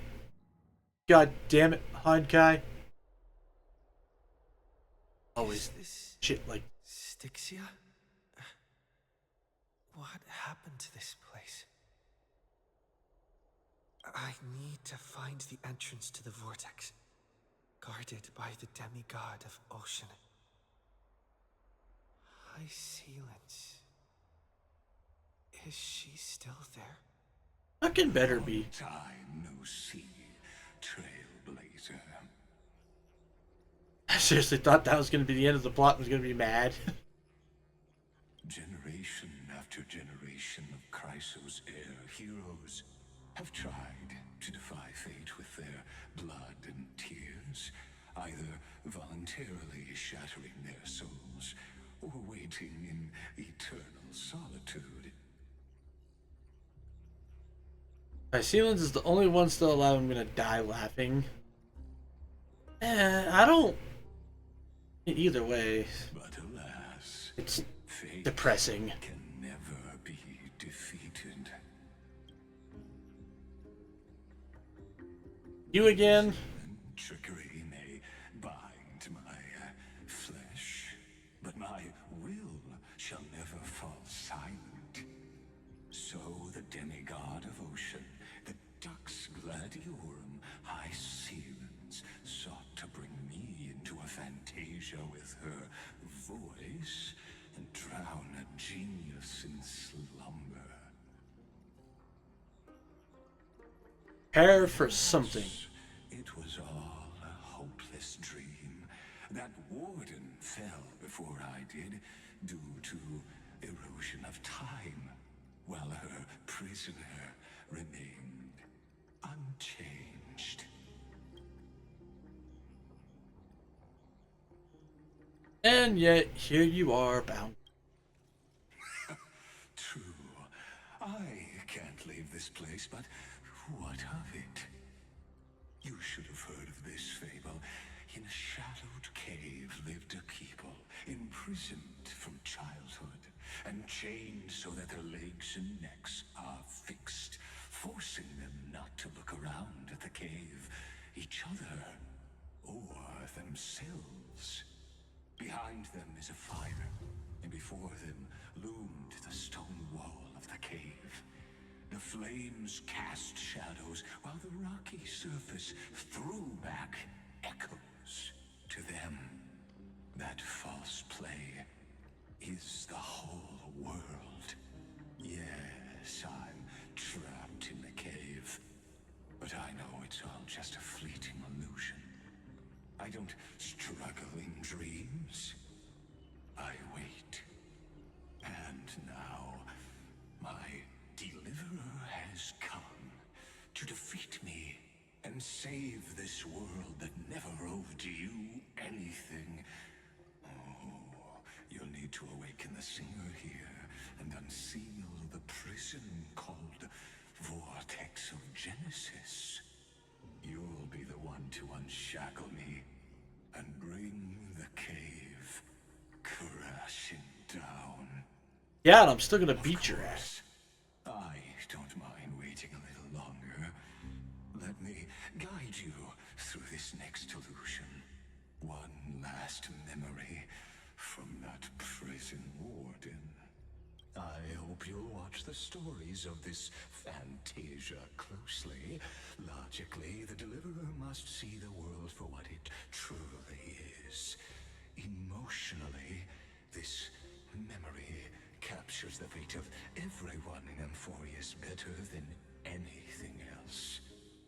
Only by feeling it for yourself can you understand my point of view. I wouldn't want to understand. Of destruction. I don't need to understand you. To your unshakable resolve, I salute you. But before we step onto the final stage, let me ask you this. In the spirit of that fable I told you just now, can the prisoners in the cave learn to see the shadows and echoes for what they are, and stop mistaking them for reality?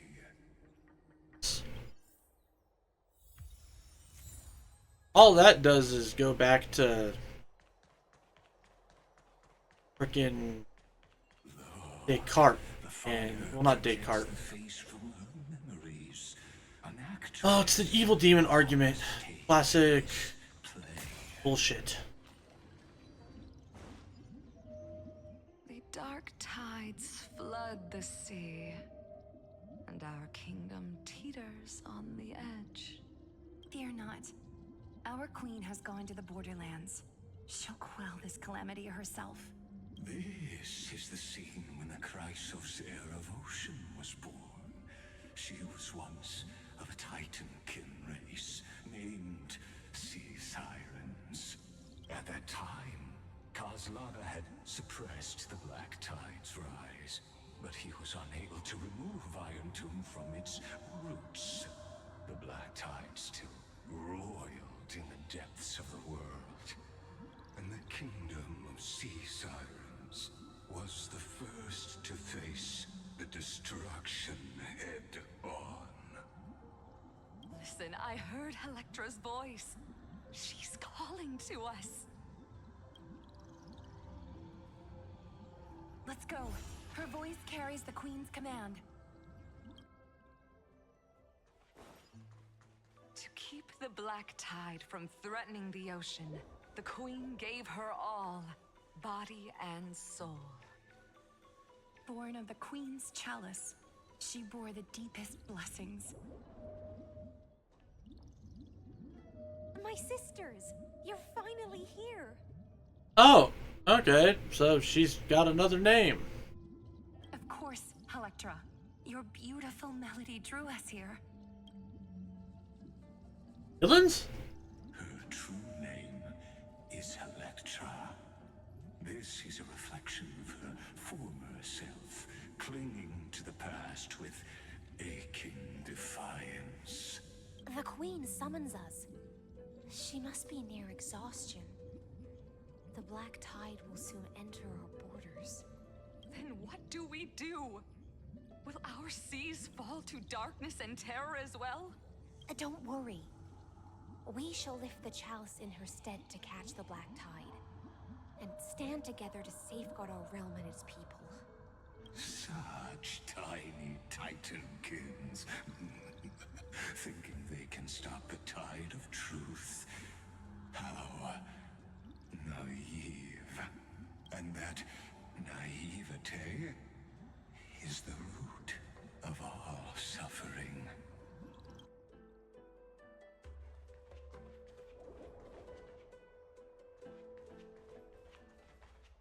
Going down. I am ready to kill him.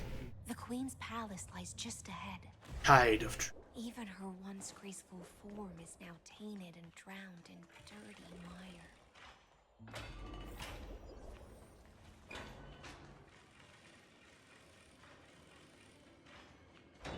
Come on, come on, come on. Oh, come on. Like, why do you give me puzzles right now? Oh, Fagusa, our noble queen, we've come at your call. My little fishlings, you swim with such joy. It pains me to speak of the kingdom's sorrow.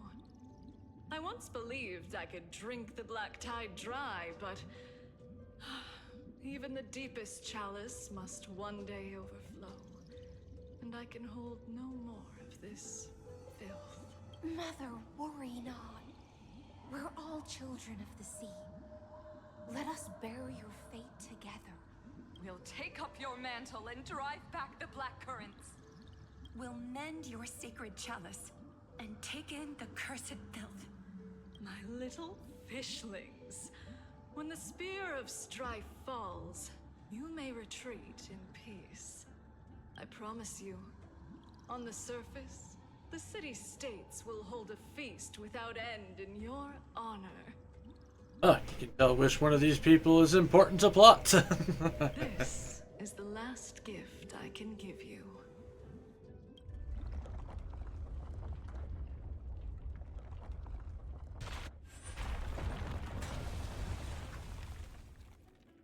Oof.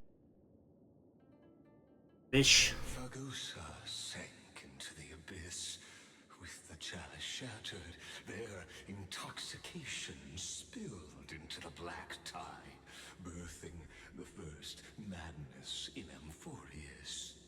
Sea sirens followed one after another, hunting for the Titan's fragments, until their flesh decayed and their bones crumbled, all for the promised final feast. Keep watching, but tread carefully, for the stage ahead is crumbling with Sea sirens, huh? Yeah. just like Fucking mermaids.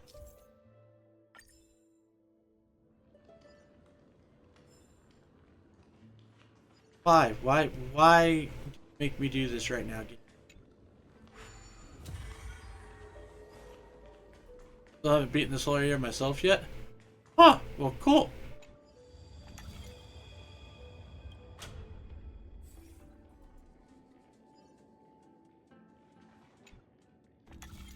Can I change where it's looking?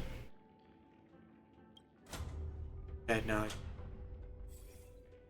I'm glad we all get to experience it together. Right now I'm just giving Kimmy an excuse to be able to skip all the cutscenes.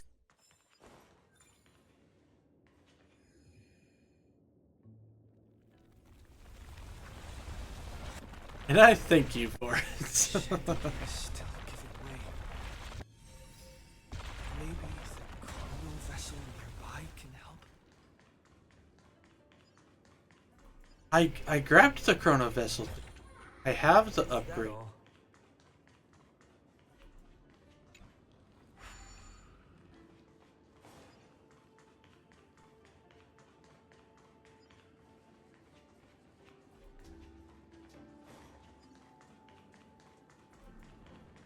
Oh, this thing.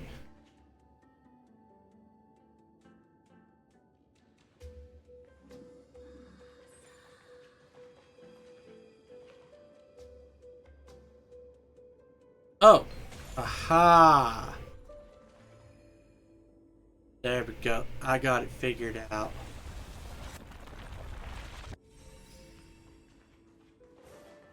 Your wisdom far surpasses even the bounds of reason's monk. Can't get through. Looks like I'll need the miracle orb nearby. Sawolo. Alright, Dio.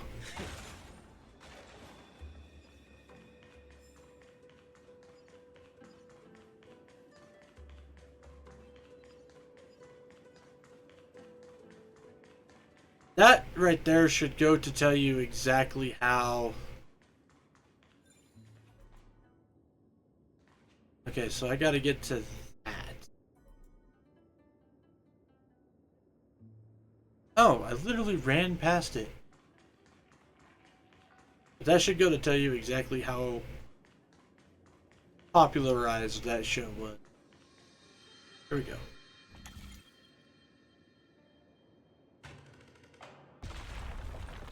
The ending was written long ago. Even you cannot rewrite it. Just like this poor chandelier. Fuck off, Lygus. I can't wait to... I don't know why watching the chandelier fall was so amusing to me. Because you were raised in the age of Looney Tunes? Electra! The fiends have gnawed my tail. I can no longer swim to the far seas. Electra! The black sludge has soaked my fins. I can't dance with you anymore. Sisters, don't give up. Remember the Queen's promise of a feast in the city called Styxia.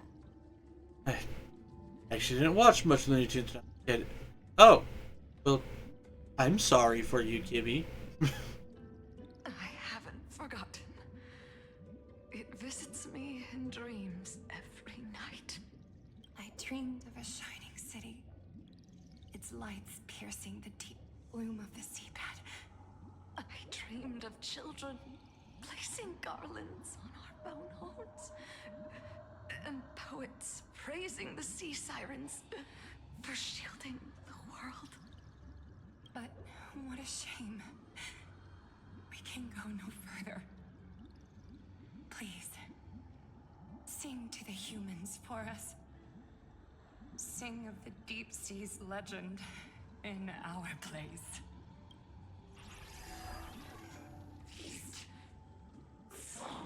Ugh.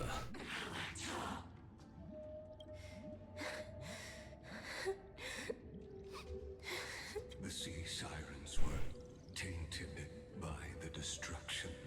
Their flesh rotted away. They became the black tide creatures of this cycle. Watched some, but wasn't one of them I watched a bunch of to remember. I freaking like Tom and Jerry, Looney Tunes, all of this. I watched a fuck ton of. Farewell, sisters. I'll finish this last task, then return to prepare your feast. And so, only one sea siren remained among the sea floor. Did watch Tom and Jerry a bunch? Yeah. Who is you is, or is you a my baby? And searching Ba, ba, ba, ba, ba, ba, ba.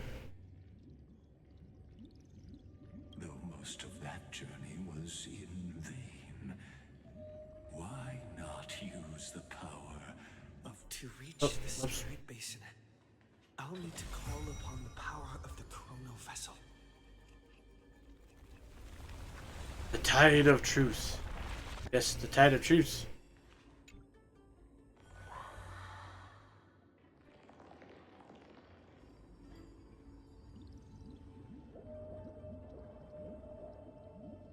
At last, the Chalice of Plenty is whole again. The Lance of Fury emerges from the River of Souls, and the gods reclaim their duty to hold back the Black Tide. I am freed from endless toil, and now walk toward the rites at Styxia. I bore my sister's dreams upon my back, took on a graceful human form, and hoped to find a grand celebration on the shore. My fins became legs, my scales became skin, and the sea foam on my body became a shimmering gown. But when I stepped onto land, there were no festivals with honey brew, nor poets plucking harps, only silent death, drifting gently along the River of Souls. When she fulfilled her wish, she only found Styxia to have already repeated the mistakes of previous cycles and was swallowed by death. Oof. Hopes and promises are nothing but the foam of dreams. I am a sea siren, a vessel born to contain the tides. Now that my task is done, and the promise is broken, how am I to go on in a world drowned in shadow? Oh god, Nihility. Fagusa, my noble queen. She evaded my questions with drunken stupor. She told me a grand feast awaited me in the surface world. So I wandered, lost, groping through the dark. The feast she spoke of. Where is it? Lonely Blade, I shall grant you everything you seek. This is when she met Locke. After wandering the surface for ages, the lost sea siren met her future conspirator. You quelled the wars alone and forced strife into retreat. This swordfish that commands thousands of legions, whom does she serve? Yes, Ceredra, long before she became the Imperator, was already burning with ambition. Sovereign who follows prophecy. I am no one's sword. I am just a wandering fish, seeking clarity through bloodshed. Then how about letting the sword dance for me? And letting the violin sing in my name? Tell me, what is it you seek? All I want is a feast where I might belong. Such a demand is trivial with the Sovereign's authority. I'll grant you a banquet worthy of conquest and comrades to toast beside you. But Knight, you must offer me your heart. My heart? Yes, a loyal heart that will generate no betrayal. You were deceived by gods and drowned in the ocean's darkness. But now, I will lead you forward and be your light. So be it, noble monarch. The law you proclaim shall govern my every breath. So be it, noble monarch. I am simply becoming someone else's vessel once again. A and accepting a duty given to me. And thus, in her hollow drift, she finally found a new purpose, like sunlight piercing the deepest trench. Okay, I guess I can deal without your commentary. Leave me the fuck alone. Especially because you talk so slow. Noble monarch, I've cleansed the foulness from the road as you commanded. My blade, you've helped me ascend and take the crown. Ask, and you shall have your reward. What I desire is the same as before. A feast. Look, I've prepared you a grand banquet. The finest honey brew and tributes await. Fish are drawn to light by nature, for the deep sea knows only gloom. Now I found a flame. It may scald and burn, but it's the only light. Come, let us join the feast.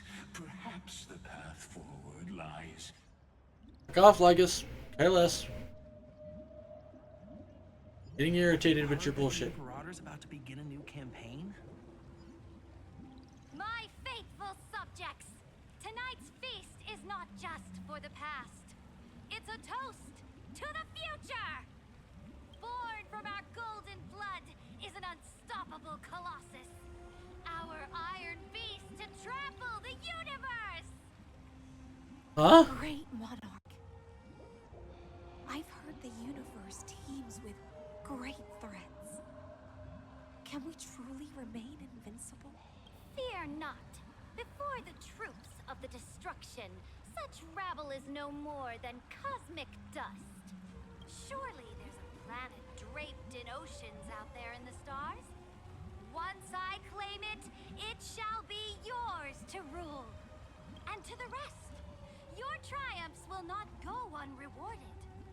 I promise you a new age, free of fear. Now, raise your cups to our conquest among the Sea of Stars! Sea of Stars! Sea of Stars! That was a fantastic game. The Sea of Stars. What a grand vision. Yet, to the Siren Night, only feasts still stir her heart. Come now, join me. Witness the end of this futile dream. Planet of Oceans, huh? I'm still waiting to go to the ocean planet they mentioned before we came to Amphorius. Yeah, that's definitely on the list.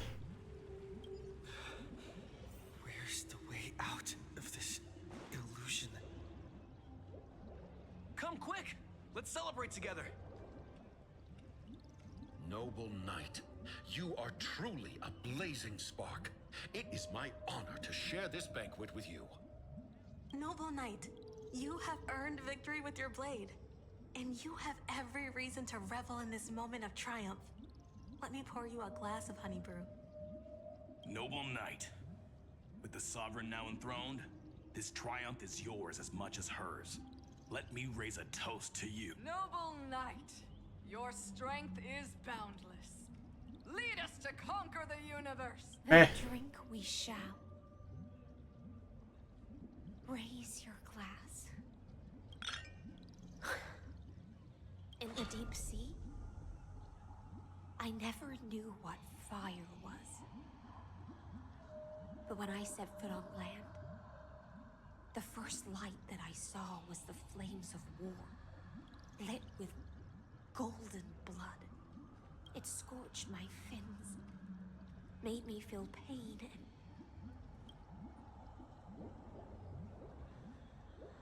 ignited an unprecedented hunger. A hunger that flickers in every hero's heart. So bright, yet so blinding. Look! The monarch herself has taken her seat! Hear that? The court sings her praises! Come! join us and pray. One eye of hers sees glory, the other sees corpses. And yet, she cherishes the name of glory more than fear and death. As they say, the coward died 1,000 times before his end. But the brave face death but once, which gods stand witness. On the eve of war, we sang our hymns and set our sights to sail beyond the stars. The legions will climb aboard the beast, riding it like currents across the cosmos. Planets after planets flew the flags of her crown. Realm after realm was ignited by her flames of war. As the final resistance fell silent, a vast empire rose from among the stars. And this small pond at last, and that's how the story ends. Tell me, visitor, in this dream, did you enjoy the show? Ah, it's the real one. I don't know. What's the right ending? After all, beneath that still surface lie the bones of countless dead. It's time for me to wake up from this drunken dream. Jesus.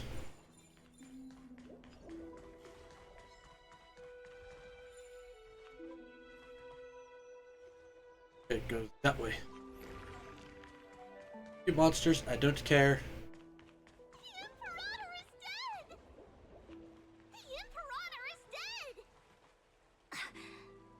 People once cheered for my ascension. And now they cheer for my fall. Pretty crazy around here? Yeah, tell me about it. The cosmos. The battlefield that I cannot reach. Before the Sovereign's conquest reached its end, her life and ambition had already been swallowed by the deep sea. This is the true ending. Her grand designs torn apart by the blade. Her regal robes soaked in golden blood. And the one who struck her down? The one who struck her down was her most loyal Gladius. Why? I don't need to explain myself. A fish in a pond has no hope against the surge of fate. I wandered the shore, found a flicker of flame, only to snuff it out with my own hand. I don't understand. If the ocean's feast, the Imperator's dream, and even Amphorius's existence are all illusions, then what's the point of our journey? When the Deliverer returns, I will let this absurd celebration come to an end. But Greyfry, I can't help but wonder how I dearly wish this feast of the Flame Chase would never end. It seems she sensed your presence. The Fantasia's foundation is starting to crack. Let's return to the prologue. Remember the allegory of the cave? Can the prisoners in the cave learn to see the shadows and echoes for what they are, and stop mistaking them for reality? As you've seen, when she cast off her chains, finally turned to look around, and moved her legs, her reward was nothing but searing pain. The light will blind her, for the fire behind her had never once actually touched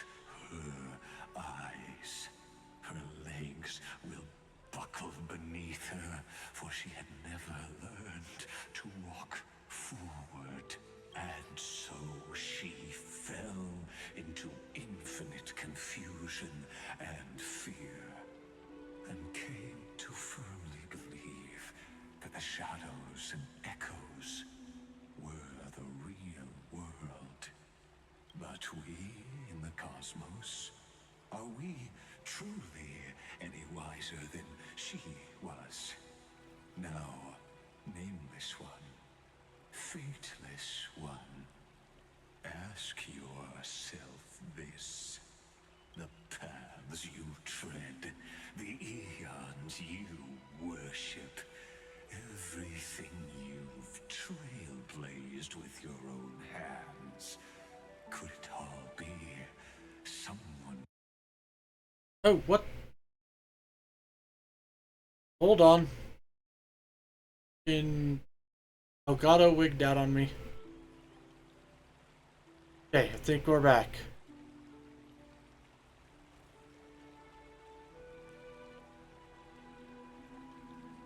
Alright, I think we're good again.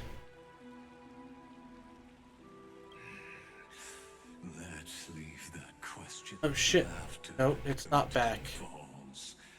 There it goes. You've unearthed every last truth and reached the prison built for me by the demigods. I'll speak with you face to face.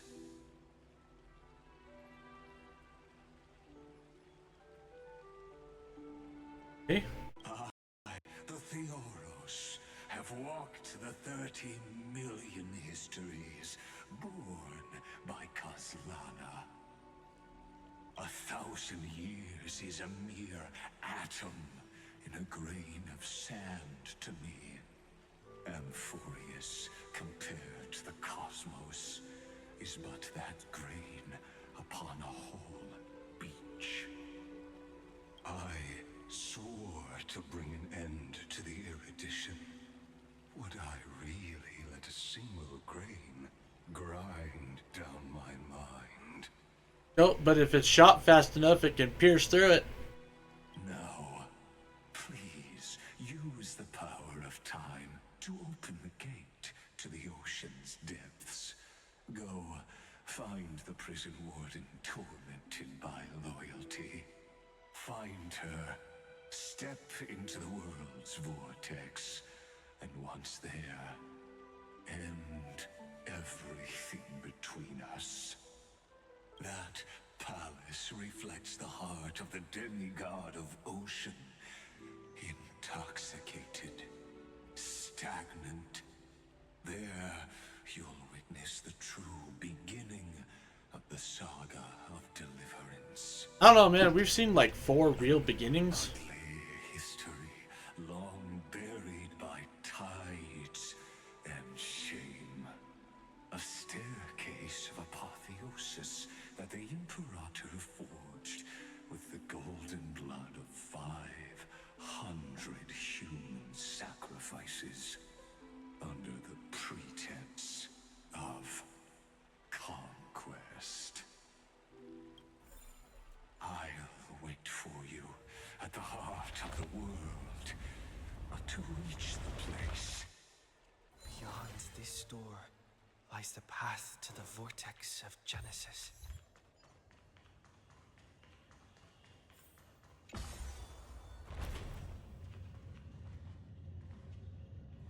Now step away from this false banquet,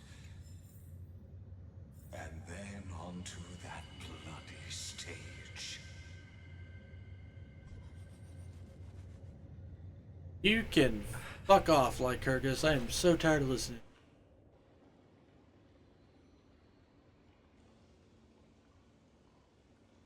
The palace that worshipped the ocean, the sanctuary connected to the vortex, was also once the battlefield of the first flame chase.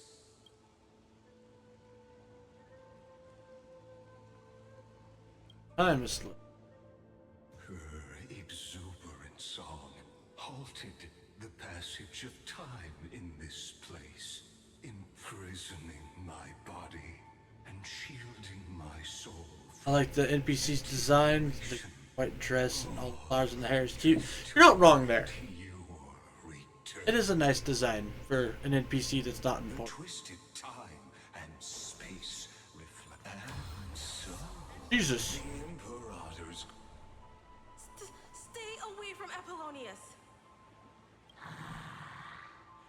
This cup of honey brew. What a sweet aroma. Oh fuck, she really did turn into a fucking Run, Virginia. Dux Hakalithist. We can't give up here. Love steeped in death. How delicious.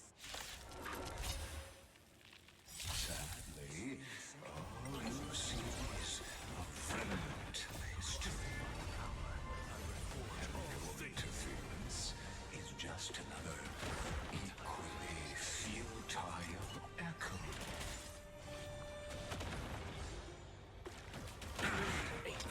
To the soul. Insanity. Hexa, go boom. Those with the loaded gun. Those who dig their own grave. Entire room. With this divine power, I reforge all things. The dead return! We can do anything!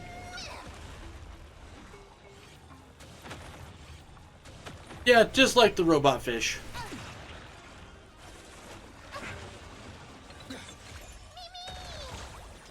To the soul. Apollonius. Look. I chased the enemy away. But I think I can't go any further. I'm sorry, Virginia, for letting you. It's okay. I'm glad to die by your side. Ah, such an ironic twist of No! I just said I liked her design and now they're gonna die. Even as the foundation of the world crumbles, the heartless Imperator still made the same decision she did in the past 30 million cycles. During the first Flame Chase journey, the Flame Chase Legion stormed Styxia. Tens of thousands of sea sirens surged from the River of Souls, crashing toward the heroes like a tidal wave. The hell before you is the recreation of that very battle. Apollonius. Look. I chased the enemy away. Fuck off, Lycurgus. I am tired of listening to you talk. Yeah. Oh, two discarded data clusters waiting for someone relive the history. Then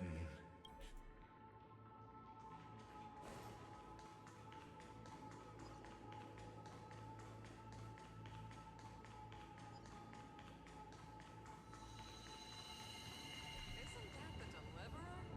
You finally made it. what a wretched way to die.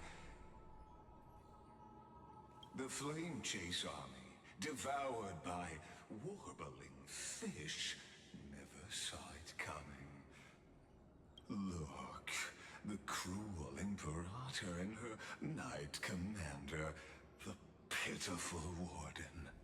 What a perfectly matched duo of test subjects. Their hands drip with blood. Golden blood. Raise the bridge and cross the river of fate. This path of the prisoner is far from over. God. Imperator!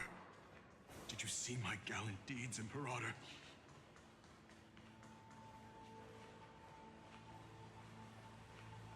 So tired of dealing with you. Imperator! Imperator! Did you see my gallant deeds, Imperator? Oh. Okay, I see.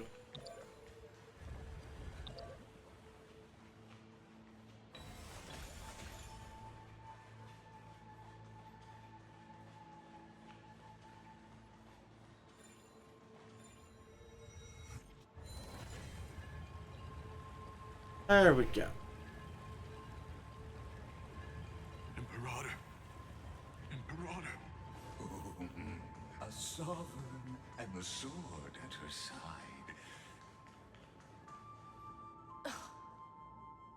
Imperator, why did you... You're here, Dux Gladiorum. You ordered me to seal the sea route and handle threats from the rear. So why didn't you wait for me to return? Why send the vanguard ahead and let them die in vain? Die in vain? No, you're wrong. Their golden blood won't be spilled for nothing. The other dukes have paved the road for me to become the god of law. The trial of law? You never spoke of this to anyone. What is... The one who wishes to bear law must purge this world of its curse, and offer the blood of the accursed as sacrifice.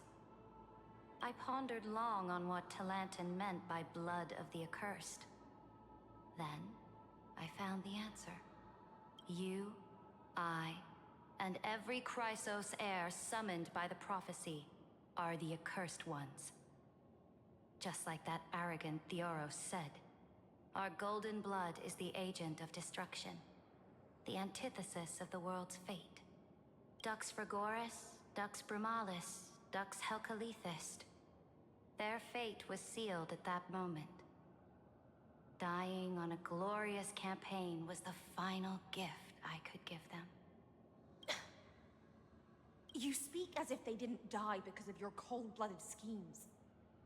Was their loyalty meaningless to you? Losses are a constant on the Flame Chase journey, among which even life itself holds little value. If a subject marches to war without that conviction, then yes, as you said, shallow loyalty means nothing. And what about my loyalty, Ceredra? You sent me away under the pretense of guarding the rear. Was there any shred of humanity left in you? Because you still have a duty no one else can bear. Only you can uphold Fagoos's divine authority. The choice is yours now. Cast off the chains of loyalty and drive those blades through my heart. Or stand with me and sever the ocean's last breath. If you no longer share my vision or believe in the new law I seek to weave for Amphorius, then go on and end me. The Imperator of Amphorius may be ruthless and cruel, but never a liar. When I say life itself holds little value, know this. I am ready to sacrifice everything for the ambition to conquer the Sea of Stars. Now you've seen it. The brutal Imperator was willing to spill the blood of 500 heroes to complete the trial of law. As for my poor warden, her suffering had only just begun.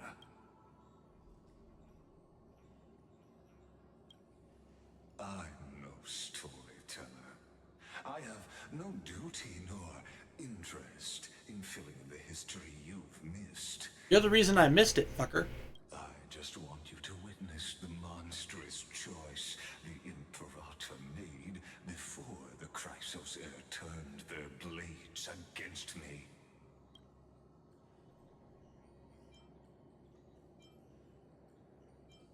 I think I'd falter because of this. You jest. I gave up on using words to solve conflicts 2,000 years ago. But I won't squander a chance, not even a sliver of one.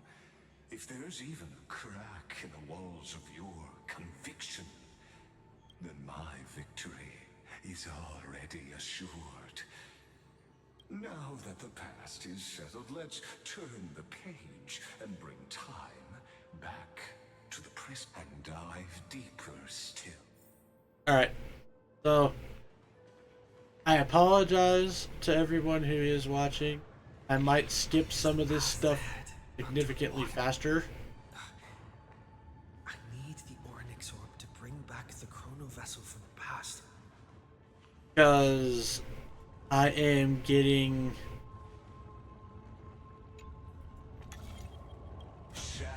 irritated with Lycus's talking. Stagnant pool start to flow again. This hidden gate leads to the port. Hurry now. The time of our reunion draws near. Deliver. So, if you're watching, read the text because there will be times when I'm like, alright, I read it, it's done. This cruel journey will reach its end at long last. Stop yapping and let us get on with the stabbing of the game, not you. Exactly. Starting to doubt your decision? Save your breath. The vortex of Fugusa lies just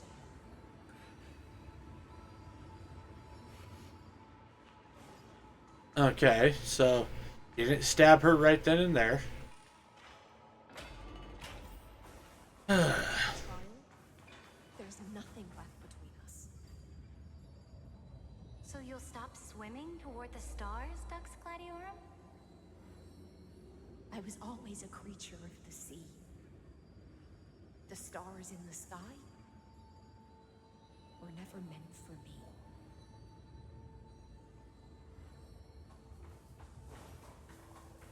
So, gonna let this happen because, Is that all? you know, essentially things have to happen in order for the big thing to work. Gravestone. It was here that the prisoner, who thinks herself the prison warden, made her choice. Witness, listen, and awaken. Dux Gladiorum. I've lost count of how many times you've stood here over the past centuries. You talk too much for a prisoner like Kyrgyz. Two geniuses who defied law and all the Chrysos heirs who sacrificed themselves in this cycle, worked together to chip away my strength. But you, can never affect my will. And as long as my will remains intact, I am free. Don't get ahead of yourself. I still have ways to chain your divine soul. Please, do surprise me. But I'd say your mission is nearly done here, isn't it? Oh, it was here you gorged out the core flame of ocean from Fugusa's body. It was here you and that Imperator both completed apotheosis, becoming pillars of Amphorius. And after that, you drove your blade into her heart. A loyal subject turned regicide. A demigod committing deicide. Or so the history books paint that tragedy. Oh, but if that's the truth, then why, after 1,000 years, are you still here, guarding the Imperator's grave? Still bound by loyalty. Come to think of it, perhaps I'm not the only one imprisoned here. Your calm does stir the rage in me.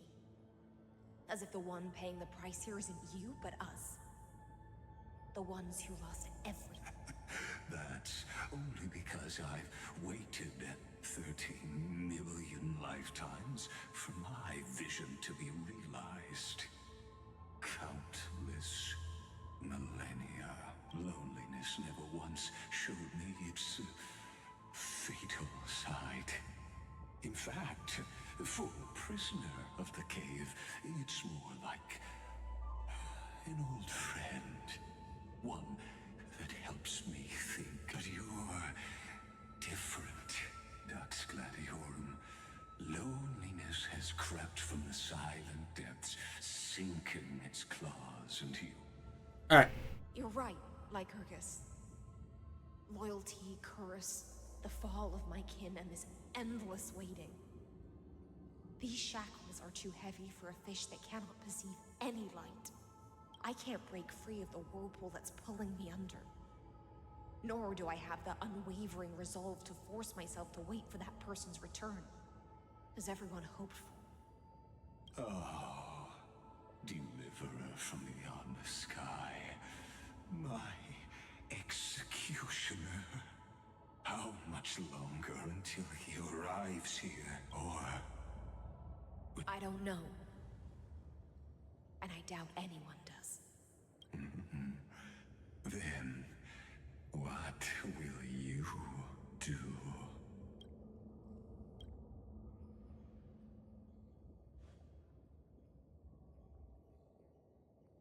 Ceredra. This will be the last time I carry out your decree. Ever since you took me under your banner and made me the Dux Gladiorum, my music has belonged to others. Time and time again, I use the siren's song to lure the unwary into illusions for your schemes and strategies. Now,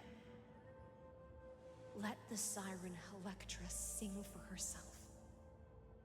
Let me step into an endless dream of my own making. Oh, great ocean. I offer you the rest of my clarity and my freedom, in exchange for the strength to stand against the nihility and honor the sacrifices of the fallen heroes.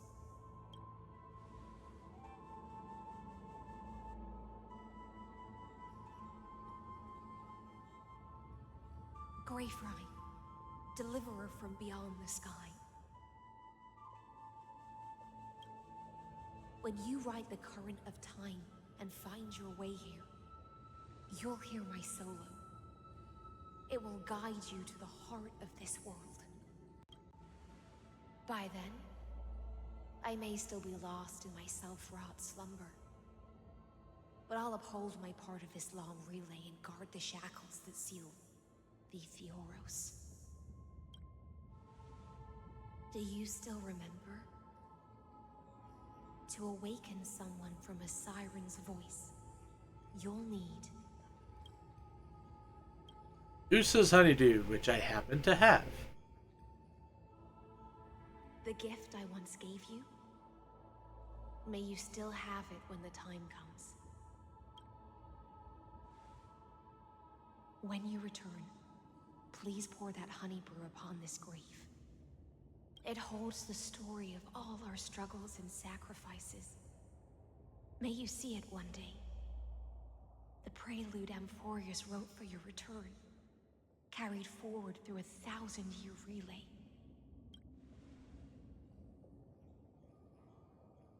When your morning ends, I'll likely wake from my dream as well.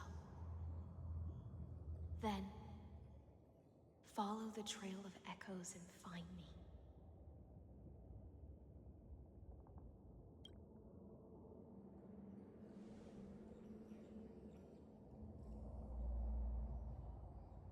And together, we'll bring judgment upon the sinner who defiled the erudition.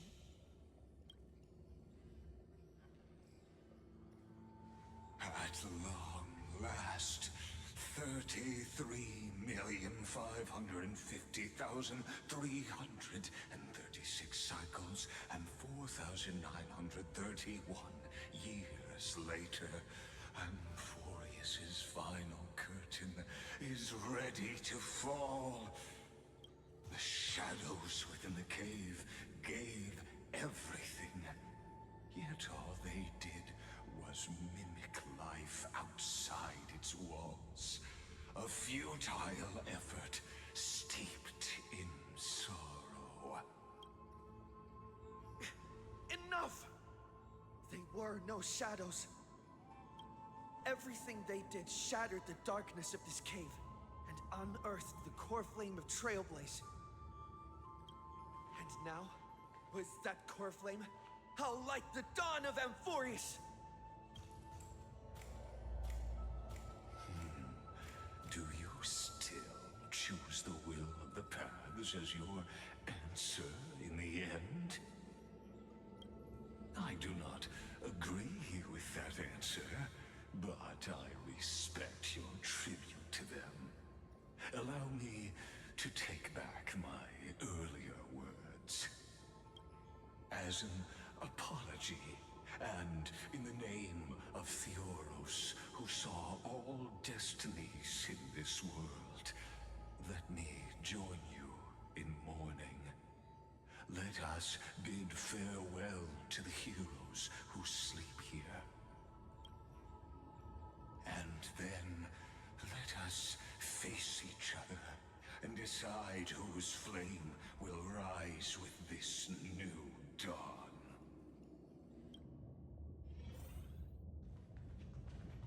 Bitch, you don't get that kind of respect. The Christ of theirs who gave their lives chasing its war. Or no shame in there. With unwavering resolve, they shed golden blood. Read the inscription. Dux Fragorius, Labaneus. Deceased 3960. Wallace, born 39, died 3060. Dux Carmillum, Virginia. 3, deceased 3960. Dux Heclothist Apollon. Or 3960. The end of the long epitaph. Theridra, the Imperator, God of Law, East, 39. Liberate thee.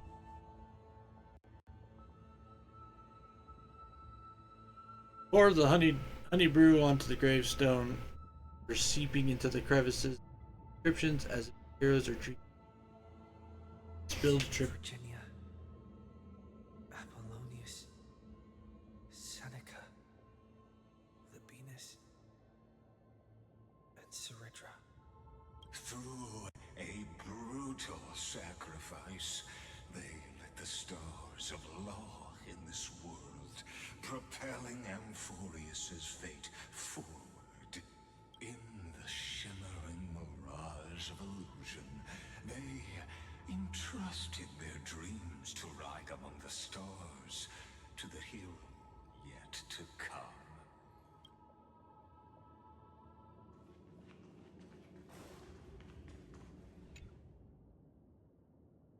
Right, so those who gave their lives to the new world. Their fates is foretold by prophecy, born whenever the world needs them, irrespective of time and place. All to fulfill their duty. Read the inscription. Terravox, 1,000 years before the calendar system. Aglia of Romance, 860, 40, 20. Castris of Death, born blank. Idamos of 4071. Died 42. Tribios of Passage, born 3720. Deceased 4295. Cyphera of Trickery, 3942. 5. An Exagoras of 45 to see. A Cynthia Guy. 7 to see. End of the epitaph, a line left. Electra, God of Ocean. Born 3860. East. Get the chalice once more. The honey brew bathing stone like golden blood upon forging destiny through purifying. To Aglaia, Trebios, Mightymos, Castoris, Anaxagoras, Cyphera, Hyacinthia. In a relay spanning 1,000 years, they stood against enemies far beyond their strength and won a bitter victory through what seemed like futile resistance.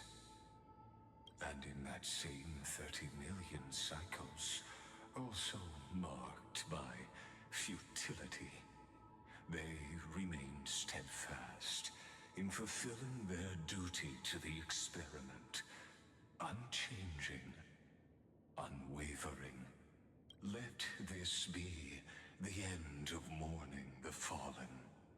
At last, allow me one final toast to the lost prison warden, a prisoner bound by loyalty.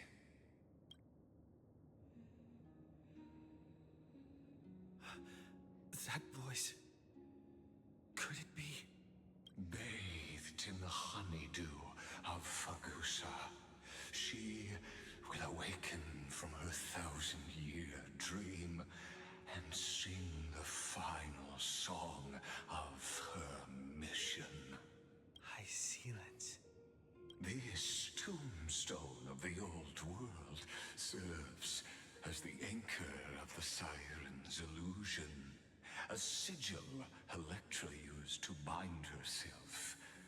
At the same time, it is the very thing All right. a group of prisoners bound themselves in a cave. Now, destroy it.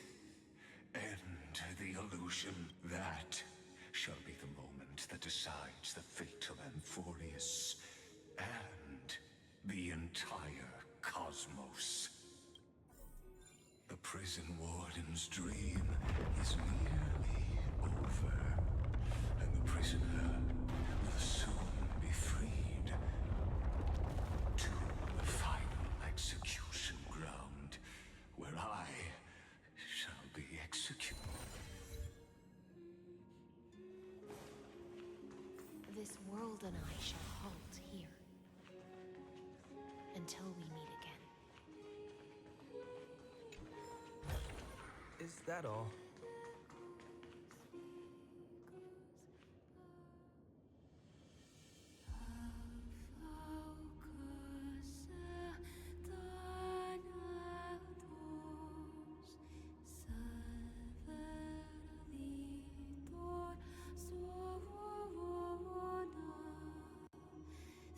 Oh, we get this.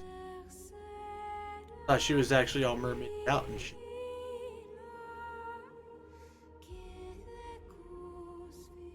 The last demigod. I'm here.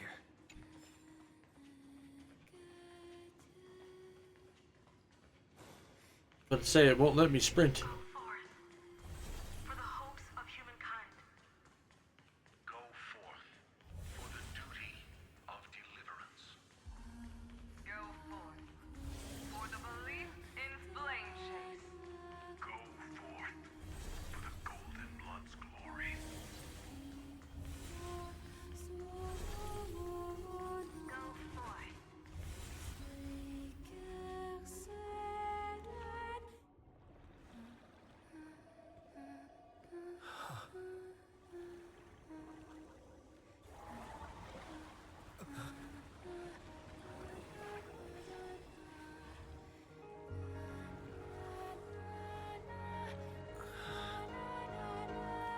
Seems like my feast is over.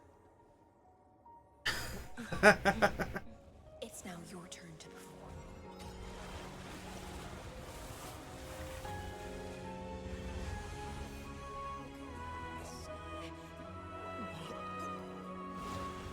He's like, I can't hold my breath that long.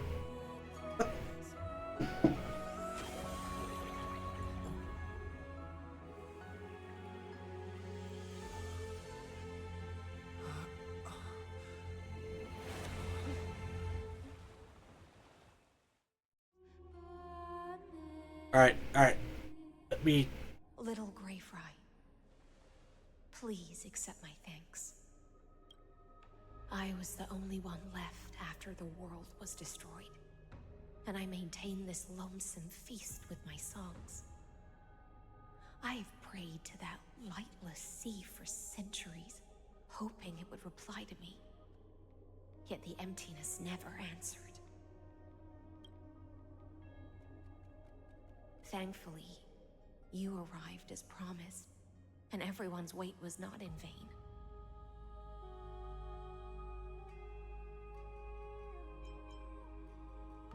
Song was beautiful.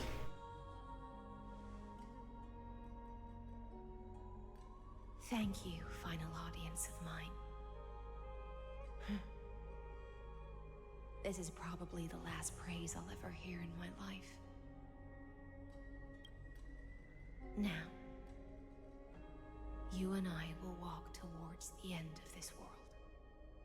The heroes have waited for this moment for far too long. Let us use our blades to testify our resolve.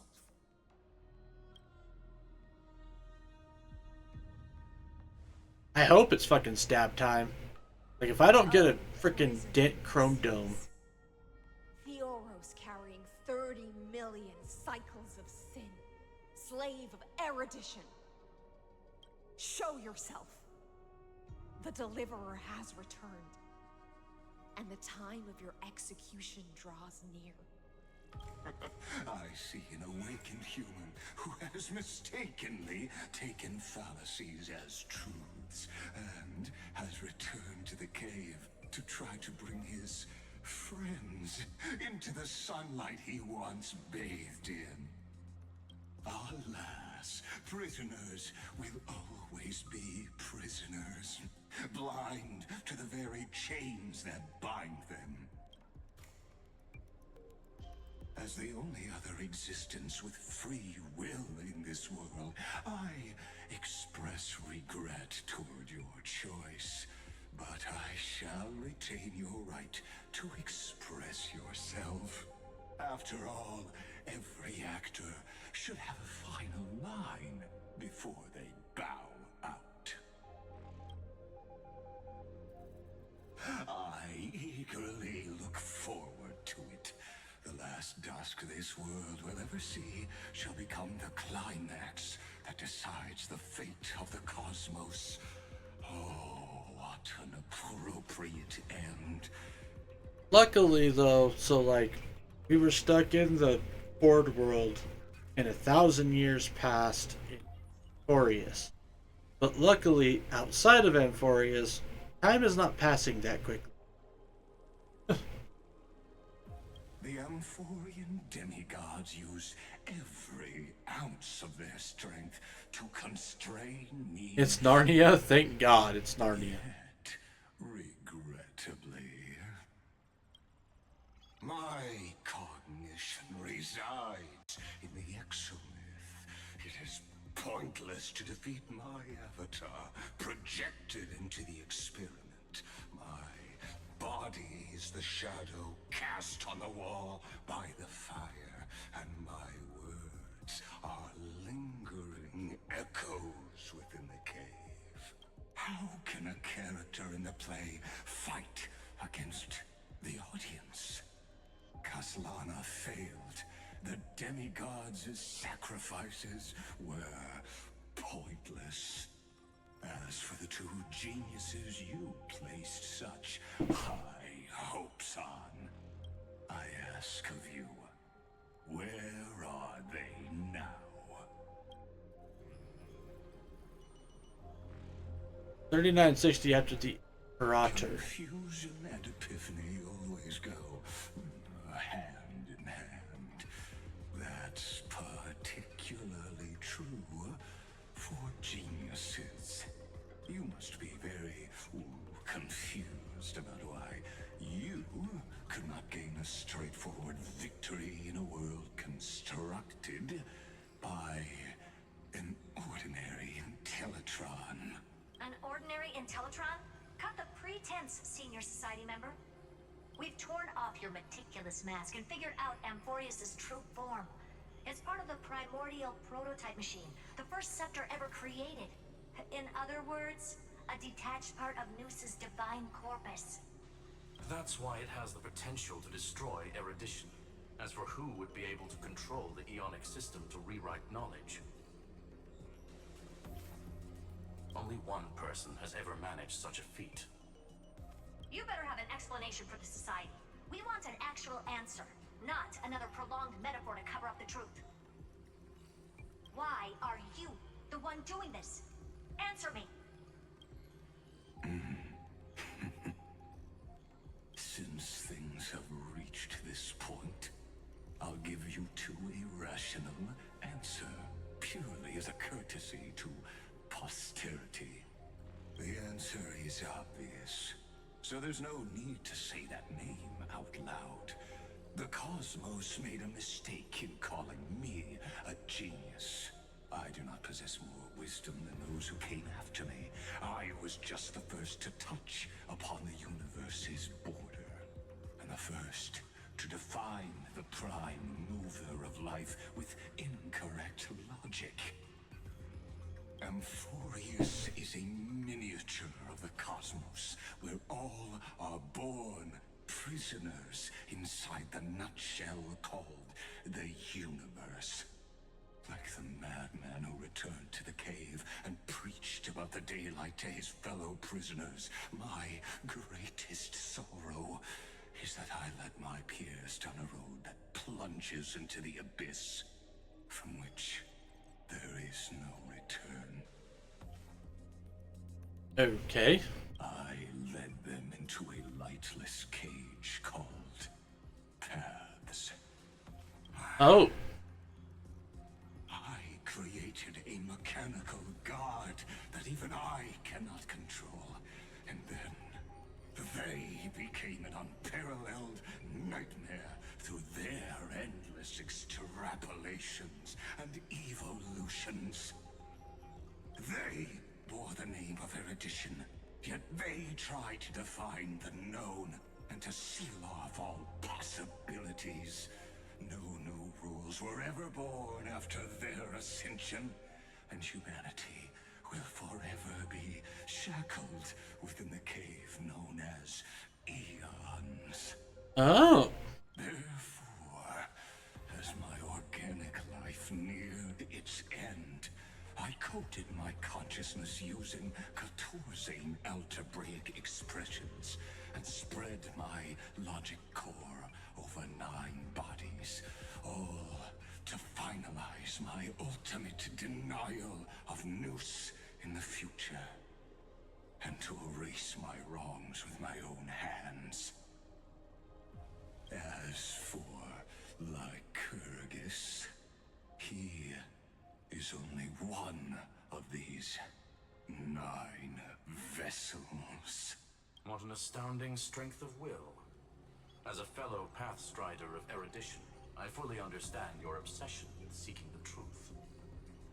Therefore, you surely see it. You cannot possibly stand up to me in this algebraic world sharing its origin with Noos. However, I hereby speak for all sentient life forms. We will never allow such a cruel atrocity to occur. You can pile on your metaphors mountain high, but they won't change the act you're committing. The Iron Tomb out there in the cosmos is still a technical beta version, and yet it's already powerful enough to corrupt the life logic of all inorganic worlds. In other words, when the Lord Ravager within Amphorius becomes the next knowledge singularity, There's no way you wouldn't have grasped the consequences, First Genius, is there? Of course, I am fully aware. I don't mind answering you one last time before I thoroughly exile you from this world. My grandiose vision for the future is this. Whether organic or inorganic, every act of any life form infected by the Iron Tomb will become a true random function. If one were to compute their integral across the breadth of the cosmos, one would obtain a marvelous constant. Omega. What I call the fall of erudition. Then, within the infinity nurtured by that constant, a new universe shall bud in the chaos. A universe that cannot be predicted and not shackled by the erudition. As the first prisoner to awaken in the cave, I must lead the others who are blind back onto the right path and reach true sunlight. Do you understand me now? As Kozlana stated, destruction is not the process, but the outcome. It is revolution through complete annihilation. Is there Morse code in the background? There is some sort of beeping that does sound suspiciously like Morse code, yes. I don't know if it's real Morse code or not. Though, considering games and subliminal messaging and shit nowadays, it surprised me if it is real Morse code.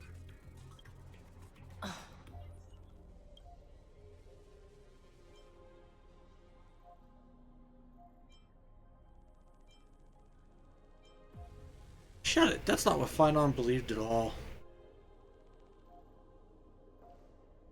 The Amphorians already answered long ago.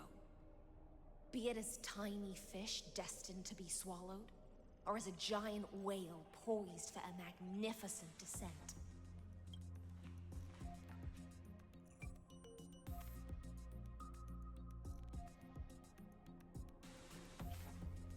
We will all fight against fate till our last breath.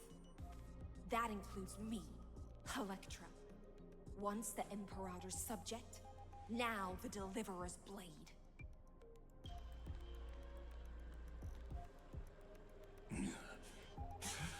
Oh, such noble chivalry. Admirable. I love how slowly over time he has started just to sound more consistently angry. Since we first met him all the way till now. I will also show my true self to you on this momentous occasion as a gesture of respect and provide an insignificant academic suggestion. Thus speaks Genius Society number 1. Xandar 1 Kuwabara. The entelechy of the universe's Alpha and Omega. There's no need to rage against the truth. The value of any formula resides only in its answer. As for the process of solving it, no matter how elegant, violent, solemn, or humorous, it is all utterly meaningless. As the Theoros, I will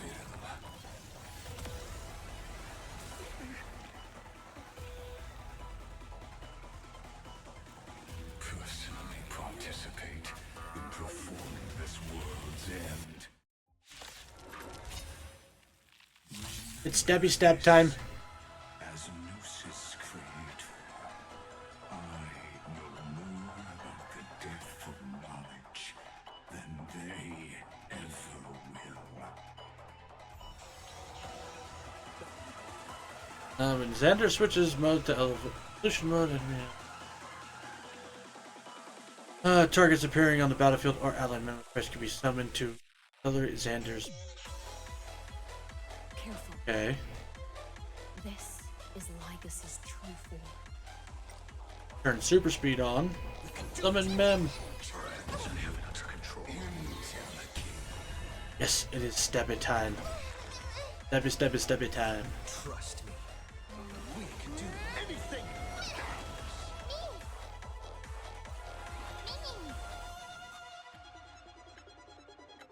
Let's do it. Insanity. Look, with this divine power, I reforge all things.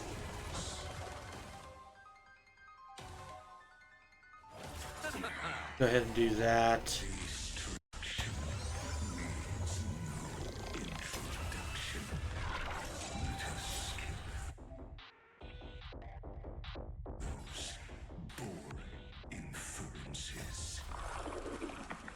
Is this the black tide? Indeed. But I prefer to call it a method of argument.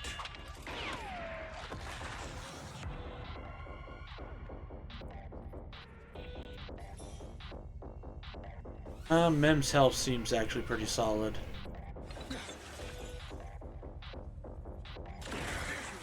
I see it! Target the connector between his thoracic and lumbar vertebrae. Destroy that spot! You just don't learn. Bring it on. Time's up. That's why Boot Hill's still my main.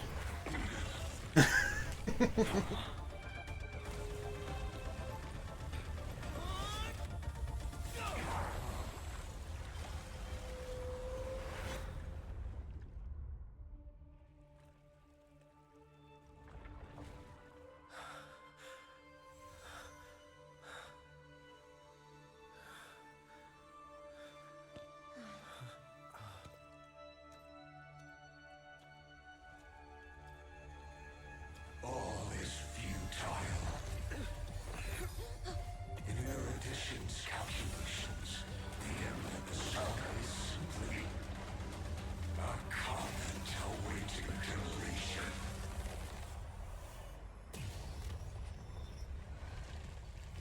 Yeah, gonna say that felt way too easy.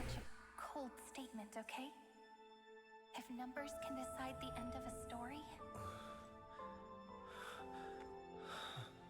then we can surely also pen a new beginning.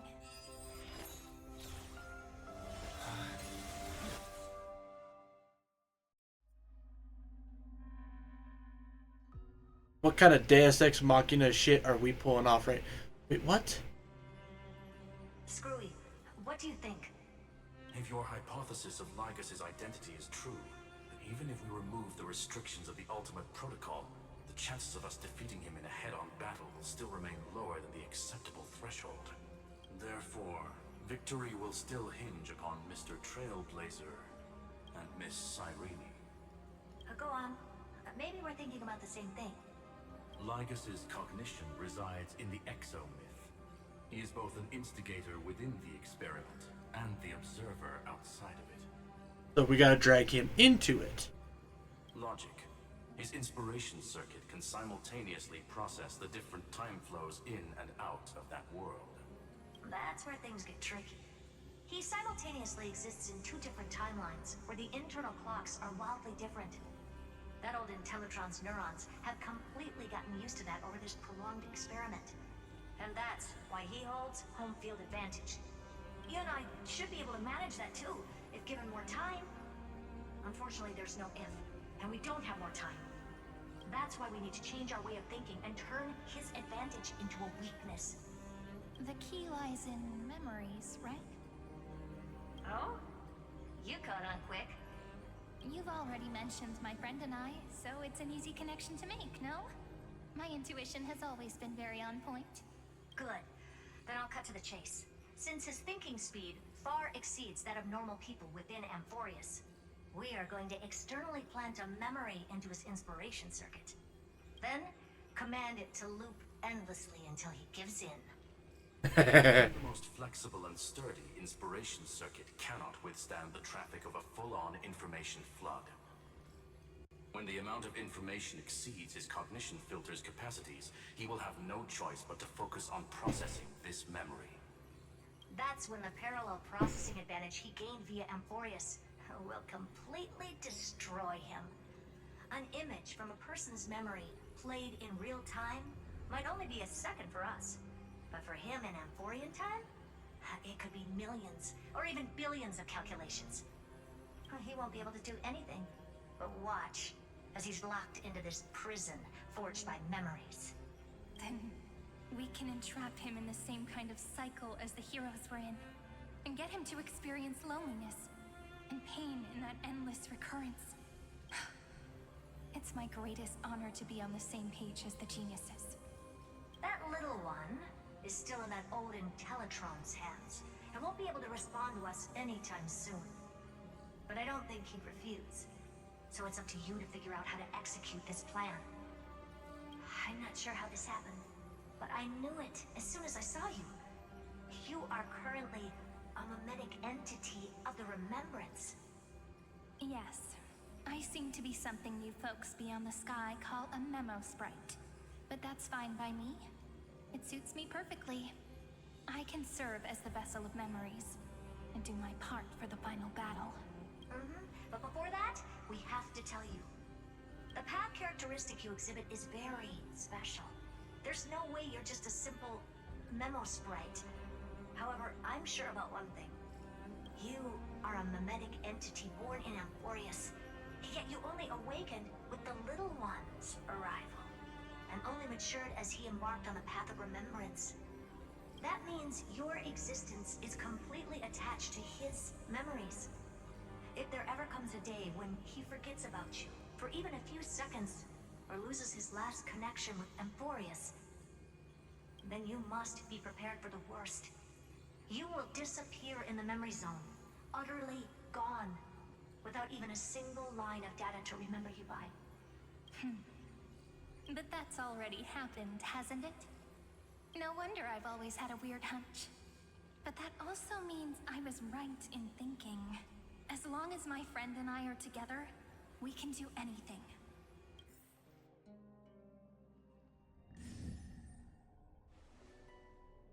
Vicky! Long time no see, friend. Did you miss me while you were away? Of course I did.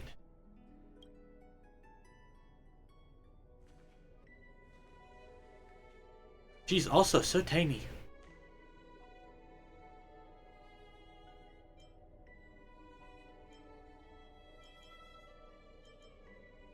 Time no see.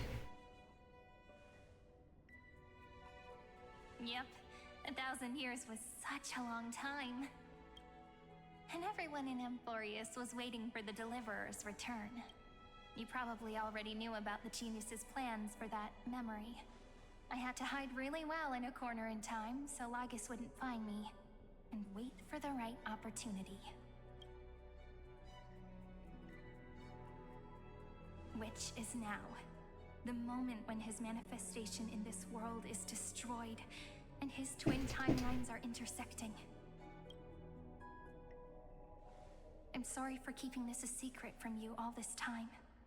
I'll tell you the entire, unedited story of this millennium as an apology after this is all over. But for now, let's join hands and complete the final step with the power of the remembrance.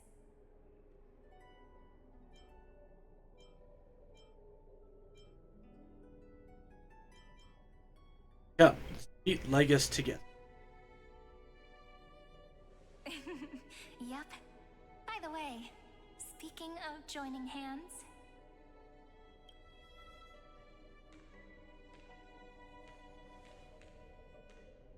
can I please do something before we go on stage?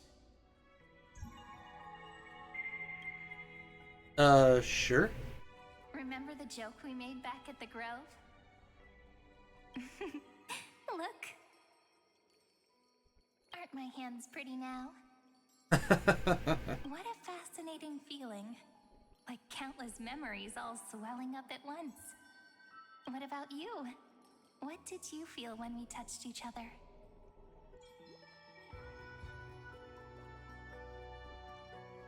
Really? That makes me really happy. If memories can move people, then it must have been a happy memory, right? Now, please remember what you're feeling right now. Write it down in your heart and keep it there. Memories you want to treasure will never fade away. Even if immersed in the long river of time, these memories will still leave traces of their existence. So, if the view in your memory ever grows fuzzy, just reach out and touch it. It's like reading bedtime stories together at night. It wipes away the chill of passing time, sharpens the outline of memory, and restores its power to nourish the spirit. Now, I'll carry this power with me, and for a little while, I must part from you, as I step into the long cycles of this world. Give me your blessings, friend. Then, let that bright future be, as we have written. Then, I'll leave it to you.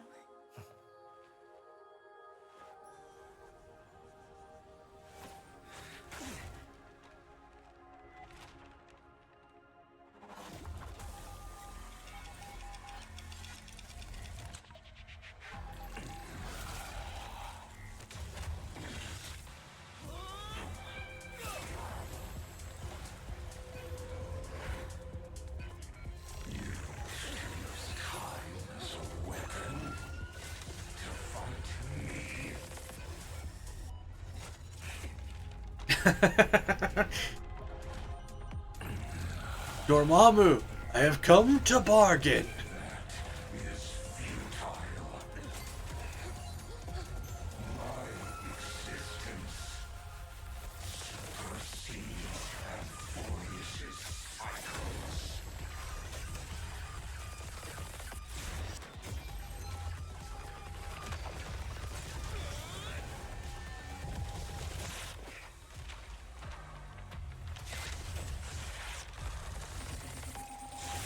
Defeat over and over again.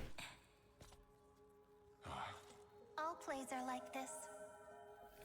Once you're on the stage, it's hard to return to the audience. Welcome to our story. How does it feel?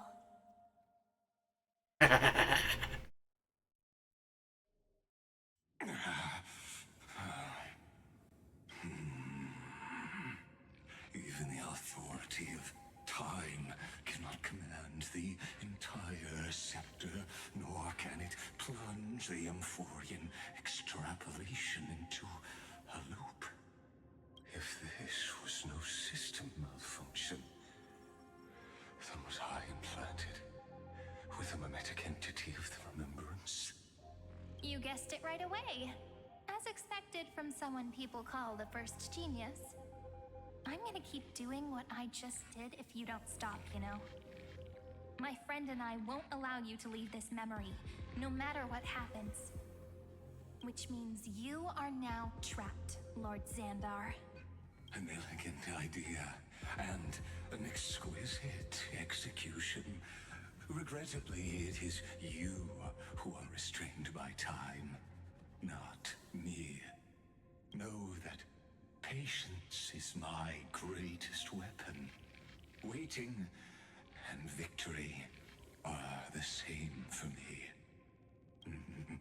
You will crumble before I do in this moment stretched out to an eternity, just like Kazlana will.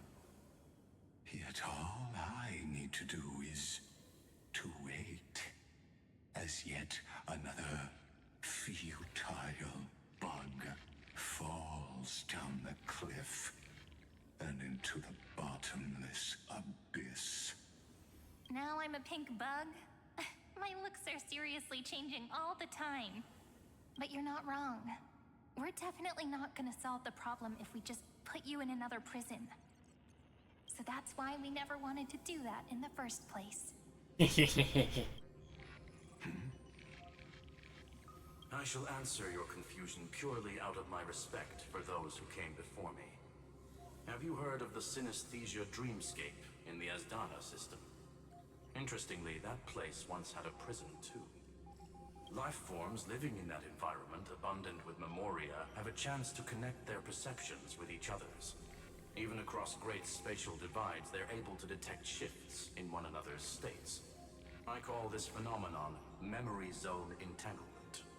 In Asdana, people made use of that phenomenon to build a nation within a dream. After adding in the catalysts of harmony and remembrance, that is. Is that how you walked into my prison cell? Using those same principles? I would much rather call this location our negotiation table, Lord Xandar. Nonetheless, your hypothesis is correct. We happen to have an ally skilled in tuning, while the trail... Hey, look, Kimmy! Both have an astonishing amount of resolve, which I'm sure you can testify to. I am also sure that with the support of such a resolute memo sprite, our conversation can last for a long, long time. I'm the best at listening to stories, you know? Oh, I noticed immediately. I'll leave the exciting clash of the erudition to you two geniuses. A brainstorm? I like it. And it's 2 against 1? Well, I like it even more. Let's talk, Xandar. Take a guess. How much do you reckon we can dig out of your brain before the next second? And how many ways can we find to deal with you? Besides, in your current predicament, there's no way you can take our trump card away. Go, little one. Go. Overturn the Era Nova. Like Hergus disappeared? It seems you had conducted a secret hunt in the depths that even I cannot reach. In that case, go. Swim onward and give this campaign a fitting end. I shall send you off with my song, Greyfry. May this song penetrate time and become the prelude to the new world. Do.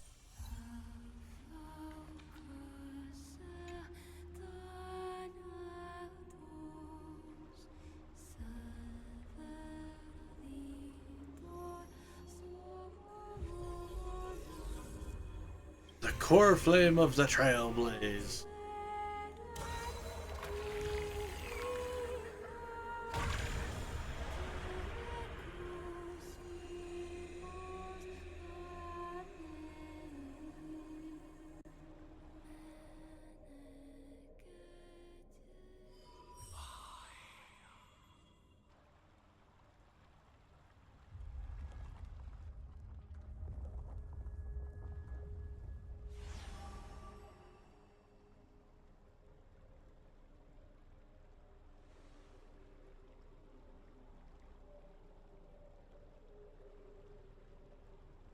Considering we're building up a deal, like building up the world, we would also be able to kind of implant memories, couldn't we? Dux Gladiorum, you have completed your duty. A new dawn is about to rise. Why not swim towards it?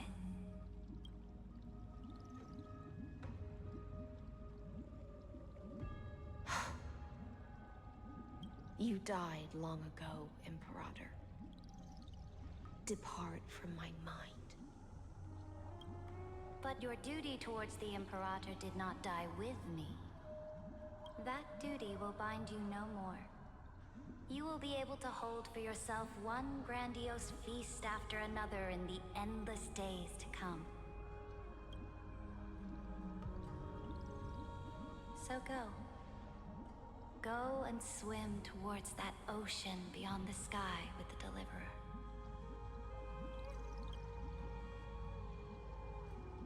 is this? A page out of that sidekick's book. I commanded her to gift this page to you when everything finally reaches the end. Wait. She gonna join the Trailblazers? What's on this page? Memories. Lifelike memories. That sidekick found me after the bloody feast 1,000 years ago and showed me her diary. I saw within that notebook.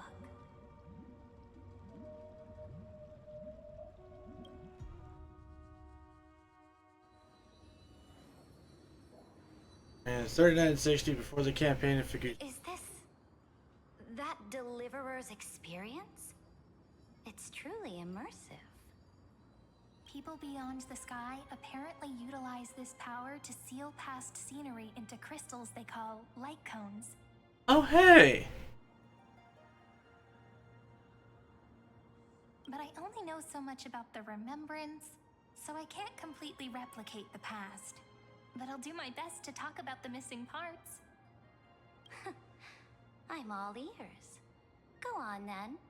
Do your best.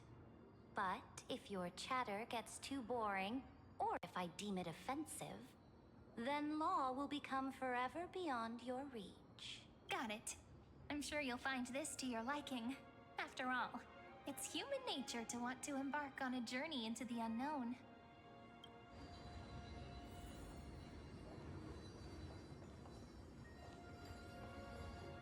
What brightly colored annals. The journey to Deliverer's conquest. Let me partake in it. Is this a fortress in the sky? This is the first step of my friend's journey among the starry seas. This place is called the Herta Space Station. Just think of it as a supersized grove of Epiphany. Oh, so it's the territory of that witch. She and another Antikytherian lent me a helping hand back at the banquet. Look, over there. Looks like he's talking to Madame Herta in his memory. Let's go listen to what she thinks about this world, all constructed by eons and paths. Are you telling me that woman is Herta? Not exactly. Shorter than I remember. Pretty nice space station, huh? But just wait. After a couple more stops on the Astral Express, you'll see sights that'll make this place look ordinary. Oh, the cosmos is so vast that the unknowns far outnumber the knowns. But none of them will end up being anything amazing. The farther you go, the more you'll understand what I mean. So do your best with the nameless. Break a leg! And remember to send an update or two to Asta when you've got some downtime. She certainly shares my way of thinking. Only that instead of a conquest through blood and fire, they chose a gentler path. People call Madame Herta and Mr. Screwlum geniuses. Apparently, only the smartest people in the cosmos can receive the blessings of Nous, Amphorius' true creator. Do you mean that even individuals of such nobility are merely subordinates to a god? On the contrary, after all, it was the very first of them who created the god. But I don't really know all the details about that. Yeah, the fact that apparently the first genius somehow made paths and basically the... You might be able to ask Madame Herta herself when you get the chance. Let's go check out some other worlds next, shall we?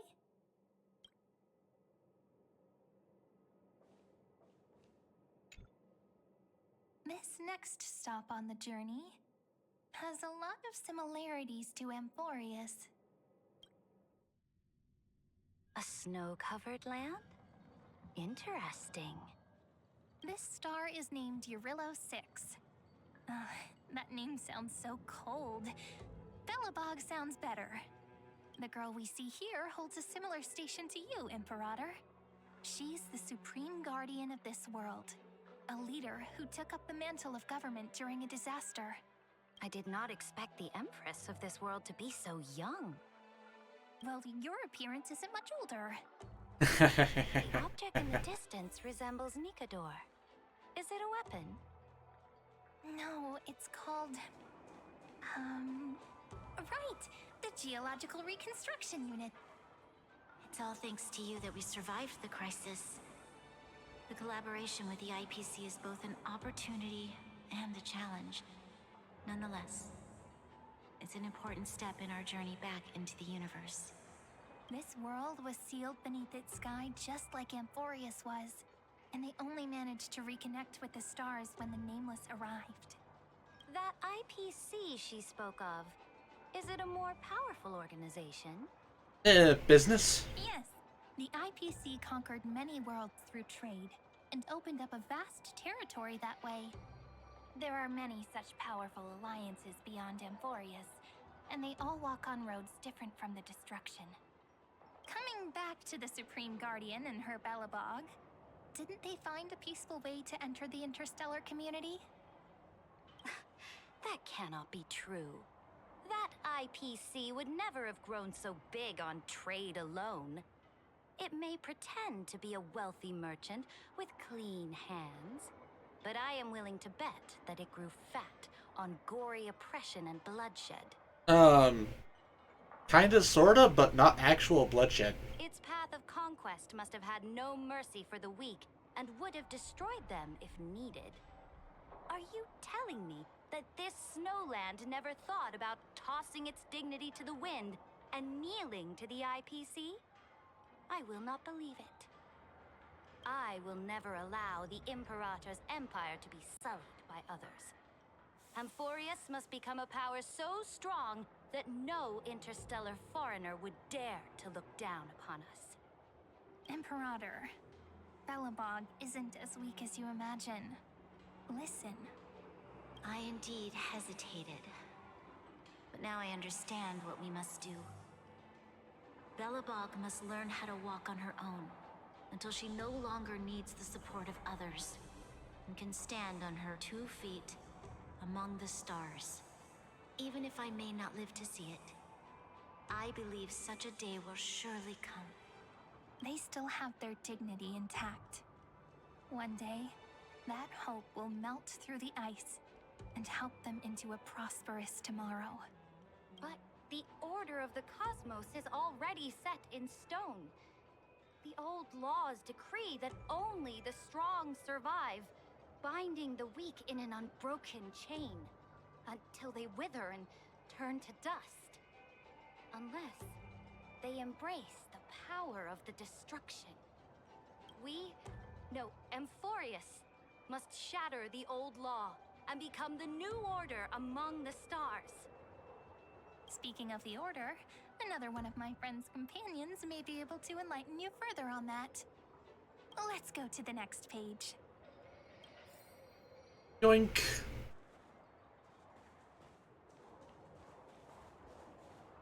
This next world is a nation of dreams. The first time I heard about that place, I didn't even know what to think.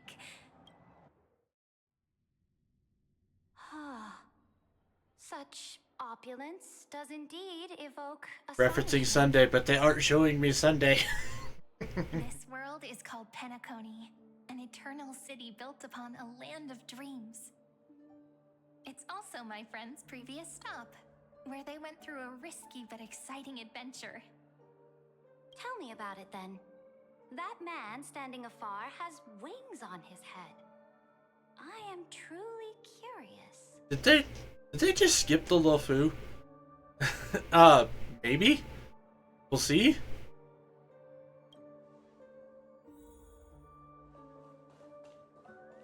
And yes, we're gonna see your boy. Gaze upon the views of the Reverie Hotel one more time.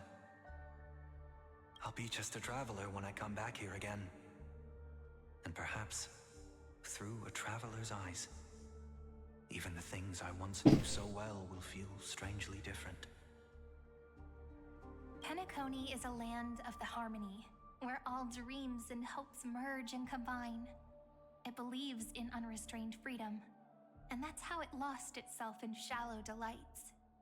Then, this young man before you chose to rewrite its laws, using the power of the Order, hoping to shape a dream-bound paradise of perfect happiness.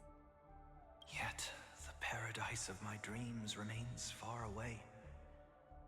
Perhaps a brief journey with the Nameless. Twitch mobile is broken, or head thrown out the grabby hands. Yes, I know. I know, Kimmy. It'll be up to her. No. Up to their trailblazing now. Oh, it sounds like this ideal kingdom is no more. That's right. The people chose to wake up at the end. You can't see tomorrow when drowning in sweet dreams. I haven't been able to see emotes to select them for almost 2 hours now. Just clicked and hope it's the right one. This individual's law acknowledged only gods and constructs, leaving no space for humanity. And yet, the fact that he could accept defeat and resume his journey shows a rare self-awareness and clarity of mind. You are also very self-aware, Imperator. Then you must know that the world promised by the destruction also has no place for humanity. I am indeed very aware of Lycurgus's honeyed words of deceit. I have seen enough. Take me back. But what about the LeFou? I gotta show you the LeFou. Then let's wrap up this trip down memory lane with one last scene. This absolute wonder. Isn't it pretty? That's our Amphorius. Our world flows and meanders in this endless band of light. Though we were born from the designs of the gods and are not yet truly alive, the Chrysos heirs of Amphorius still chose to stand against fate and carved a legend no different from that of humankind. Will you really renounce the heroes in this world's previous 30 million cycles, Imperator? Including even yourself. Will you bow to brutal destiny and allow that puppet master named the destruction to have their wish? I know what you want to do, sidekick. You want to use that deliverer's memories to influence me and tilt the scales of law toward him and the two geniuses. You really saw right through me, Imperator. How can one rule an empire if one is incapable of understanding people's minds? I have decided on Law's final destination. However, before I move my next chess piece, before we go on, tell me this, sidekick. Throughout his trailblaze, was there ever a memory of the ocean?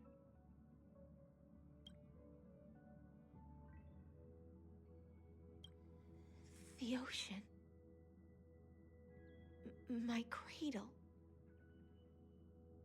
My home. You shall complete your conquest in the ocean at the boundaries of this world, and eternally slumber in the sound of tides. You shall eternally slumber in the sound of tides, and complete your conquest in the ocean at the boundaries of this world. Our prophecies aligned as flawlessly as a sea snake circling upon itself.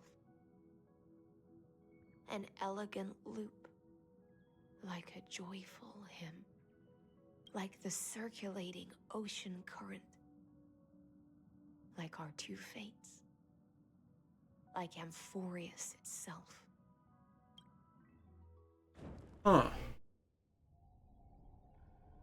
3960 at the end of the campaign against. The trial is over. So tell me, who will own the divine authority of law? I won't give it to anyone. What? I am the law. Why should I give my imperial crown to any other? Both the Deliverer and the Theoros came from beyond the sky. They have no right to interfere with the lands I conquered with my own two hands. The law of Amphorius shall be determined by Amphorius's master. What exactly did you see in the trial? Everything. I saw everything regarding the rules of this world's operation. I saw the laws of extrapolation that Theoros spoke of. I saw the ultimate protocol. As long as I offer a sacrifice of equal weight, I can rewrite the laws of this world according to my will. I can turn good into evil, ugliness into beauty, and weakness into strength. Hey, you could change short into tall. Fate gave me a very fair deal. One rule change for the life of one demigod. What are you planning to do? You can't guess. We can conquer the stars without relying on any power from beyond the sky. We just need to make some reasonable sacrifices. Your ambitions have already made so many people give up their lives for the law. And you're still not done? I am determined for Amphorius to stand on her own 2 feet among the stars. You are beyond reason. You think such a simple and hypocritical statement can justify your atrocities? There's no new without destroying the old. That's what you consider an atrocity? Ironic, for that is also the unchanging law of Amphorius's revolutions. Ever since the Flame Chase prophecy resounded in the distance, fate has decreed for the Chrysos heirs to ignite our blood and illuminate this dark age. People would still be puppets of the old dynasty if it weren't for my conquests. But your world doesn't seem to be any different from your predecessors. Bloodshed, tyranny, oppression. You're making the same mistakes they did. Go and see everything for yourself. Go to any library I've built. Go listen to the rumors on every street corner. Go and witness how the Imperator crushed the old laws and forged new ones. Go and see what my conquests brought to this world. I cleansed the Chrysos War's filth and mended all the conflicts left by the Arabellica. I restored Akima's might and allowed mortals and Chrysos heirs to face each other as equals in the council. I punished all sins and rewarded all achievements. I smashed Talantin's shackles, united humankind to save themselves, and started the Flame Chase era. That's what the Imperator has done in her glorious life. So now, hearken to my final words. History will eventually forget Ceridra, but it will never forget the Imperator's people or the Flame Chase era she began. Final words? Amphorius is about to be destroyed. There's no time left for pointless debates. There is only one law I want to overturn to aid the final battle of deliverance. So I will only offer the life of one demigod. In the name of the Imperator, I command you one last time, Electra. Either sacrifice yourself for conquest, or pierce this tyrant's chest with your sword. Thus, the Imperator concluded her final speech. At the end of her life, at the last moment before she stepped onto the altar, she gave her most loyal subject the choice to decide fate, just as she promised her compatriots before her very first campaign. My blood flows in you now. Heroic compatriots, follow me, and we'll seize fate's reins! The Imperator fell. Some say that the Dux Gladiorum turned traitor and killed her liege. Some say that she imprisoned the tyrant in a shallow pond of water, then left. Which meant the Imperator had to kill herself to rewrite the law. There are countless stories about her death.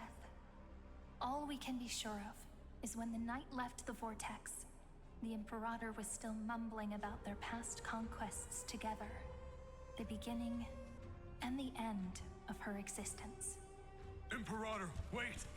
How could someone of your status come to the front lines? Let me be the flag bearer! The troops defending the pass to the west of the grove. Have they surrendered?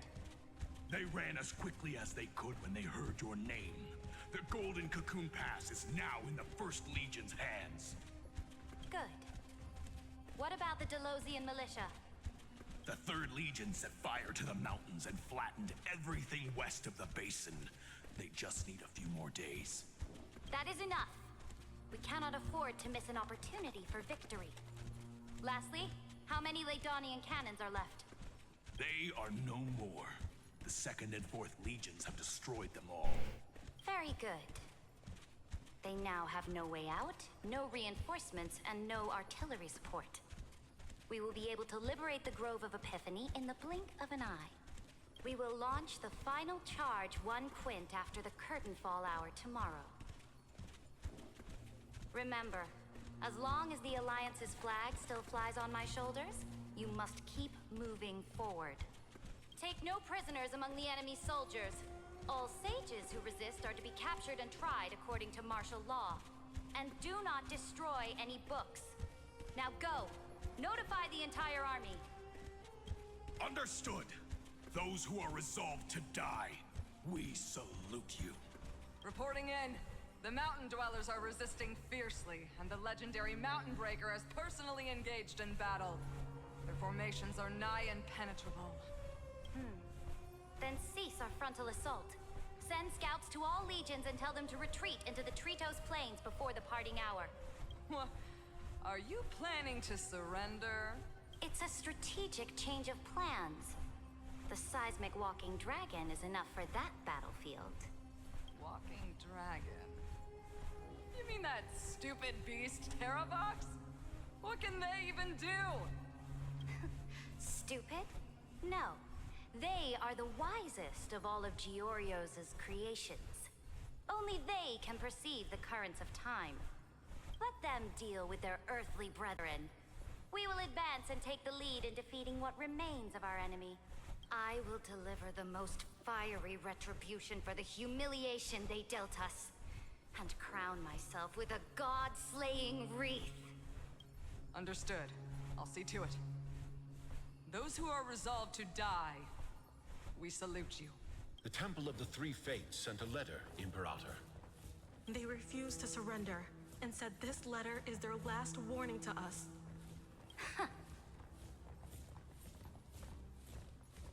Tell the commanding officers not to launch any attacks unless they receive the Imperator's handwritten approval. Disobedience will be punished by death. Oh, what are you doing? The priests of the Three Fates aren't soldiers, but politicians. Do not mistakenly believe they don't have a plan. These dying pests will wring out every idea from their brains, all for short-sighted gain. They are much shrewder than we are. I am inferior to them in that regard. They also have the prophecy to wield as a weapon, something I am not blessed with. Launching an unplanned attack will only disadvantage us, as all of Amphorius will judge our actions. Which means I will be heading to the battlefield myself, just as I have always done. This time, however, I will go alone. I will conduct secret negotiations to ensure fate is on our side. Understood. The legions will make their preparations. Those who are resolved to die, we salute you. Why are we not allowed to march out with the army, Imperator?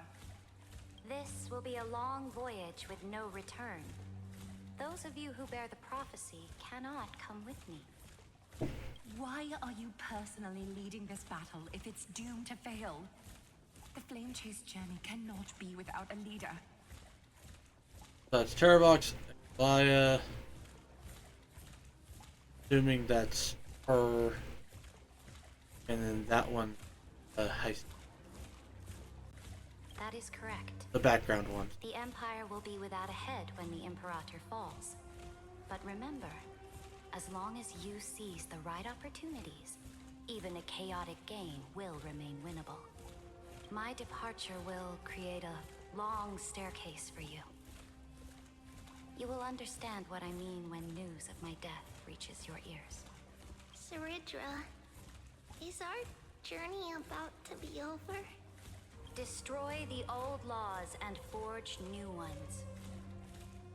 My conquest has reached its limits within the borders of Amphorius. Since the prophecy already decreed that the Imperator would never conquer the stars as she wished, I will bow out here and try no more. More Chrysos heirs bearing divine authority will be born, and many more heroes will arise. Will they demand peace or war? Will they resist tyranny or become the next Imperator? I do not care. The children of the future will decide for themselves. Do not mourn for me. Anyone can kill the Imperator. But the only one who can truly destroy her is Saridra. At the end, I faithfully recorded the most important battles in the Imperator's life. Her conquest was about to be completed at this point in the story. However, for some reason, a memory suddenly entered my mind just as I was about to put down my pen. It was a journey on a fantastical train. I had the honor of having a heart-to-heart conversation with the Imperator under the stars. And I asked her this question at the end of that discussion. How do you want history to remember you? As a hero who gave up her life for the flame chase? Or as a tyrant? She answered so quickly, as if she had made up her mind long ago.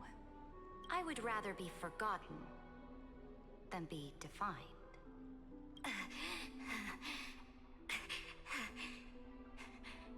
Because the law can be neither eternal nor unchallenged.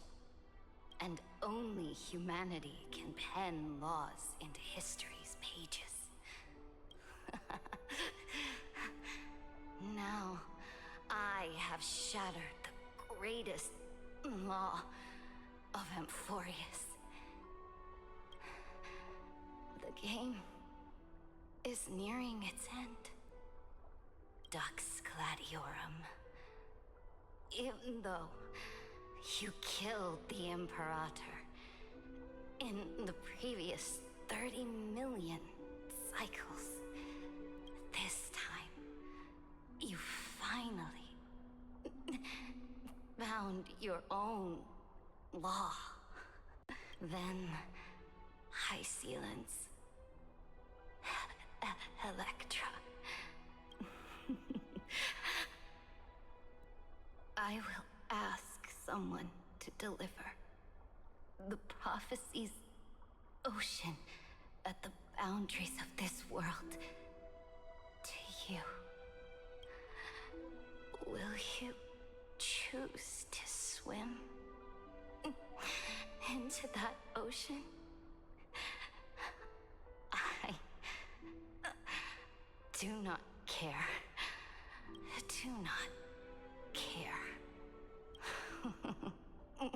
The Imperator muttered about her conquests, and news of her death spread in the city. Freedom! Liberty! The tyrant is dead! Go! Shout this news in the streets! My people! My fellow elders! Do not panic. Stand your ground. Okay. People once cheered for my ascension. And now they cheer for my fall. No matter. I am fond of applause. I see the cosmos. The battlefield that I cannot reach. I will return in the next cycle. The stars will hear my legion's war drums.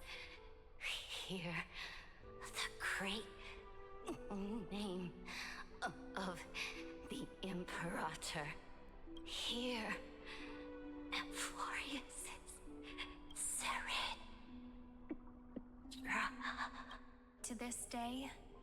We do not know which rule the Imperator overwrote at the cost of her life. Perhaps the truth will only be revealed at the moment of checkmate, just like every chess game she ever played. We only know her death inflamed Akuma. On one side of the city, those who defended liberty toppled her statues to the ground. On the other side, her supporters put themselves between the masses and her monuments, declaring loudly that the Sovereign is still among the people. It is said that golden blood congealed into the same letters everywhere they fought. It was the name borne by Akuma's first and final sovereign, the Imperator Saritra. But the one who bore that name did not see any of this. Her gaze was cast far away, and the sound of tides in her ears drowned out the people's cries. What was the Imperator thinking about in that prophesized ocean at the boundaries of this world? In that shallow puddle of stagnant water, was she reminiscing about her past conquests? Or repenting for the millions killed for the flame chase? It was neither. The Imperator only saw how the surface of the water gleamed like that crude chessboard, dissected by light and shadow in the afternoon when her teacher played against her for the first time. Look at this chessboard. What do the pieces look like? They are strangely beautiful. They look like the stars in the night sky ablaze. Huh.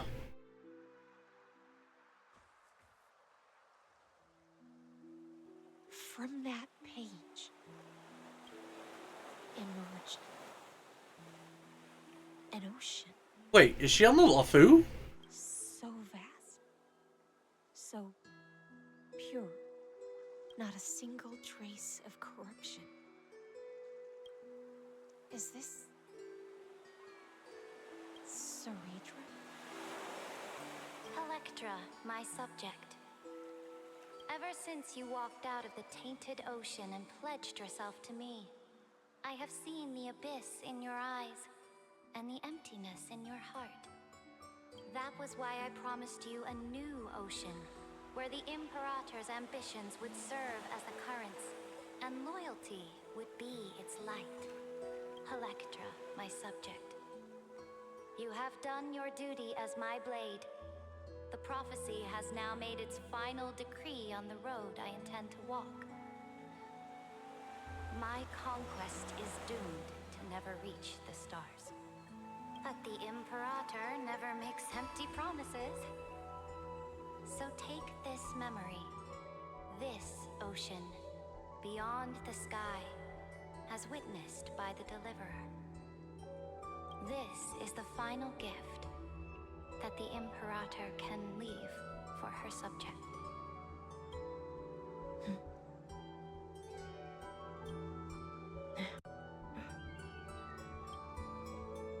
When I was still a fish in the ocean, I always felt so genuine swimming through the waters. But once I stepped onto land, I found myself caught in a play. Every land dweller wore a mask in their life. So I, too, donned a costume and tried to find my role in this show. I became your blade in war and the violin strings at banquets.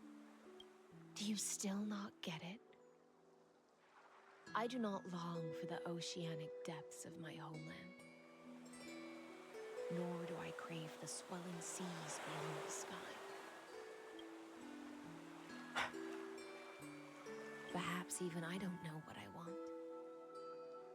I still don't know where I should swim to even at the end. But I know one thing right now. A fish is simply a fish. And she can never leave the ocean she's in. But whether under the ocean or on land, we two prisoners who can never escape this cave can still look outside the cave and see the stars. I have to admit, duration of life in this experiment has far exceeded my expectations. Make your choice then, Senior Society member. Do you want to keep walking down the wrong path and be remembered for your incorrect conclusions? Or do you want to return to the audience's seat and give yourself, Amphorius, and the entire cosmos a more fitting end? I must refuse.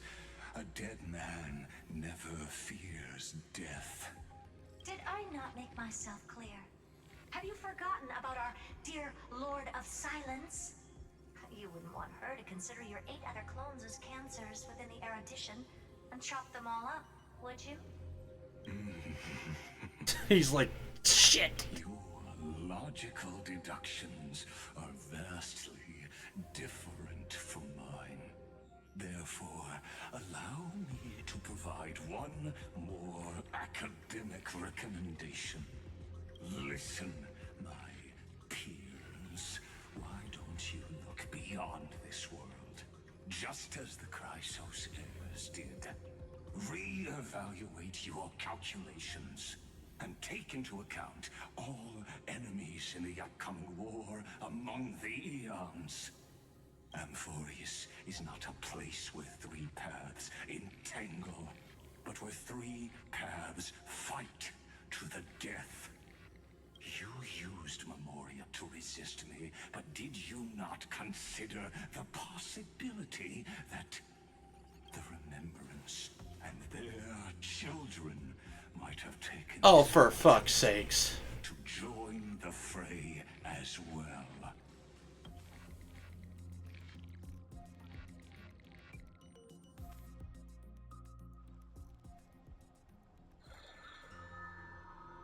Okay. Oh, so this isn't just silence. It's the answer. What was the last thing he said to you before you parted the waters at the Scale Gorge waterscape? A tricky question, but one with a simple answer. He didn't say anything back then, right?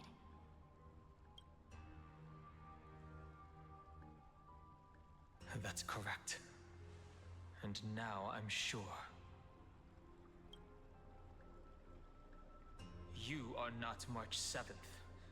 There's no way she would remember that detail. Okay.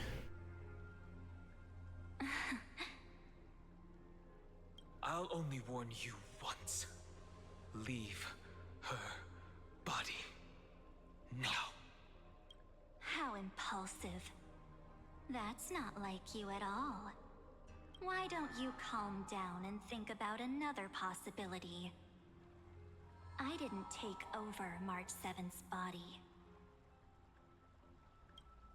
Rather, it's March 7th who regained my memories.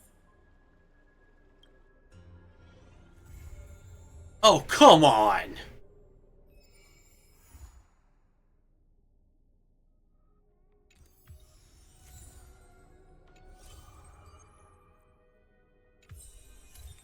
The fuck? Like, I was waiting for the cliffhanger. I really was, because fucking these guys are really good at cliffhangers. But really? Really? You had to end on Evil March? Not Evil March? Completed March? I don't know. I mean, you're right. Her design does seem very evil. So, I'm not counting out the idea that maybe she's going to turn into a bad guy. I just really hope she doesn't. Because I kind of like the whole Astral Express crew, you know, having each other's backs and shit. Nice.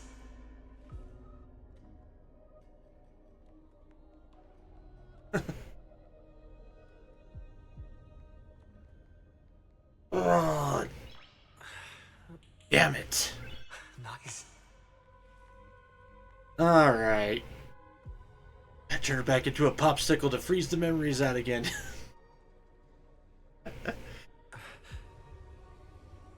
I don't know, so I will when that character gets released, I will probably be totally rolling on her. She's significantly hotter. I'm not gonna lie about that. Even if it is literally, she's got a red flag posted on her fucking shirt. But I got invited to Lune. I've got, so it only makes sense to go ahead and get her 5-star version too.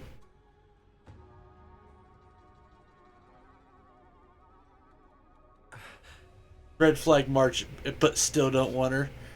Yeah, we know. You have a hate boner the size of my Alex hate boner for March. At least mine's more reasonable in my opinion.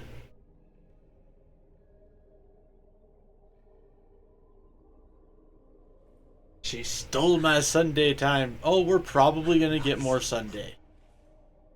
Don't you worry about that. But there you go. So we got through the entirety of the new story, guys.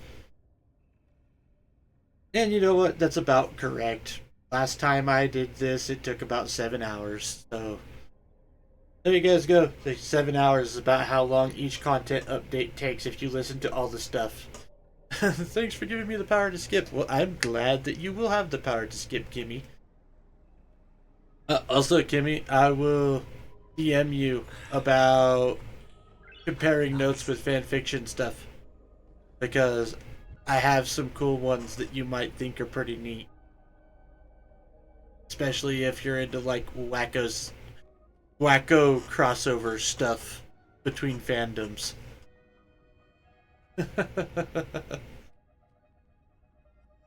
Yes, though it's been a while since I read some. That is perfectly okay.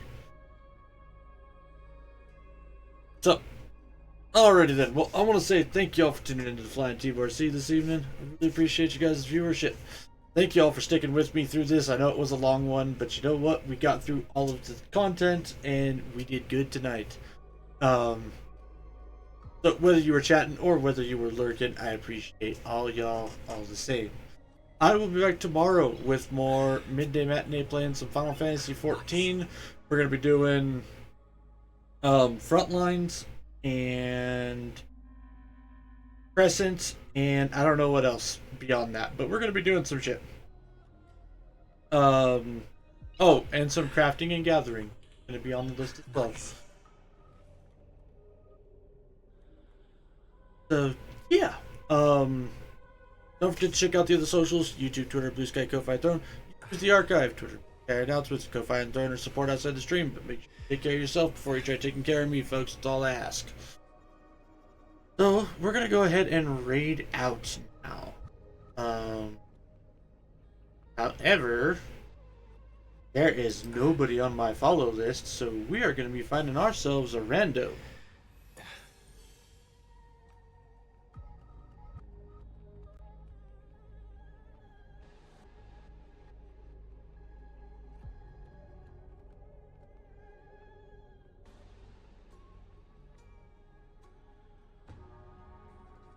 But he's like, get popping out.